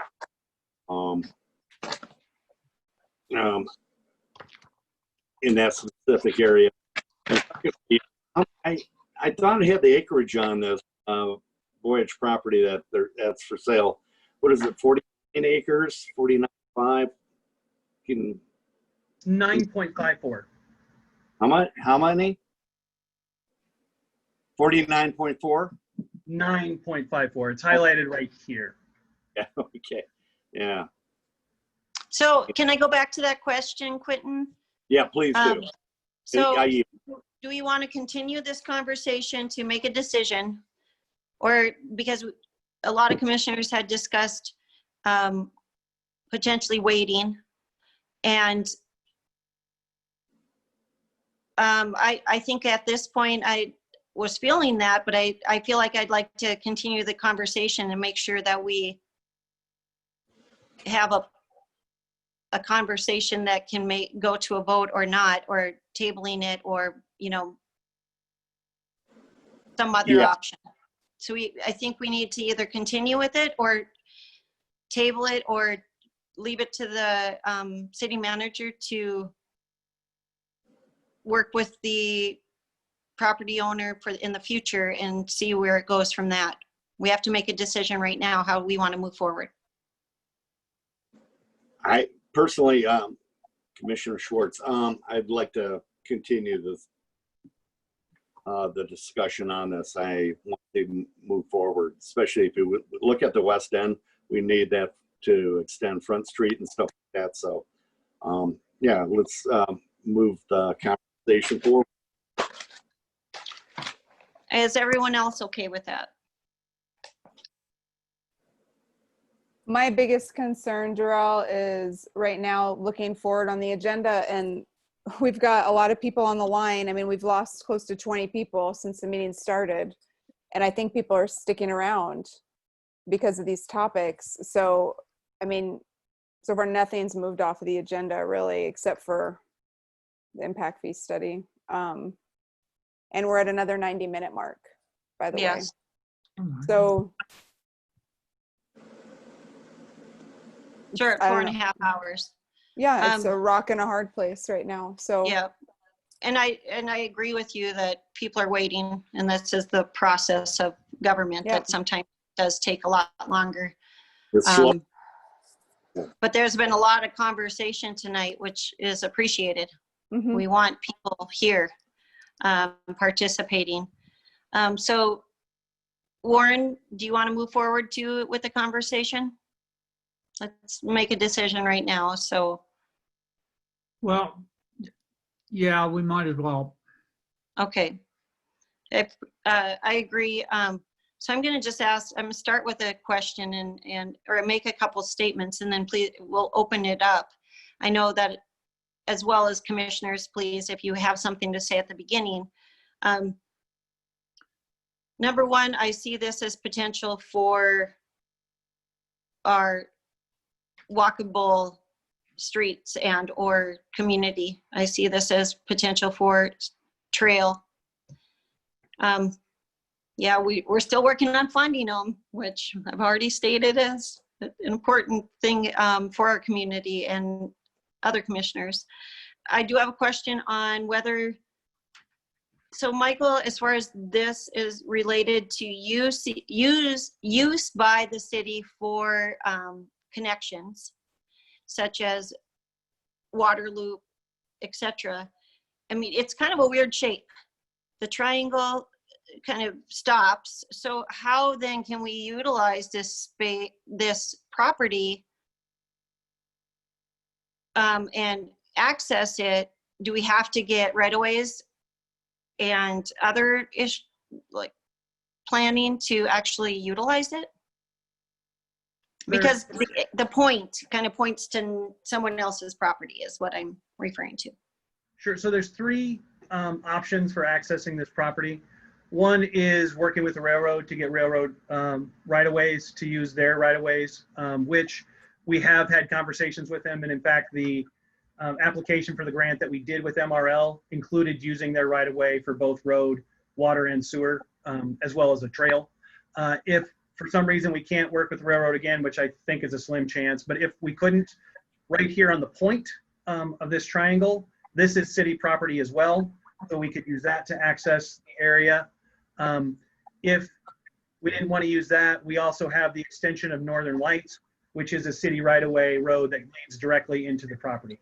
So we have three options for access points. We will have to work with the Englens to get some kind of right-of-way if we're going to extend past this portion, whether that's purchasing their property or just purchasing a right-of-way through their property. That will be a future need if we're going to extend beyond that. But there's no need for that if we don't get this property first. This is really the key piece to be able to start the process of moving west along there and either building an arterial for neighborhoods to dump out on, or having a trail that people can use for this area that's not on the city streets, and for getting the water looped. So those are the big items, and we could access it from any of those 3 points. Okay, thank you. So standalone, we can still use it without having to access or have a right of way from the England property if they chose to not do that. Correct? We can still use this. That's correct. For access and for water looping. Or Yes, not. we would have to figure out, yes, we could. We'd have to figure out where the water loop would go from the west end, whether it would have to go back into the street or how we were going to use it. But it's a sequential thing that we have to get the first piece and then we'll work on the additional pieces. So no guarantee on those additionals for sure, or in general, correct? Not right now, no. Okay. All right, that's my start of my questions. Let's open it to public, or do any commissioners want to make a statement before we move it to public? Go ahead, Melissa. I think we should take 5 minutes before we keep going. I want to make a motion for a recess. All right. Do we have a second? Yeah, I second. All right, we'll take a 5-minute break. Please put on the timer.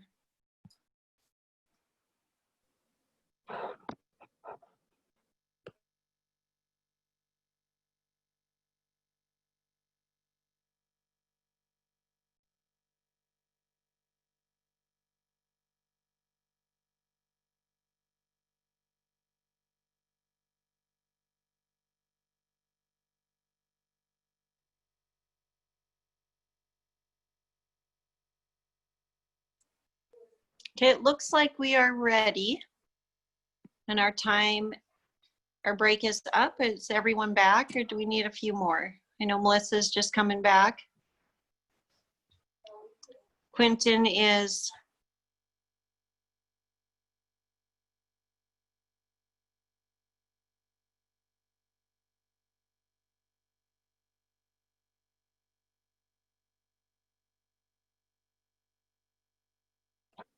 I'm here.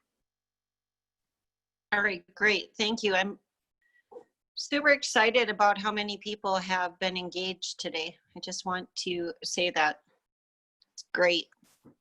And it seems like people have had thoughts on a variety of subjects, which normally, you often come for one important item to yourself and to your community. And so I appreciate it. A lot of people have great feedback. So moving on back onto our discussion item, we have before us a purchase of a property make sure I'm back to where we are. Resolution number 4913 for authorizing the city manager to sign a real property buy-sell agreement with Engle Volkers for the purchase of the Voyich property. Are there any, before we open it to public comment, I see there is someone waiting. Any last clarifying questions that we want to make sure addressed? I have one question about the financing. Yes, I had that too, so thank you, Warren.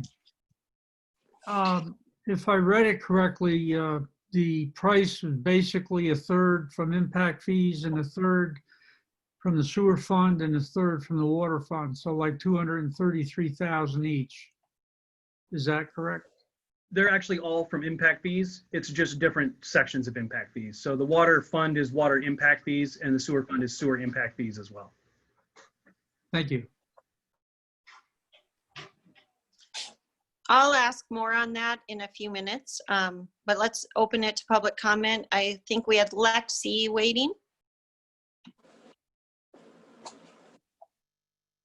Hi, this is Lexi Volkers, and I'm at 223 South 5th Street. I don't think that we should be purchasing land.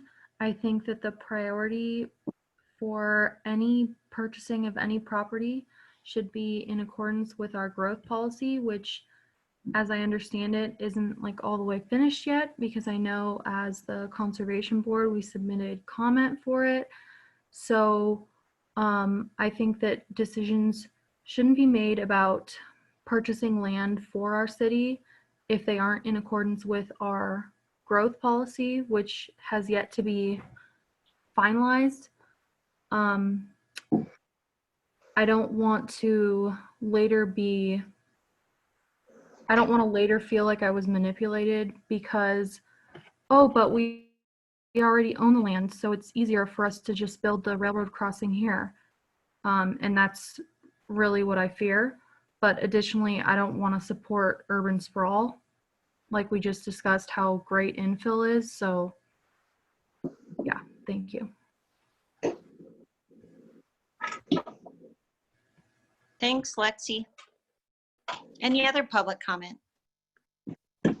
Yes. Can you hear me? Yes, go ahead. State name and address. This is Jane Tecca. I'm with Engle Volkers, 105 West Park, Unit 5, Livingston. I am the realtor that is representing the Voyich property. And I just wanted to clarify that the buy-sell that is drafted is not the final version. It would need to be something that's negotiated between the city and the sellers. So just wanted you to keep that in mind. Great, thank you, Jane. Michael, do you have any comment on that? What does that mean for our future cost, etc.? Price. All that means is that this is currently, you would be authorizing me to make an offer on behalf of the city. The buyer isn't obligated to take that offer, but I think it's a fair offer that has a pretty good chance of being taken. But if we don't do anything tonight, then that offer will evolve over time, maybe on our side, maybe on the buyer side, and maybe won't be available at all. So the point is, it's a fluid process. It's the market. So we can get outbid, we can get undercut, we can get,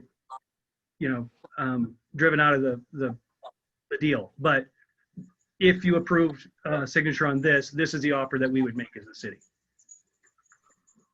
And one more thing I'd like to clarify, this is Jane Tecca again, is that piece that you're looking at that the Voyiches currently own is in the county. It is not in the city limits. And so if it was purchased by someone other than the city would have no control over what went on that property. Okay, thank you, Jane. Okay, do we have any other public comment? This is Jack Luther, 104 South 5th Street. You guys keep looking into the future. I'm looking in the past a little bit. About 2015, about 5 years ago, I think some of the commissioners, current commissioners, the city manager then, Ed Meese, my wife and I and several other people went out there and we looked around and we had a little demonstration about what an overpass would look like as opposed to an underpass at the Star Road facility. And it seems to me in the next commission meeting, the city manager at that time convinced the commission that if they didn't buy that Star Road property, they had to have that property for the underpass or overpass at Star Road. So they purchased that property for $250,000. I happened to talk to the person that sold that property to the city at the time, and he says, I was really surprised that they just accepted that offer without an appraisal, without a counter offer, without anything. So now we're looking ahead again. We're looking at the future, which is great. I think we're looking at future development out that way. We're looking at $73,000 an acre. And I might really be out of touch with reality, but that seems like an awful high price for some vacant property next to a railroad track. Looks like we're doing the same thing. I grant you, sometime in the future, we're going to need that property. But right now, instead of spending $15 million to extend the water and sewer and the street out there near the printing for less than Highway 10. Let's spend $5 million and build the underpass or overpass at Star Road and give the people what they need right now and give the people what they need for about a third the price for the future development out that way. It just seems to me like, yeah, we're going to need this property in the future sometime, but I can't imagine a lot of people lining up to pay $73,000 an acre for some property next to the railroad tracks. That's all I got to say. Thanks very much. Appreciate it. Appreciate what you guys are doing here tonight too. Taking all these comments. That's great. Thank you. Thank you, Jack. Okay, any other public? I think is it Jonathan is next? I want to make sure. Yeah, Jonathan Hedinger, 519 West Park Street. I think Jack had a good point. I think this seems like a really big opportunity, and it seems like the city might need this at some point, but we're 5 hours into the meeting and we've yet to discuss the railroad crossing, which this property seems tied to. Seems like a lot of money and a really big decision, and I'm not sure that tonight seems like the best time to be making it, just 5 hours into it, especially when we haven't discussed the railroad crossing. So I mean, I even think it would make a little bit more sense to discuss the railroad crossing than discuss this. But I just am not sure if this would necessarily actually sell in 2 weeks. I mean, maybe it would, but I would think that it would be, it does seem like the city might need this, but it seems like this is a really big decision that should merit maybe some more conversation and discussion. Thank you, Jonathan. Okay, any other public comment?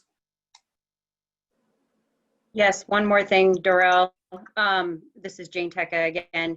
The way the negotiations work is the city does have a sufficient amount of time to do due diligence on the property. So if you were to authorize the manager to make this offer to the sellers, then you would have time to review it and discuss it at your next meeting. And if there were changes that needed to be made or wanted to be negotiated, that's possible. And so, it's completely up to you guys what you do, but the market's hot. And if you don't want it to get away, it would be probably a pretty good idea to go ahead and give him the opportunity to negotiate on it. Thank you, Jane. Is there any, because I don't want to open it to you over and over again, which is just a process issue, but I want to make sure that you have, as someone connected directly to this, if you have any more information to share with us, I would do it now. Jane, you have any? That's good. You're okay? Okay. All right. I think that Sarah. Yep. I would like to reiterate a lot of the things that have been said. I do think this is potentially a vital piece of property for the city. However, I do feel that we're prioritizing the push for a railroad crossing, this property, and I would rather just like to give a bit of weight towards the growth policy and the outcomes of that. And it is a rock and a hard place, but I just don't feel that it's the right time to make these decisions without the proper public process. And I think if the growth policy had been concluded by now, we'd be sitting in a much different position and maybe we would be empowered to make this decision. But it just all feels a bit uncertain and a bit gray, and the motivation for it is a bit unclear, and the potential of development. The location of where it is, it's not prime property. And I mean, as far as if I'm talking from an active transportation perspective, I mean, people going to PFL, sure, a little bit of recreational trail, but I don't see it as a priority for trail development that's going to attract anybody. And Yeah, I mean, it seems essential sometime, but for what, it's unclear. And I think that uncertainty is enough that I would ask to postpone. All right, thank you, Sarah. And then I think Rick was up.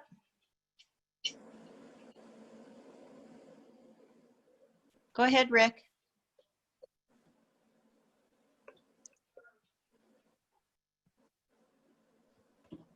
Rick, are you there?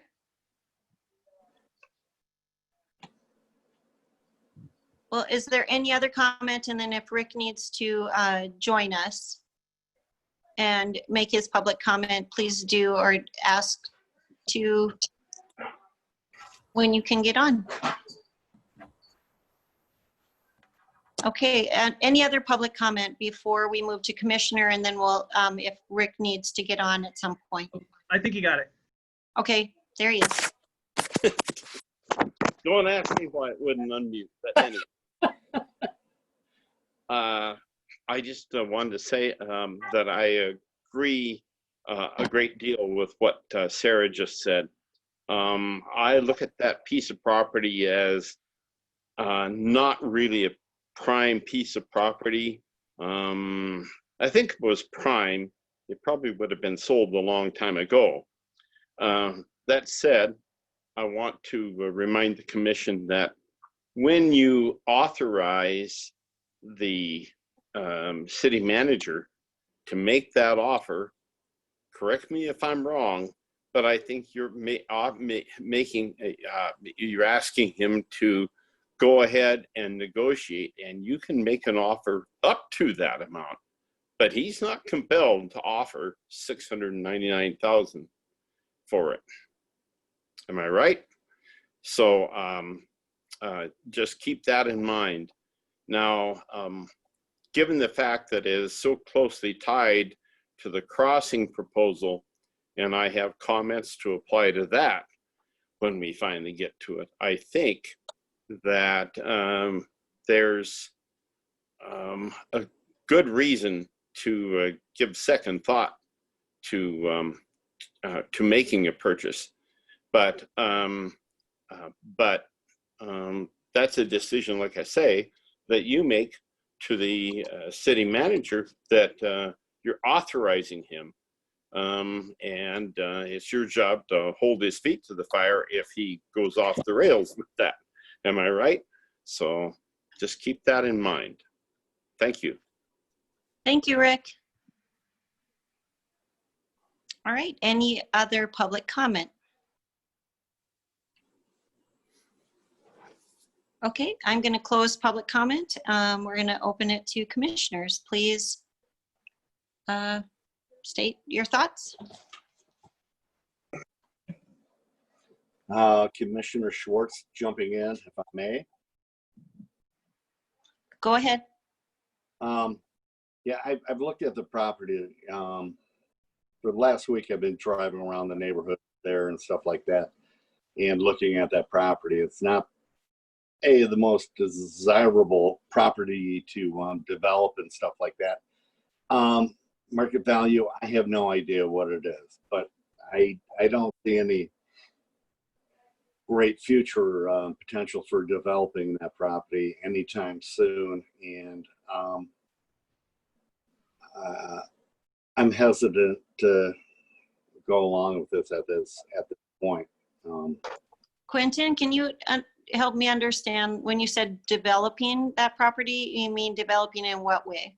As housing or whatever, commercial, or, you know, and it is county property. We would still have to annex it and stuff like that. But I don't think, can I just clarify on that? Yeah. I think request is not to use the property as housing or etc. It's about access and streets and water. That's all the property.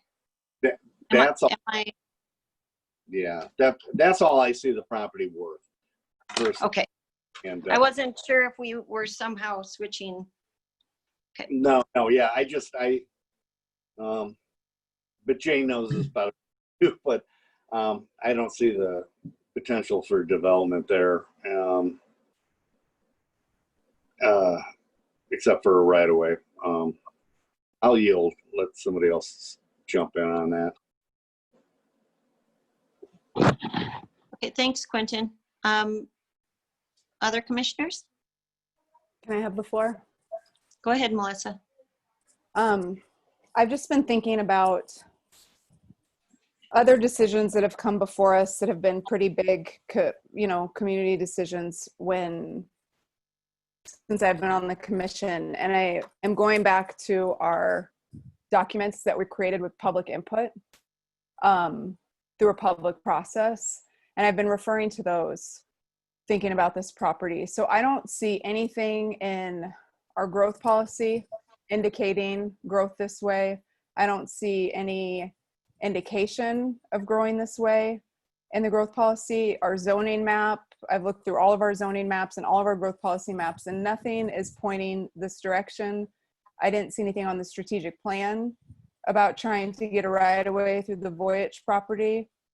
None of the documents that we have that I could find that were created with public input indicate this property. And so that's what I'm trying to keep in mind, since it's my job to represent the public, and those are public documents.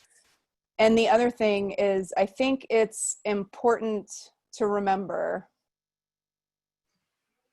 one message that's crystal clear tonight is that our community is not interested in us our community is not interested in us rushing into expensive decisions.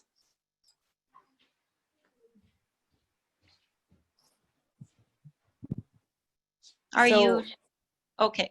So I that's wasn't just sure if like, you were- well, that's just the kind of things I'm sort of wrestling with. I agree with you that, any property adjacent to the city, we could imagine all sorts of potential if it's adjacent to the city. So I'm trying to go through I'm trying to go through the documents that we have that we use to make other decisions and think about them for this decision. And that's all I have for now. Thanks, Darrell. All right, thank you, Melissa. Anyone else? I have definitely some comments, but I want to hear from everyone.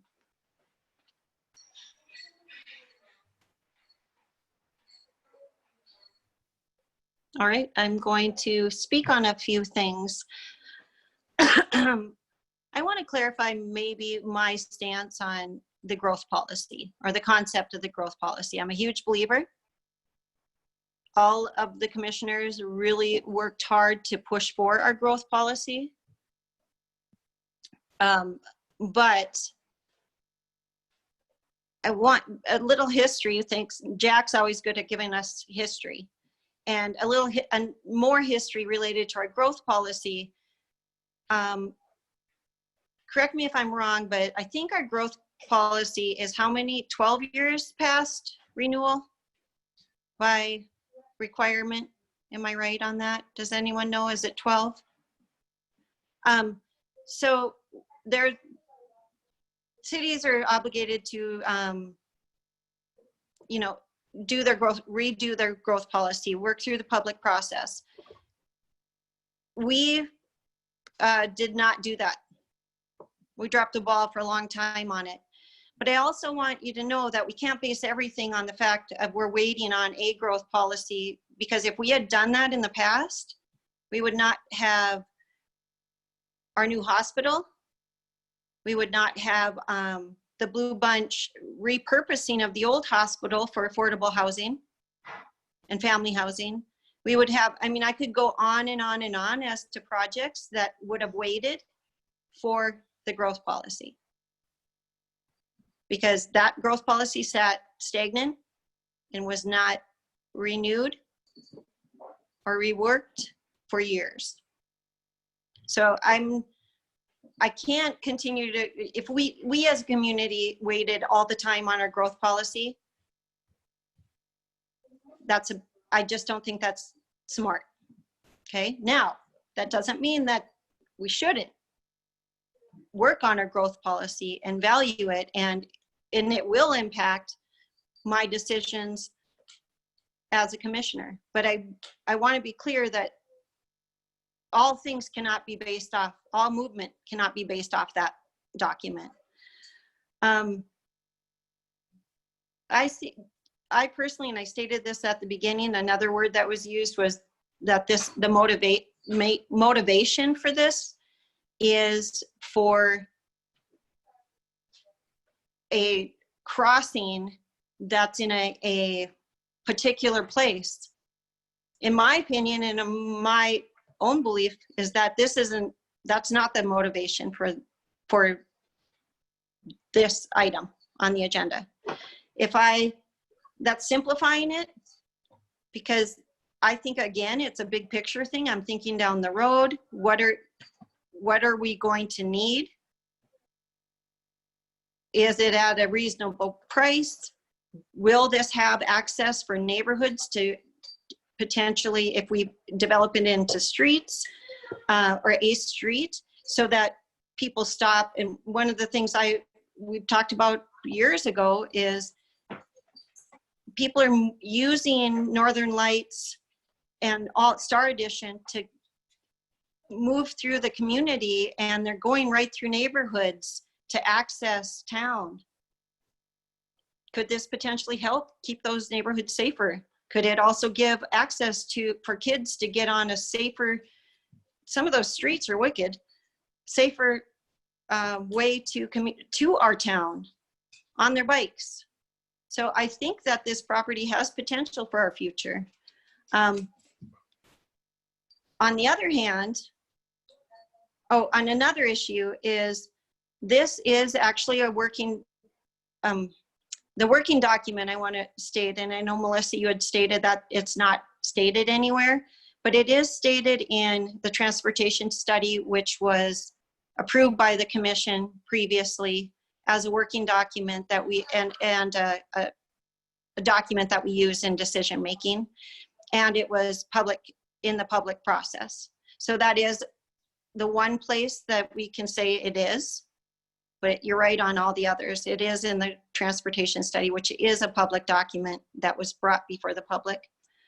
And the last feeling I have on this, and I think main point for me, is that this is an uncomfortable decision for me, because I feel like it's a little to just authorize the resolution. And this is where I still support the idea that this property does matter to our community.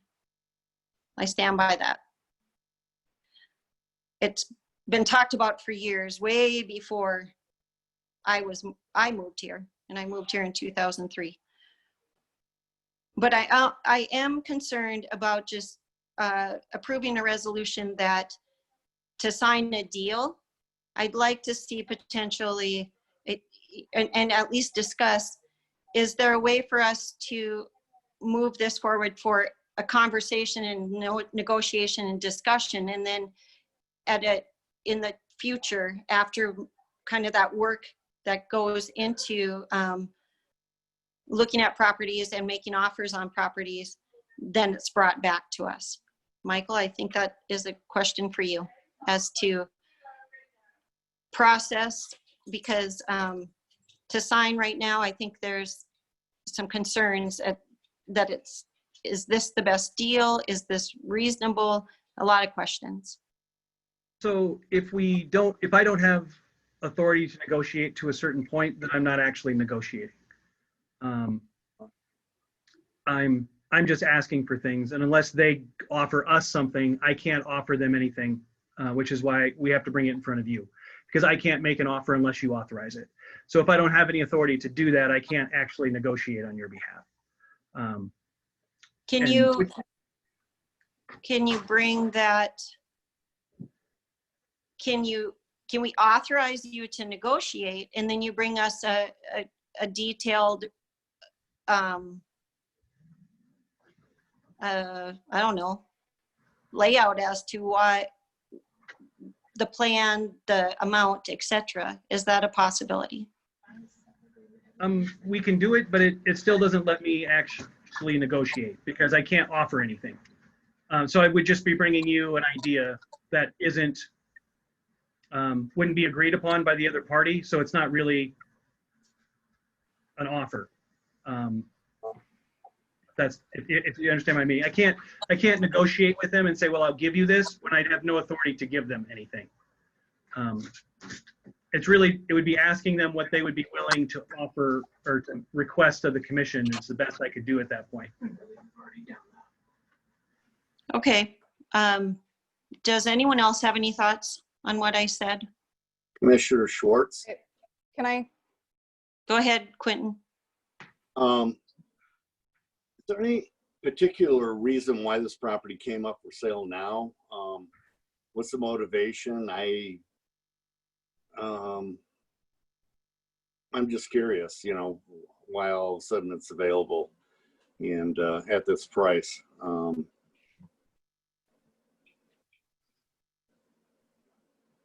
I don't have any of that information as your representative. If Jane's still on, she can answer that if she wants to. But obviously that's the buyer's motivation, and they don't have to share it with us. If they want to. Absolutely, yeah. Jane, if I can ask a question of Jane, if she's still there. Yes, I'm here. Thanks, Jane. What's the motivation for selling this at this point? This parcel is not connected to the Voyich ranch, and Right. they just decided to put it on the market due to what is happening with real estate, and they just put it out there to see if it would sell. Based on what other parcels are being marketed at and have sold for, with the location and what it has to offer, it really is priced a little bit below what other pieces have gone for, which is about $100,000 an acre. Thank you, Jane. I always appreciate and respect your opinions. Known you for a long time, but thank you. Sure. Okay, Melissa? I was just going to ask something similar to Quentin. I was going to ask, how did it come, given that there was no authorization, how did it come before the city, and how did it come with that price tag on it as a starting point? Can I answer that? Please, go ahead, Jane. It is listed on the open market on MLS, and so the city has the same rights as any other buyer who would be interested in it to make an offer. It wasn't offered exclusively to the city. That's a clarification I was looking for. Thank you, Jane. Sure. Melissa, do you have more? I yield. So we are, has everyone spoken that needs to, about this issue, and how do we move forward on it? Like I said, I feel uncomfortable on just authorizing a $699,000 purchase. I still do not regret the Star Road purchase. I think it will matter to us in one way or another, and we will utilize it. I do believe that this is something that we will need in the future. I definitely sympathize with the concerns on, is this the time? I don't know if, I don't even look at it as about a crossing. I look at this as connectivity to our community, for that neighborhood, for our, paths, sidewalks, and water, and looping to where development is happening, which we can't stop that development from happening, because that is not our right to stop it. So I feel like I'm torn, because I think it does feel a little premature on one hand, but I also think that I'm looking down the road a long ways to how we can utilize this property in this area to help our community, but not in the sense of a crossing. That's not how I'm even envisioning it at this time. I do have a question, Chair Hoagland. Yes, go ahead. And just thinking about what Jane said, so she brought up that it's in the county and not in the city. So I'm wondering, because they are adjacent to the city, have there been conversations that the commission should know about annexing that regardless of who buys it? Because if it's annexed, then it's zoned, or it would be zoned. And so that's also a thing that happens when there's land for sale near a municipality. So I'm wondering if those conversations have happened or if they're underway, since she did bring up that she brought up this topic of zoning. So. Can I add to that, Melissa? Sure. Please, thanks. and then let's leave that to Michael to answer. Oh, okay. Michael, do you want to answer that, please? Sure. As far as zoning goes, there have been no conversations because the city has no ability to annex that property right now. It's not on any city services. It is not fully surrounded. So the only way annexation would happen would be at the request of the landowner, and there has been no request of the landowner.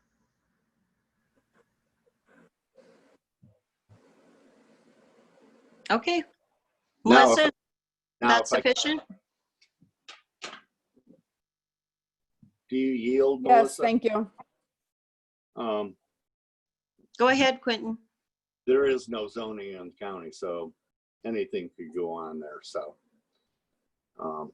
they're working hard on a zoning plan, but there is no zoning in the county. As far as that property could be a junkyard for all we know. So I yield.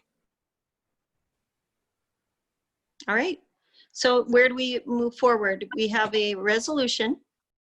Sounds like everyone has spoken their piece. We have a resolution for of 4913 authorizing to sign a real property buy sell agreement. How do we want to move forward, commissioners? Move with the motion? I think we should understand what each motion table. would mean. I think we should understand what each motion would mean, depending on how the Including- vote went. Including tabling and or Yeah, because there's Okay. some options. There's some options other than tabling, voting yes or voting no. So Yep. if we voted no, right, then that's a done deal and the discussion is ended. If we table, then Michael doesn't get to have any conversations. But there's other motions, like there's like that postponing, there's like to get more information. That's a motion that stands out that there's some potential there, I would think. Yep, I agree. And Michael, can you clarify? Again, I know we've been around on motions and these questions tonight on a number of places or at a number of issues. Can you clarify On which portion? on Okay. potential for how the motion could look and what tabling would look like, et cetera, which we've asked previously, but now can you put in relationship to this? Sure. If this issue is tabled, then it's just tabled. You could bring it back up at a future meeting if you wish. You could never bring it back up again. It's really up to the commission. Depending on when that happens, it may or may not be apropos. If someone has bought it or if the price has changed, then the motion bringing it back up after being tabled wouldn't be very useful. If you voted it down, then it's just currently disapproved. So you could ask me to bring it back before you again whenever you wished, assuming that it hasn't sold or the price hasn't, well, even if the price has changed, you could ask me to bring it before you again. If you delay for more information, you would just have to tell me what information you were looking for. We could get that to you, but again, that leaves it as is. It has some of the same disadvantages of tabling as far as nothing is going to change on it. So those are some of the main issues. Is there anything else I can provide? I think that was very helpful. Is there anything else that was missing that anyone noticed? I just have one question about infrastructure-wise. Is there any other way of accomplishing the same thing on different property? The answer is yes. You can always build anything with enough money. But it would be significantly more difficult. Your choices would really be to come off the hill north of the cemetery and try and use Fleshman Creek Road and then down Meredith Ranch Road, which is going to be a significantly longer project. You could try and replace the infrastructure inside of Sun Road, but that would require tearing up Sun Avenue all the way from Star Road to Merriweather all to the end, and then run it through that way as far as water goes. There really isn't another way to get a significant trail through other than the Fleshman Creek Trail, which already exists. Sewer, there's really no other significant options as far as that goes, although we probably won't run sewer through this specific piece initially. It just depends on how we grade break in that area, because there's a few different grades and gravity run it different ways. So we just have to decide on how we were going to do that. And transportation-wise, it's much like the water mains. You're either going to go north to Fleshman Creek and down Meredith Ranch Road, or you're going to run it through Sun Avenue or possibly Constellation and Comet and Northern Boulevard. It's going to be somewhere inside either Discovery Vista or Northern Lights. Thank you. All right, so we have a couple of options here on how we want to move this resolution. I am going to propose something, and I think that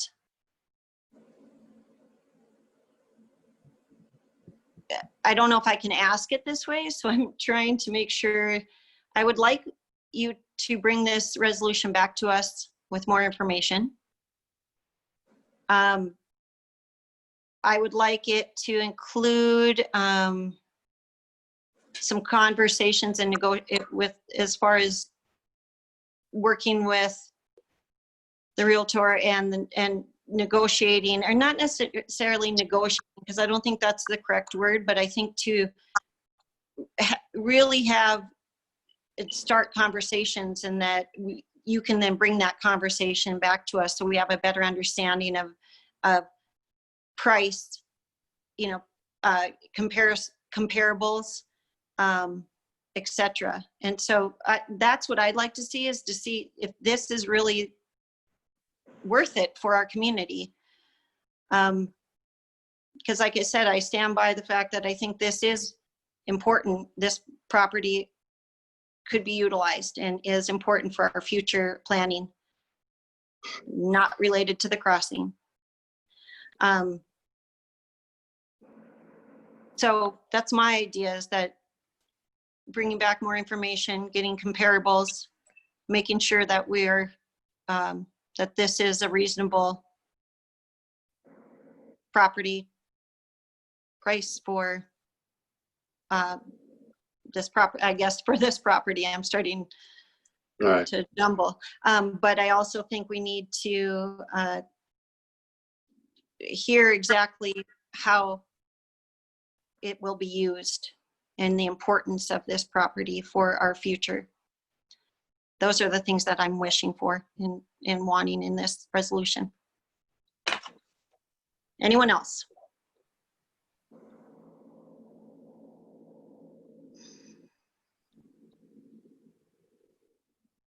Jarrell, Yeah. I do believe that one of the questions that the growth policy contractors asked was about different areas adjacent to town. I'm not remembering every area off the top of my head, but this might be one of them.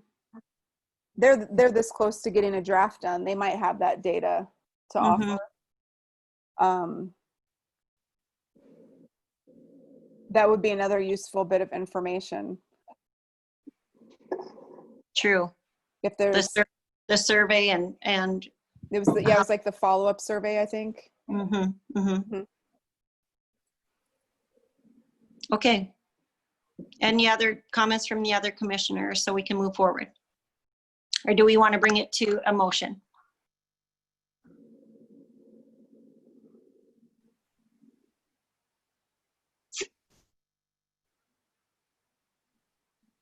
Warren, Quentin, Melissa? Yeah, I'm still thinking. Where's Mel? I think he, Yeah, he went to bed. That's not nice. I don't want to table it. I want to continue this discussion because Darrell, you made all the great points about connectivity and stuff like that. I don't want to let this go. I think it's a great opportunity. But as commissioner and a taxpayer, I want to know more. Specifically what? Yeah, I want to see some comps, some comparables and stuff like that. Seems like a lot of money for a parcel I looked at the other day. I was like, I don't know, but I'm not a developer. I was a builder.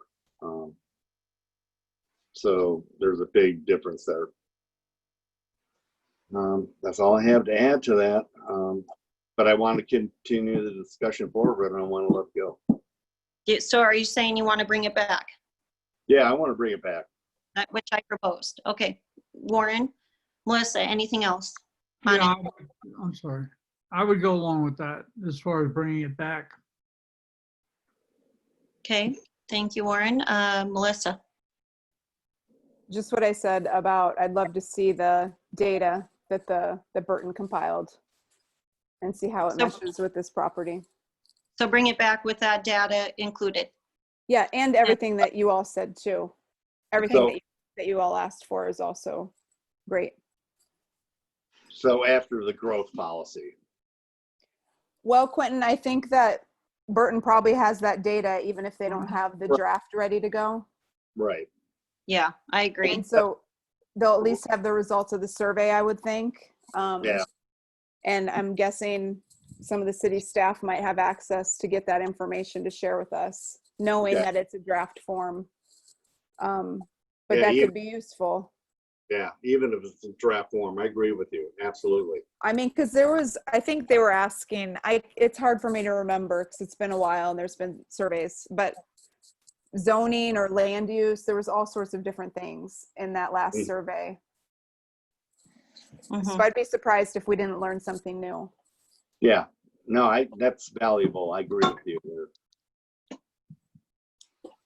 Okay, so Michael, there is the language from the commission that we would like to see this resolution brought back to the commission with that information. We can work on, and I think give more feedback of any other things that we would like to hear or have addressed. Please communicate that to the city manager. Can you specify for me the items you're looking for so I make sure I get them all? Like how it will be used. Exactly. And not, like real, give us like what is the need? Why is this property needed? Using the growth policy data, what we do have to reflect on its use for the future use for our community, possible uses in the, not just in use, but water, looping, etc., and giving that in detail as to how that would look. What do we need? Does that mean purchasing other properties to make that sort of thing happen? How will it tie into what we already have, or what do we need to purchase in addition to it to make these plans happen that we will need for water looping, etc.? Can I add a couple things? Yes, please. Some other things, Michael, that could be useful as we talk about this would be some of the things that you named. I'm guessing when you named like the alternatives for infrastructure that you're thinking in price tags, like how much it costs to remove a road to redo infrastructure and then replace the road versus going in a different direction. Some of that could be useful as we're thinking about, does that make sense what I'm saying, first of all? Yes, so you're saying okay. like, if we use the property to do this, this is the cost, but if we have to do this to existing roads, this is the cost. Right. So what's the value? And it would have to be, yeah. And then another topic that I know has come up in the past is this idea, and I don't know if you and Shannon have been talking about this or not, but like gray water and water runoff on the north side is an issue already. Like water going, you know, down the streets and piling up under the bridge because the pipes are smaller than they would be if that underpass would have been built today.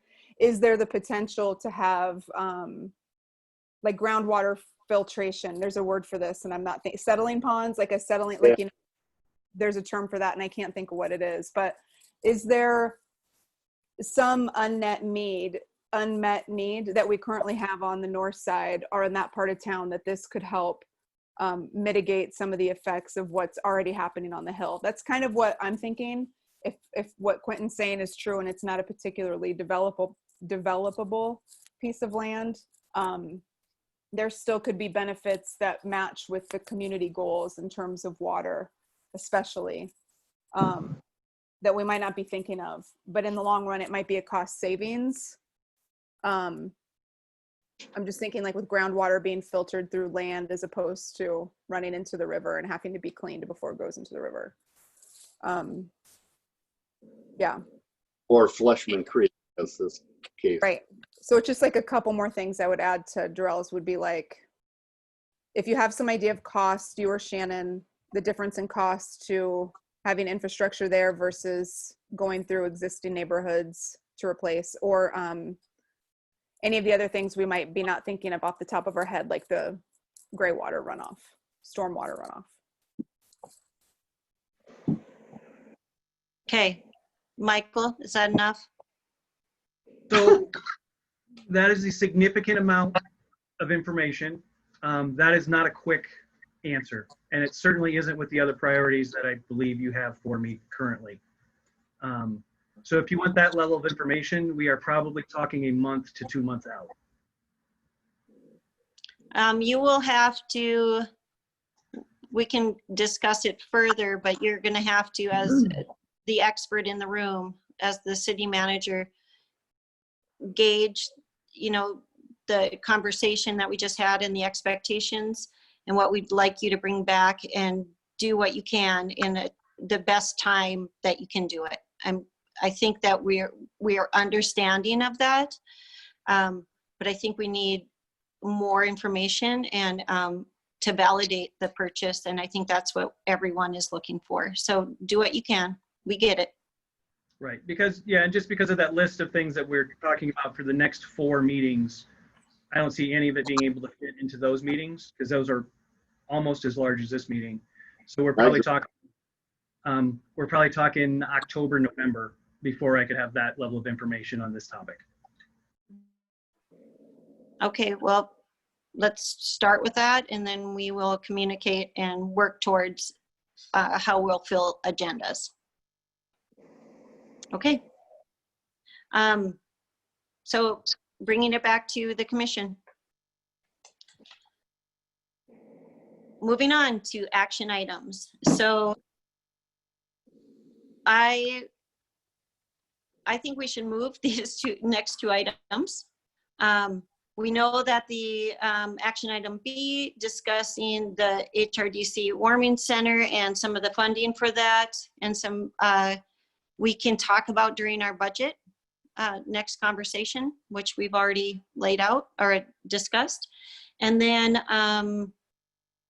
the final work session, I think we can do the strategic planning and work session. We have a lot going on. Strategic plan is close. We're using the document.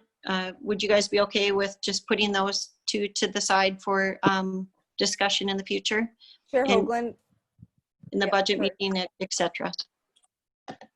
Go ahead. I think we have like 3 people here from HRDC, and so they've been on however many hours we've been here. So I would feel like a bad host if we push that off when we have, I think, at least 3 people, if I'm remembering the names correctly, from HRDC here specifically because they knew that the warming center was on this agenda. Good point. I can't see everyone's names. Sometimes it comes up as a number.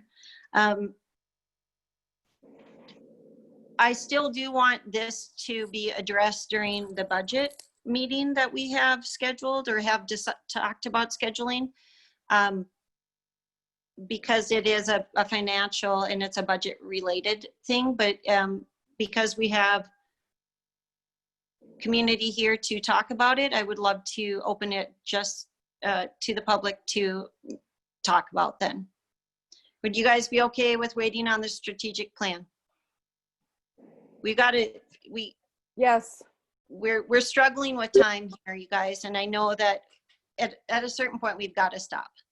So we've got to make a decision because we stop being effective. Mm-hmm. So I agree. I said I was fine with that, with the strategic plan, moving it. I'm fine. Yeah. Is there, so we will open it to public comment. I think you've been waiting a long time to make a statement on the warming center. So please, if you have anything to say, please say it. And also know that we will be discussing it further in the budget within the budget meeting. Go ahead. State your name.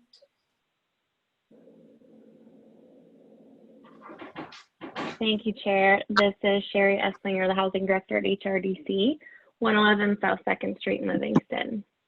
Oh, let me turn my camera on. Hi, everyone. HRDC is the community action agency that ran the Livingston Warming Center pilot this last season. We're currently putting together the feasibility study for the warming center model in Livingston, as well as exploring other options for emergency shelter solutions. The emergency shelter is a current gap in the Livingston housing continuum for those who are not as aware of what the warming center is. I want to thank the commissioners.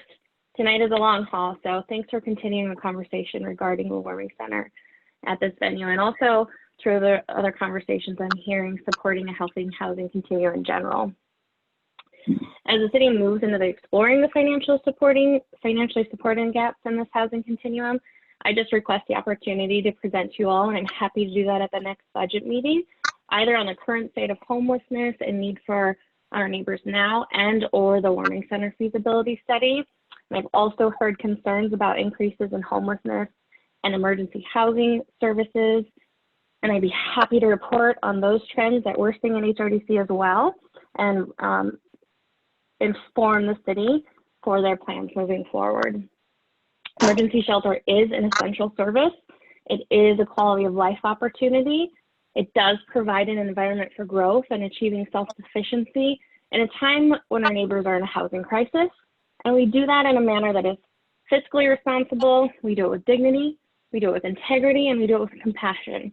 So in alignment with Livingston's values, I cannot think of a better partner in this than the city of Livingston. This community's greatest asset is our citizens, and the warming center is an investment in our greatest asset. So I'll just end with this. With properly funded tools in our toolbox, we can make homelessness rare, brief, and one time in Livingston. Thank you. Thank you for your comments.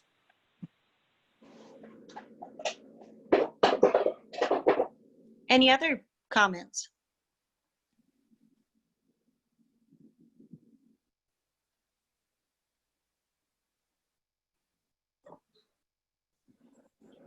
No other public comment? I don't want to miss anyone. I see something. Okay, no other comments came into the chat. So are we okay with moving then the greater discussion of this to our next budget meeting? Yes. Okay, Yes. all right. We're going to move on. Yes, and I So- want to thank, can we also thank you, Sherry, for coming and sticking around for that 2-minute update. That was very helpful. It was helpful. So we are down to our last action item. So tonight we have I'd like to have a little conversation before we move into the action item, but it is our action item for setting ballot language for November for the railroad crossing project. I'm going to open it up to commission first. So I want to make sure that I feel like this, and I know a lot of people are waiting, but I don't think we're going to be as effective discussing this major decision. So I'm wondering if there's any alternative ways of us addressing this further soon. And I'm trying to come up with some solutions for it, but I think we're, I don't know how many hours in right now.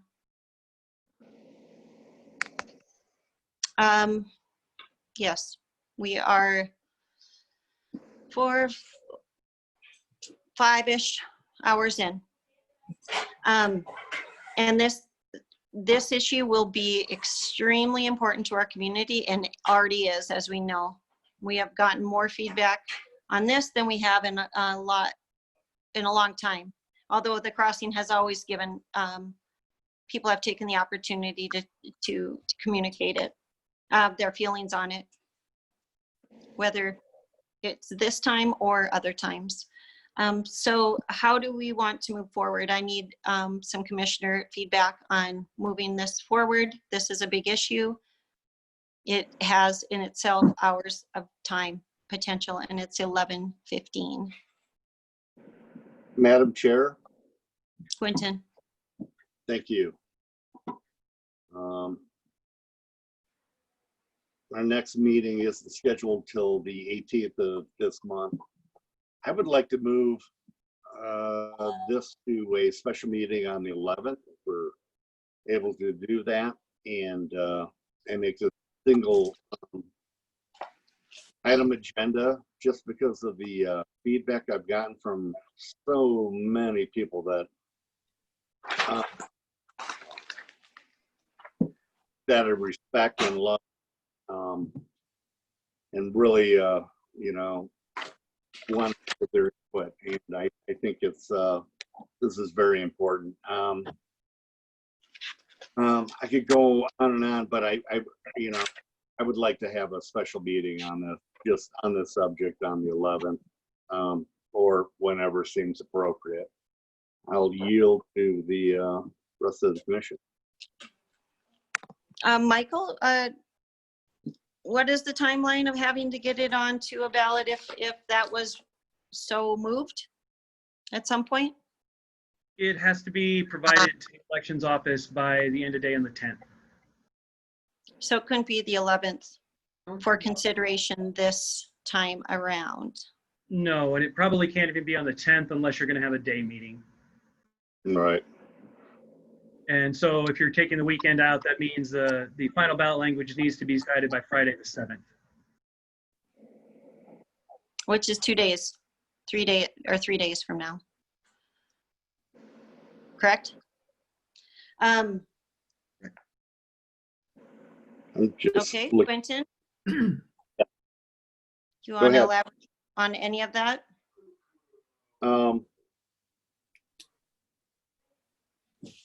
Without tabling it, if we could.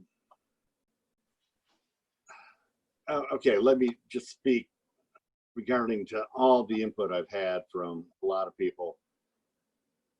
They want to see the final growth policy. And I think we'd be wasting our time to hold a special meeting, on the 7th or anything before that to get ballot language. I tried to get some information as far as, the cost of a special election. But Maritza's out of town, and I only tried today. The other consideration is the fact that we still have this $900,000 plus obligation. And how does that look to the state? And are the citizens willing to let that go without showing any action, moving forward on a railroad crossing? So those are my two big issues. And at this point, I'm inclined to keep it off the ballot. And the time's not right. And I don't think the language is right as well. Thank you. Thank you, Quentin. I do have a question that I think relates to that, so I'm going to take the floor for a few. One of the main questions that has popped up is, as far as ballots go and putting it on a ballot, we have 2 election cycles in a year. We have the November and then the June, correct? Is there something I don't know about elections and ballot measures and a reason why we couldn't put it on the June with finalizing our study, having more time, and maybe potentially having more discussions on location? Although, it's been a long time of talking about this, and I have some other, but is there any reason why this could not go on its own ballot in June, or whatever is on the ballot during that time? Michael? It depends if there's a primary. If there is a primary, we can put things on it. If there's not, then there won't be an election, so it would have to be a special election. A special election, if we did mail-in only, is probably between $5,000 and $9,000-ish. We haven't done one with Green Acres yet, so that would have to go out to more citizens than usual. There's a little different cost there. But we could make it a single ballot initiative, although we do have also the change of government initiative that is looking for that same time period next spring. We could make that a 2-issue one, although I'm not sure we want to combine issues, especially issues like that. So we can make it anytime we want, but it'll be a special election unless there is a June primary. And with it being an off year, I'm not sure they'll hold a primary.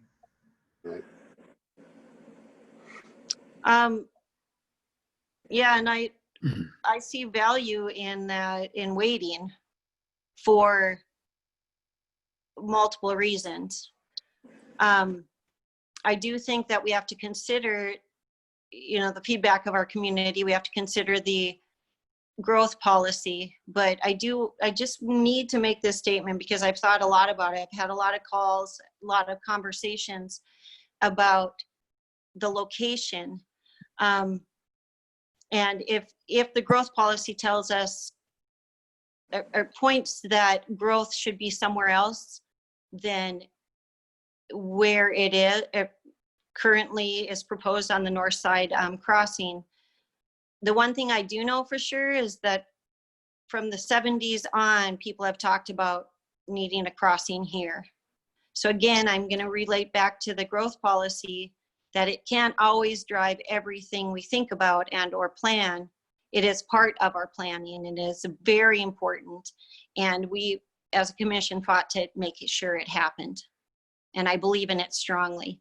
But 50 years ago or 40 something years ago, people wanted this in near the location that is what we know between Star Road and PFL to somewhere, wherever we call that. That hasn't changed. The growth policy is not going to change that people need better access in that area of town. And another part of what I've heard is just about the SID, and that's a whole realm in itself. And over again, everyone is saying that they would like to see support a full community support of this crossing versus part of it being directed to the north side in particular, those most impacted, that they see this as a community project that's important to our community and the use of, or the access to various places. Just wanted to say that out loud. So that's my thought on, I think we consider, and I personally think we need to consider putting it on the next ballot for multiple reasons. And we haven't even opened it up to public comment. I just want to say that. And I never do that. I never usually say what I'm thinking right away, but I did, and I needed to.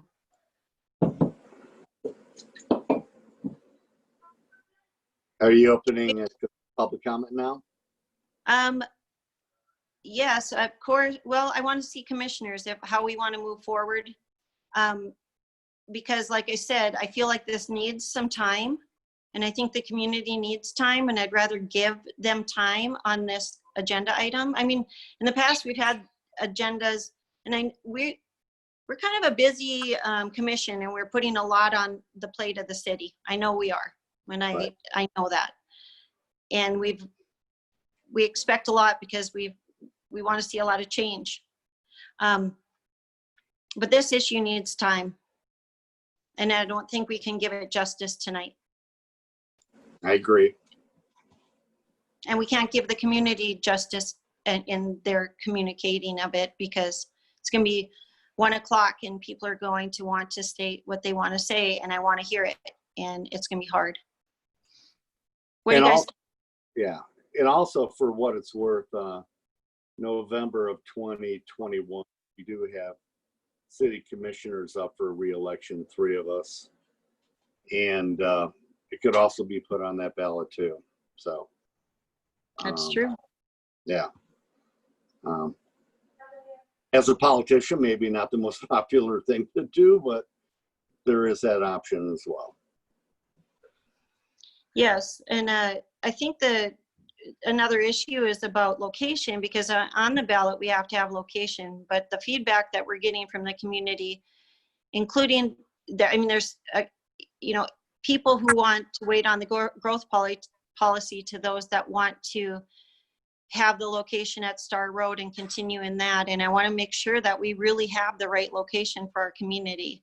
And some are adamantly against the PFL way and see very little value. So I want to make sure that all of that is considered. I couldn't agree more with you, because yeah. Okay, any other, how do we move forward? Do we want to, I mean, we can start this conversation. I feel that be a long night, and it's not going to be give it justice, but I need some feedback. It's a discussion item right now. Well, I think that if we disregard the growth policy and the tremendous response that it got, it would be really kind of a slap in the face of everyone who responded to it. I got about 60 emails that don't want it by printing for less, and 1 phone call. And I got, or I've seen 3 that think that that would be a good solution. So I think it would be really arbitrary at this point. Oh, and the same thing with the SID. The overwhelming response, at least to the ones who sent emails, was that they felt the expense should be shared by the entire city. I don't think that pursuing a ballot language for November at this point would really be a good idea. Thank you. Thanks, Warren. Melissa, I know you're going to say something, so you ready? Yeah. I always appreciate that. I was just going to share, thank you. I was just going to share, I've gotten 66 contacts, emails or phone calls. Over between 40 and 50 people, close to 50 people are not interested in having it on this ballot. Because of the growth policy, not all of them because of the growth policy, but a good chunk of them because of the growth policy, waiting for that. And then I would just mirror what Warren said, that there seems to be a general opposition to the SID, to a special improvement district. And I think there's also some confusion about an SID, like what does it mean if there's a special improvement district on the ballot? And hypothetically, if that were to pass, then can the people within the SID that are within the area of this special improvement district, are they allowed to protest? And if they protest, does that stop the project from moving forward? So there's some interesting questions coming up that could continue to make a solution challenging. So I think that's good to see that people are thinking about these things if their interest is coming to consensus as a community, or the closest we can get to consensus. And I don't have answers for that question about a special improvement district. I'm hoping Michael can speak to that. Definitely more people want a citywide mill levy, given those two options. So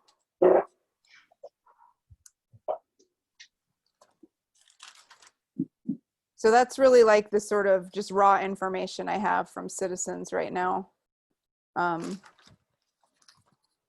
As far as a path forward, I think it's reasonable if, you know, half the commissioners want more time to discuss it. I do think we need to follow Michael's advice that we should get that done by Friday, if there's time to notice it at this point. But if any of you think that we need to have more conversation, I think it's worth the time to set up that space so we can have that conversation.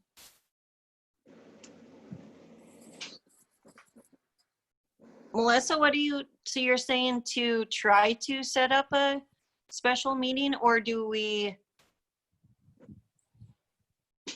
by Friday, or do we? Well, it sounds like Commissioner Schwartz is interested in having some more time to really discuss it, and it sounds like you have some additional thoughts on it. Yes, and I guess that's a good point. I don't see us doing that by Friday, though. I think it's bigger, and I think it's more about looking at all the pieces and parts. I mean, from the minute I ran for commission to now, this has been number one. So are you suggesting you want to do it just in the future and take throughout the winter to discuss it, or what do you have in mind? I'm committed to getting this on the ballot. I am listening to the public and think that putting it on in November, which means we have to be ready by Friday or Monday, depending, whatever that day is. I don't think that's reasonable, and listening to what our community needs and wants, but I know they need and want a crossing, and I will do every bit of work possible to make this happen because it's been too long. So I feel like it's too quick to try to deal with it by Monday. So you're saying, just to make sure I'm understanding, because it's now 11:30, that you're interested in getting on a ballot, but potentially like a special election or a different ballot than this November. Yes. Yeah, I think that that's what the public wants, is they want more time. I don't like, even these people that say I don't want it on the ballot because of the growth policy, I didn't hear them saying, I mean, some of them maybe don't want a crossing at all, but many of them are just wanting, I think, more time to figure out where that crossing is, just like you reiterated, just like you iterated. So I don't think that that would be a problem to continue it past the growth policy. I think that's exactly what people are asking for.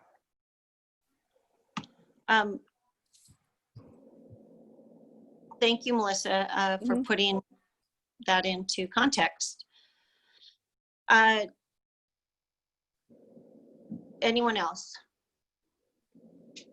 I'll just go ahead, Warren. I just have a question about is there any final decisions on the state giving back or not requiring any of the 900,000? Michael? So that's actually that request has to go to the U.S. Department of Transportation. It's beyond the state. We've been working with the Montana Department of Transportation. I sent them a letter last week that we worked on together requesting forgiveness of that. They're going to work on it for a little bit and see if it meets their needs. And then they will actually forward it up to the U.S. Department of Transportation probably in the next month or so. And then we'll be at the federal level waiting for their decision. Thank you. Melissa, if I can, I'm sorry, Jarrell, if I can have the floor for a second. Go ahead, Quentin. Yeah, I did bring that up. Are the citizens willing to have to pay for that $900,000, or do we rush into something? And I think that's where we need more discussion. Although we're doing due diligence, we're working forward. We're trying to make a crossing where exactly we don't know. But we are moving forward, and but there is a potential that we're going to get nicked for $900,000, and I want the taxpayers to know that that's out there.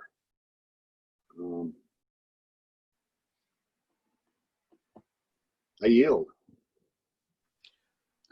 Yeah, one last thought I have on it. I think it's my last. We spent 3 years going back and forth with community adamant about an overpass versus an underpass. We spent 3 years. Yep. And I can just tell you, commission-wise, I'm unwilling to fight for 3 more years to get this done. It's too long. We got to do something. And if the growth policy went out for another year for some reason, I'm not waiting. But do I believe we should wait because of the growth policy? Yes, in a lot of ways. Yeah. But it can't stop process. None of this, we got to start moving forward, all of it. And it's time. It's time to get this project going and stop talking about it and do it. And, but I also respect that 6 months is really, or 8 months in government time is not that much time. So what do we do today? We have to make a decision, and we still haven't had public comment. And I want people to comment, and I want this to be a conversation, but I don't want people to feel forced to talk about this for the next 2 hours. Right, especially at 11:30 at night. So can you refresh us on process, Michael? Or I don't know if Courtney's even in the room somewhere or near. So we have it on as a discussion or an action item to discuss, approve, deny. We're discussing it. Can we move it to a future agenda for more discussion and leave it at that? And then, or do we have to open it absolutely at this point to public comment, or do we leave that at a future time? If you don't plan to vote on it, you don't have to open it up to public comment. It's a discussion item. It's approved, deny, so you don't actually have to make a motion and vote it down. You can just ignore it at this point, and we could move forward. I think Ideally, if we're going to use growth policy input and then hold public meetings, which I'm assuming we would like to do, we probably should shoot for this time next year to make the November ballot. If we try to make a June ballot, we're going to have all of this done by March, end of February, March, and I think it's going to push it depending on when the growth policy is done and when we can schedule the meetings. I think if we give ourselves a full year of time to get through all of the processes, because we can't start this now, we have to wait for the growth policy process first. We can let that mature through that whole process. We can schedule the public comments. We can schedule the public meetings. We can do the ballot language in separate meetings and not the meetings where it has to be approved. We can schedule it all out into the future, and that would give us about the right amount of time to comfortably get it done to put on a year from November's ballot. Thank you, Michael. That makes me feel a lot better. And yeah, I'm not 100% happy, I think, with that, in the sense that, again, it's putting it way out. And we need to move forward, but we're trying to move forward thoughtfully and make sure that everyone is heard and that's not rush the process, but yet not too long out. So I feel I'd like us to at least consider talking about potentially putting it on a June ballot, but I don't want that to go away 100% personally. I agree with that. Absolutely. Yeah. Chair Hoagland, can I ask a question? Yeah, go ahead, Melissa. Michael, do you remember how much it costs to have a special election outside of the normal June, November cycle? I think he had stated that. I think Warren asked that. No, you may not have did. heard. Yeah, or Quentin, 5,000 to 9,000. Oh, I'm sorry. Thank you. Yeah, I tried that's right. where Maritza's on vacation. I remember that. Answer that, and I emailed her and she hasn't been able to get back to me yet. So yeah, there's a cost, but didn't we talk about? I think Michael mentioned that it's like $10,000 to $12,000. I think he addressed that already. Sorry, I missed that. Yeah, I think, right, Michael? For a mail-in ballot initiative. Thumbs up. Okay. Yeah, that's correct. For a June ballot, we would have to have, I was just trying to run through the dates for you. We would probably have to have that done by the beginning of March. We'd have to have ballot language done by the beginning of March. So we probably have to have those meetings in February to write the language, which means we want the public meetings done by January. We'd have to run those in November, December timeframe. We'd be cutting it close to try and meet the time requirements for a June ballot. If we're going to wait for. And the growth policy you said was, sorry to interrupt, but you had said that earlier about the growth policy being October-ish. So that's still within that timeline. And then depending on how many public meetings we have, maybe November. So it would be, again, it would be really tight. Tight, but doable. I'm going to be optimistic. Can I still speak? Sorry, Melissa, you had the floor. Apologize. That's okay. The other thing I was thinking is I do think that there's validity to having two items like these on the ballot at the same time. My biggest concern is sort of overwhelming the public because they're going to want information on those forms of government, and they're also going to want information on the crossing. So I think that'll be important to hear feedback from the community, you know, like, are they gung-ho and they want to see both things on the ballot? Does that not scare them? Or would they rather have some space between those two votes? I think that that could be important. I don't know how much community outreach we're going to have to do to make the forms of government topic understandable, since it sounds like that's one that people have gotten tripped up on in the past and has been kind of confusing in the past. And isn't that a citizen initiated potentially versus commission or city? No, that was one that we initiated. I think maybe Michael can speak to that. Yeah, Did that we was a initiate putting it on the ballot or didn't initiate the, building or planning a community or committee? I'm sorry, I might be off. I'll let Michael speak to it. So you asked to have it put on a ballot, but to get to that, the process that you decided on was to create a citizen committee who has been working on it in a meeting and are currently coming up with their proposals. They are looking at a spring ballot initiative. They think that would make the most sense for them. So that is where they're at currently. And we could have conversations with, like, putting both on or potentially talking to them, their reasoning and this reasoning, and see which, where we want to go with, if only one can go on, and having conversations. But we pretty much have to have all those decisions made by the end of November. Okay. Again, we have a lot on our plates. Right. And we're putting a lot on the city's plates, or plate. Okay. So where are we? I need someone else to help me with that. So we have discussed it, and it sounds like the majority of the commission, or we all agree to some level of waiting. Am I correct? Yeah, yes. Continuing conversations and putting this back on our agenda in the future, in planning public meetings and finalizing what the public feels or wants as far as location. And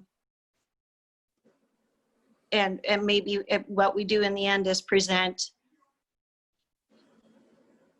an overall plan, and then have people have conversations about that plan, instead of creating the plan and then like we would have tonight to make a decision where, location, etc. But having that all lined out, start conversations, move it to a ballot. Yes. I think the public has spoken.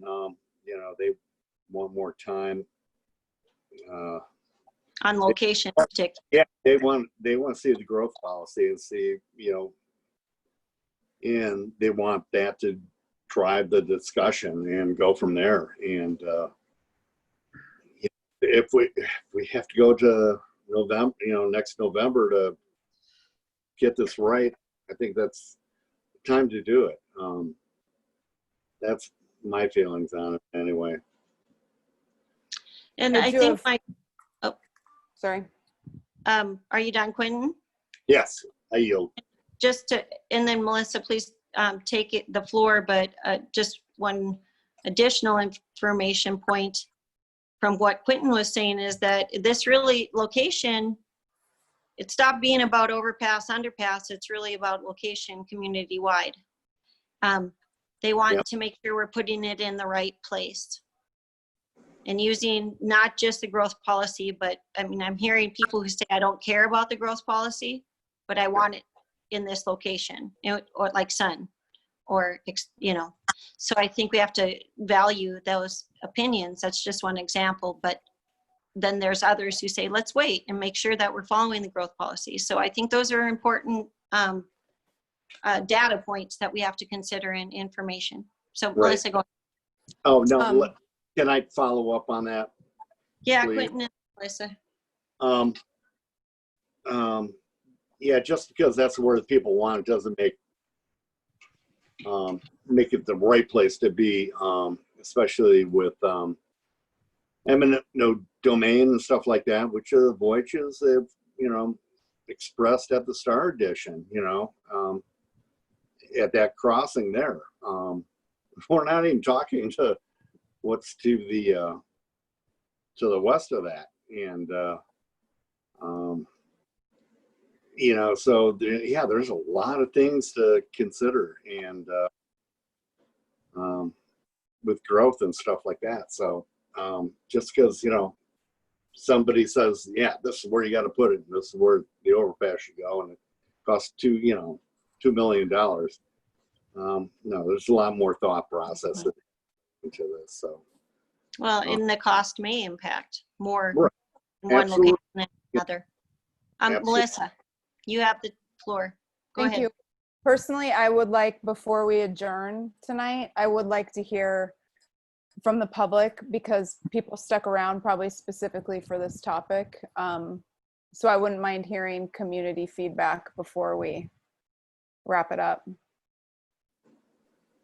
I think we had left it at a discussion item, and I agree with you that I've never requested this, but because I think it's going to be, there's going to be multiple times, I'm hoping that we can keep that this discussion going, and we're not moving forward with a decision tonight. But of course, I agree with you that people need to have that time. I just hope that we can keep it into a thoughtful, because we're going to have multiple times in the future to continue this discussion. Agreed. Yep. Because we could be hours out if at this point. Public, does anyone want to give us some thoughts on what we just said about really discussing it in the future as far as those details and waiting on the variety of whatever we've talked about?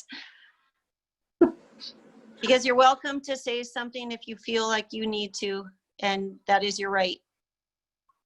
I think Rick has his hand. Okay, Rick.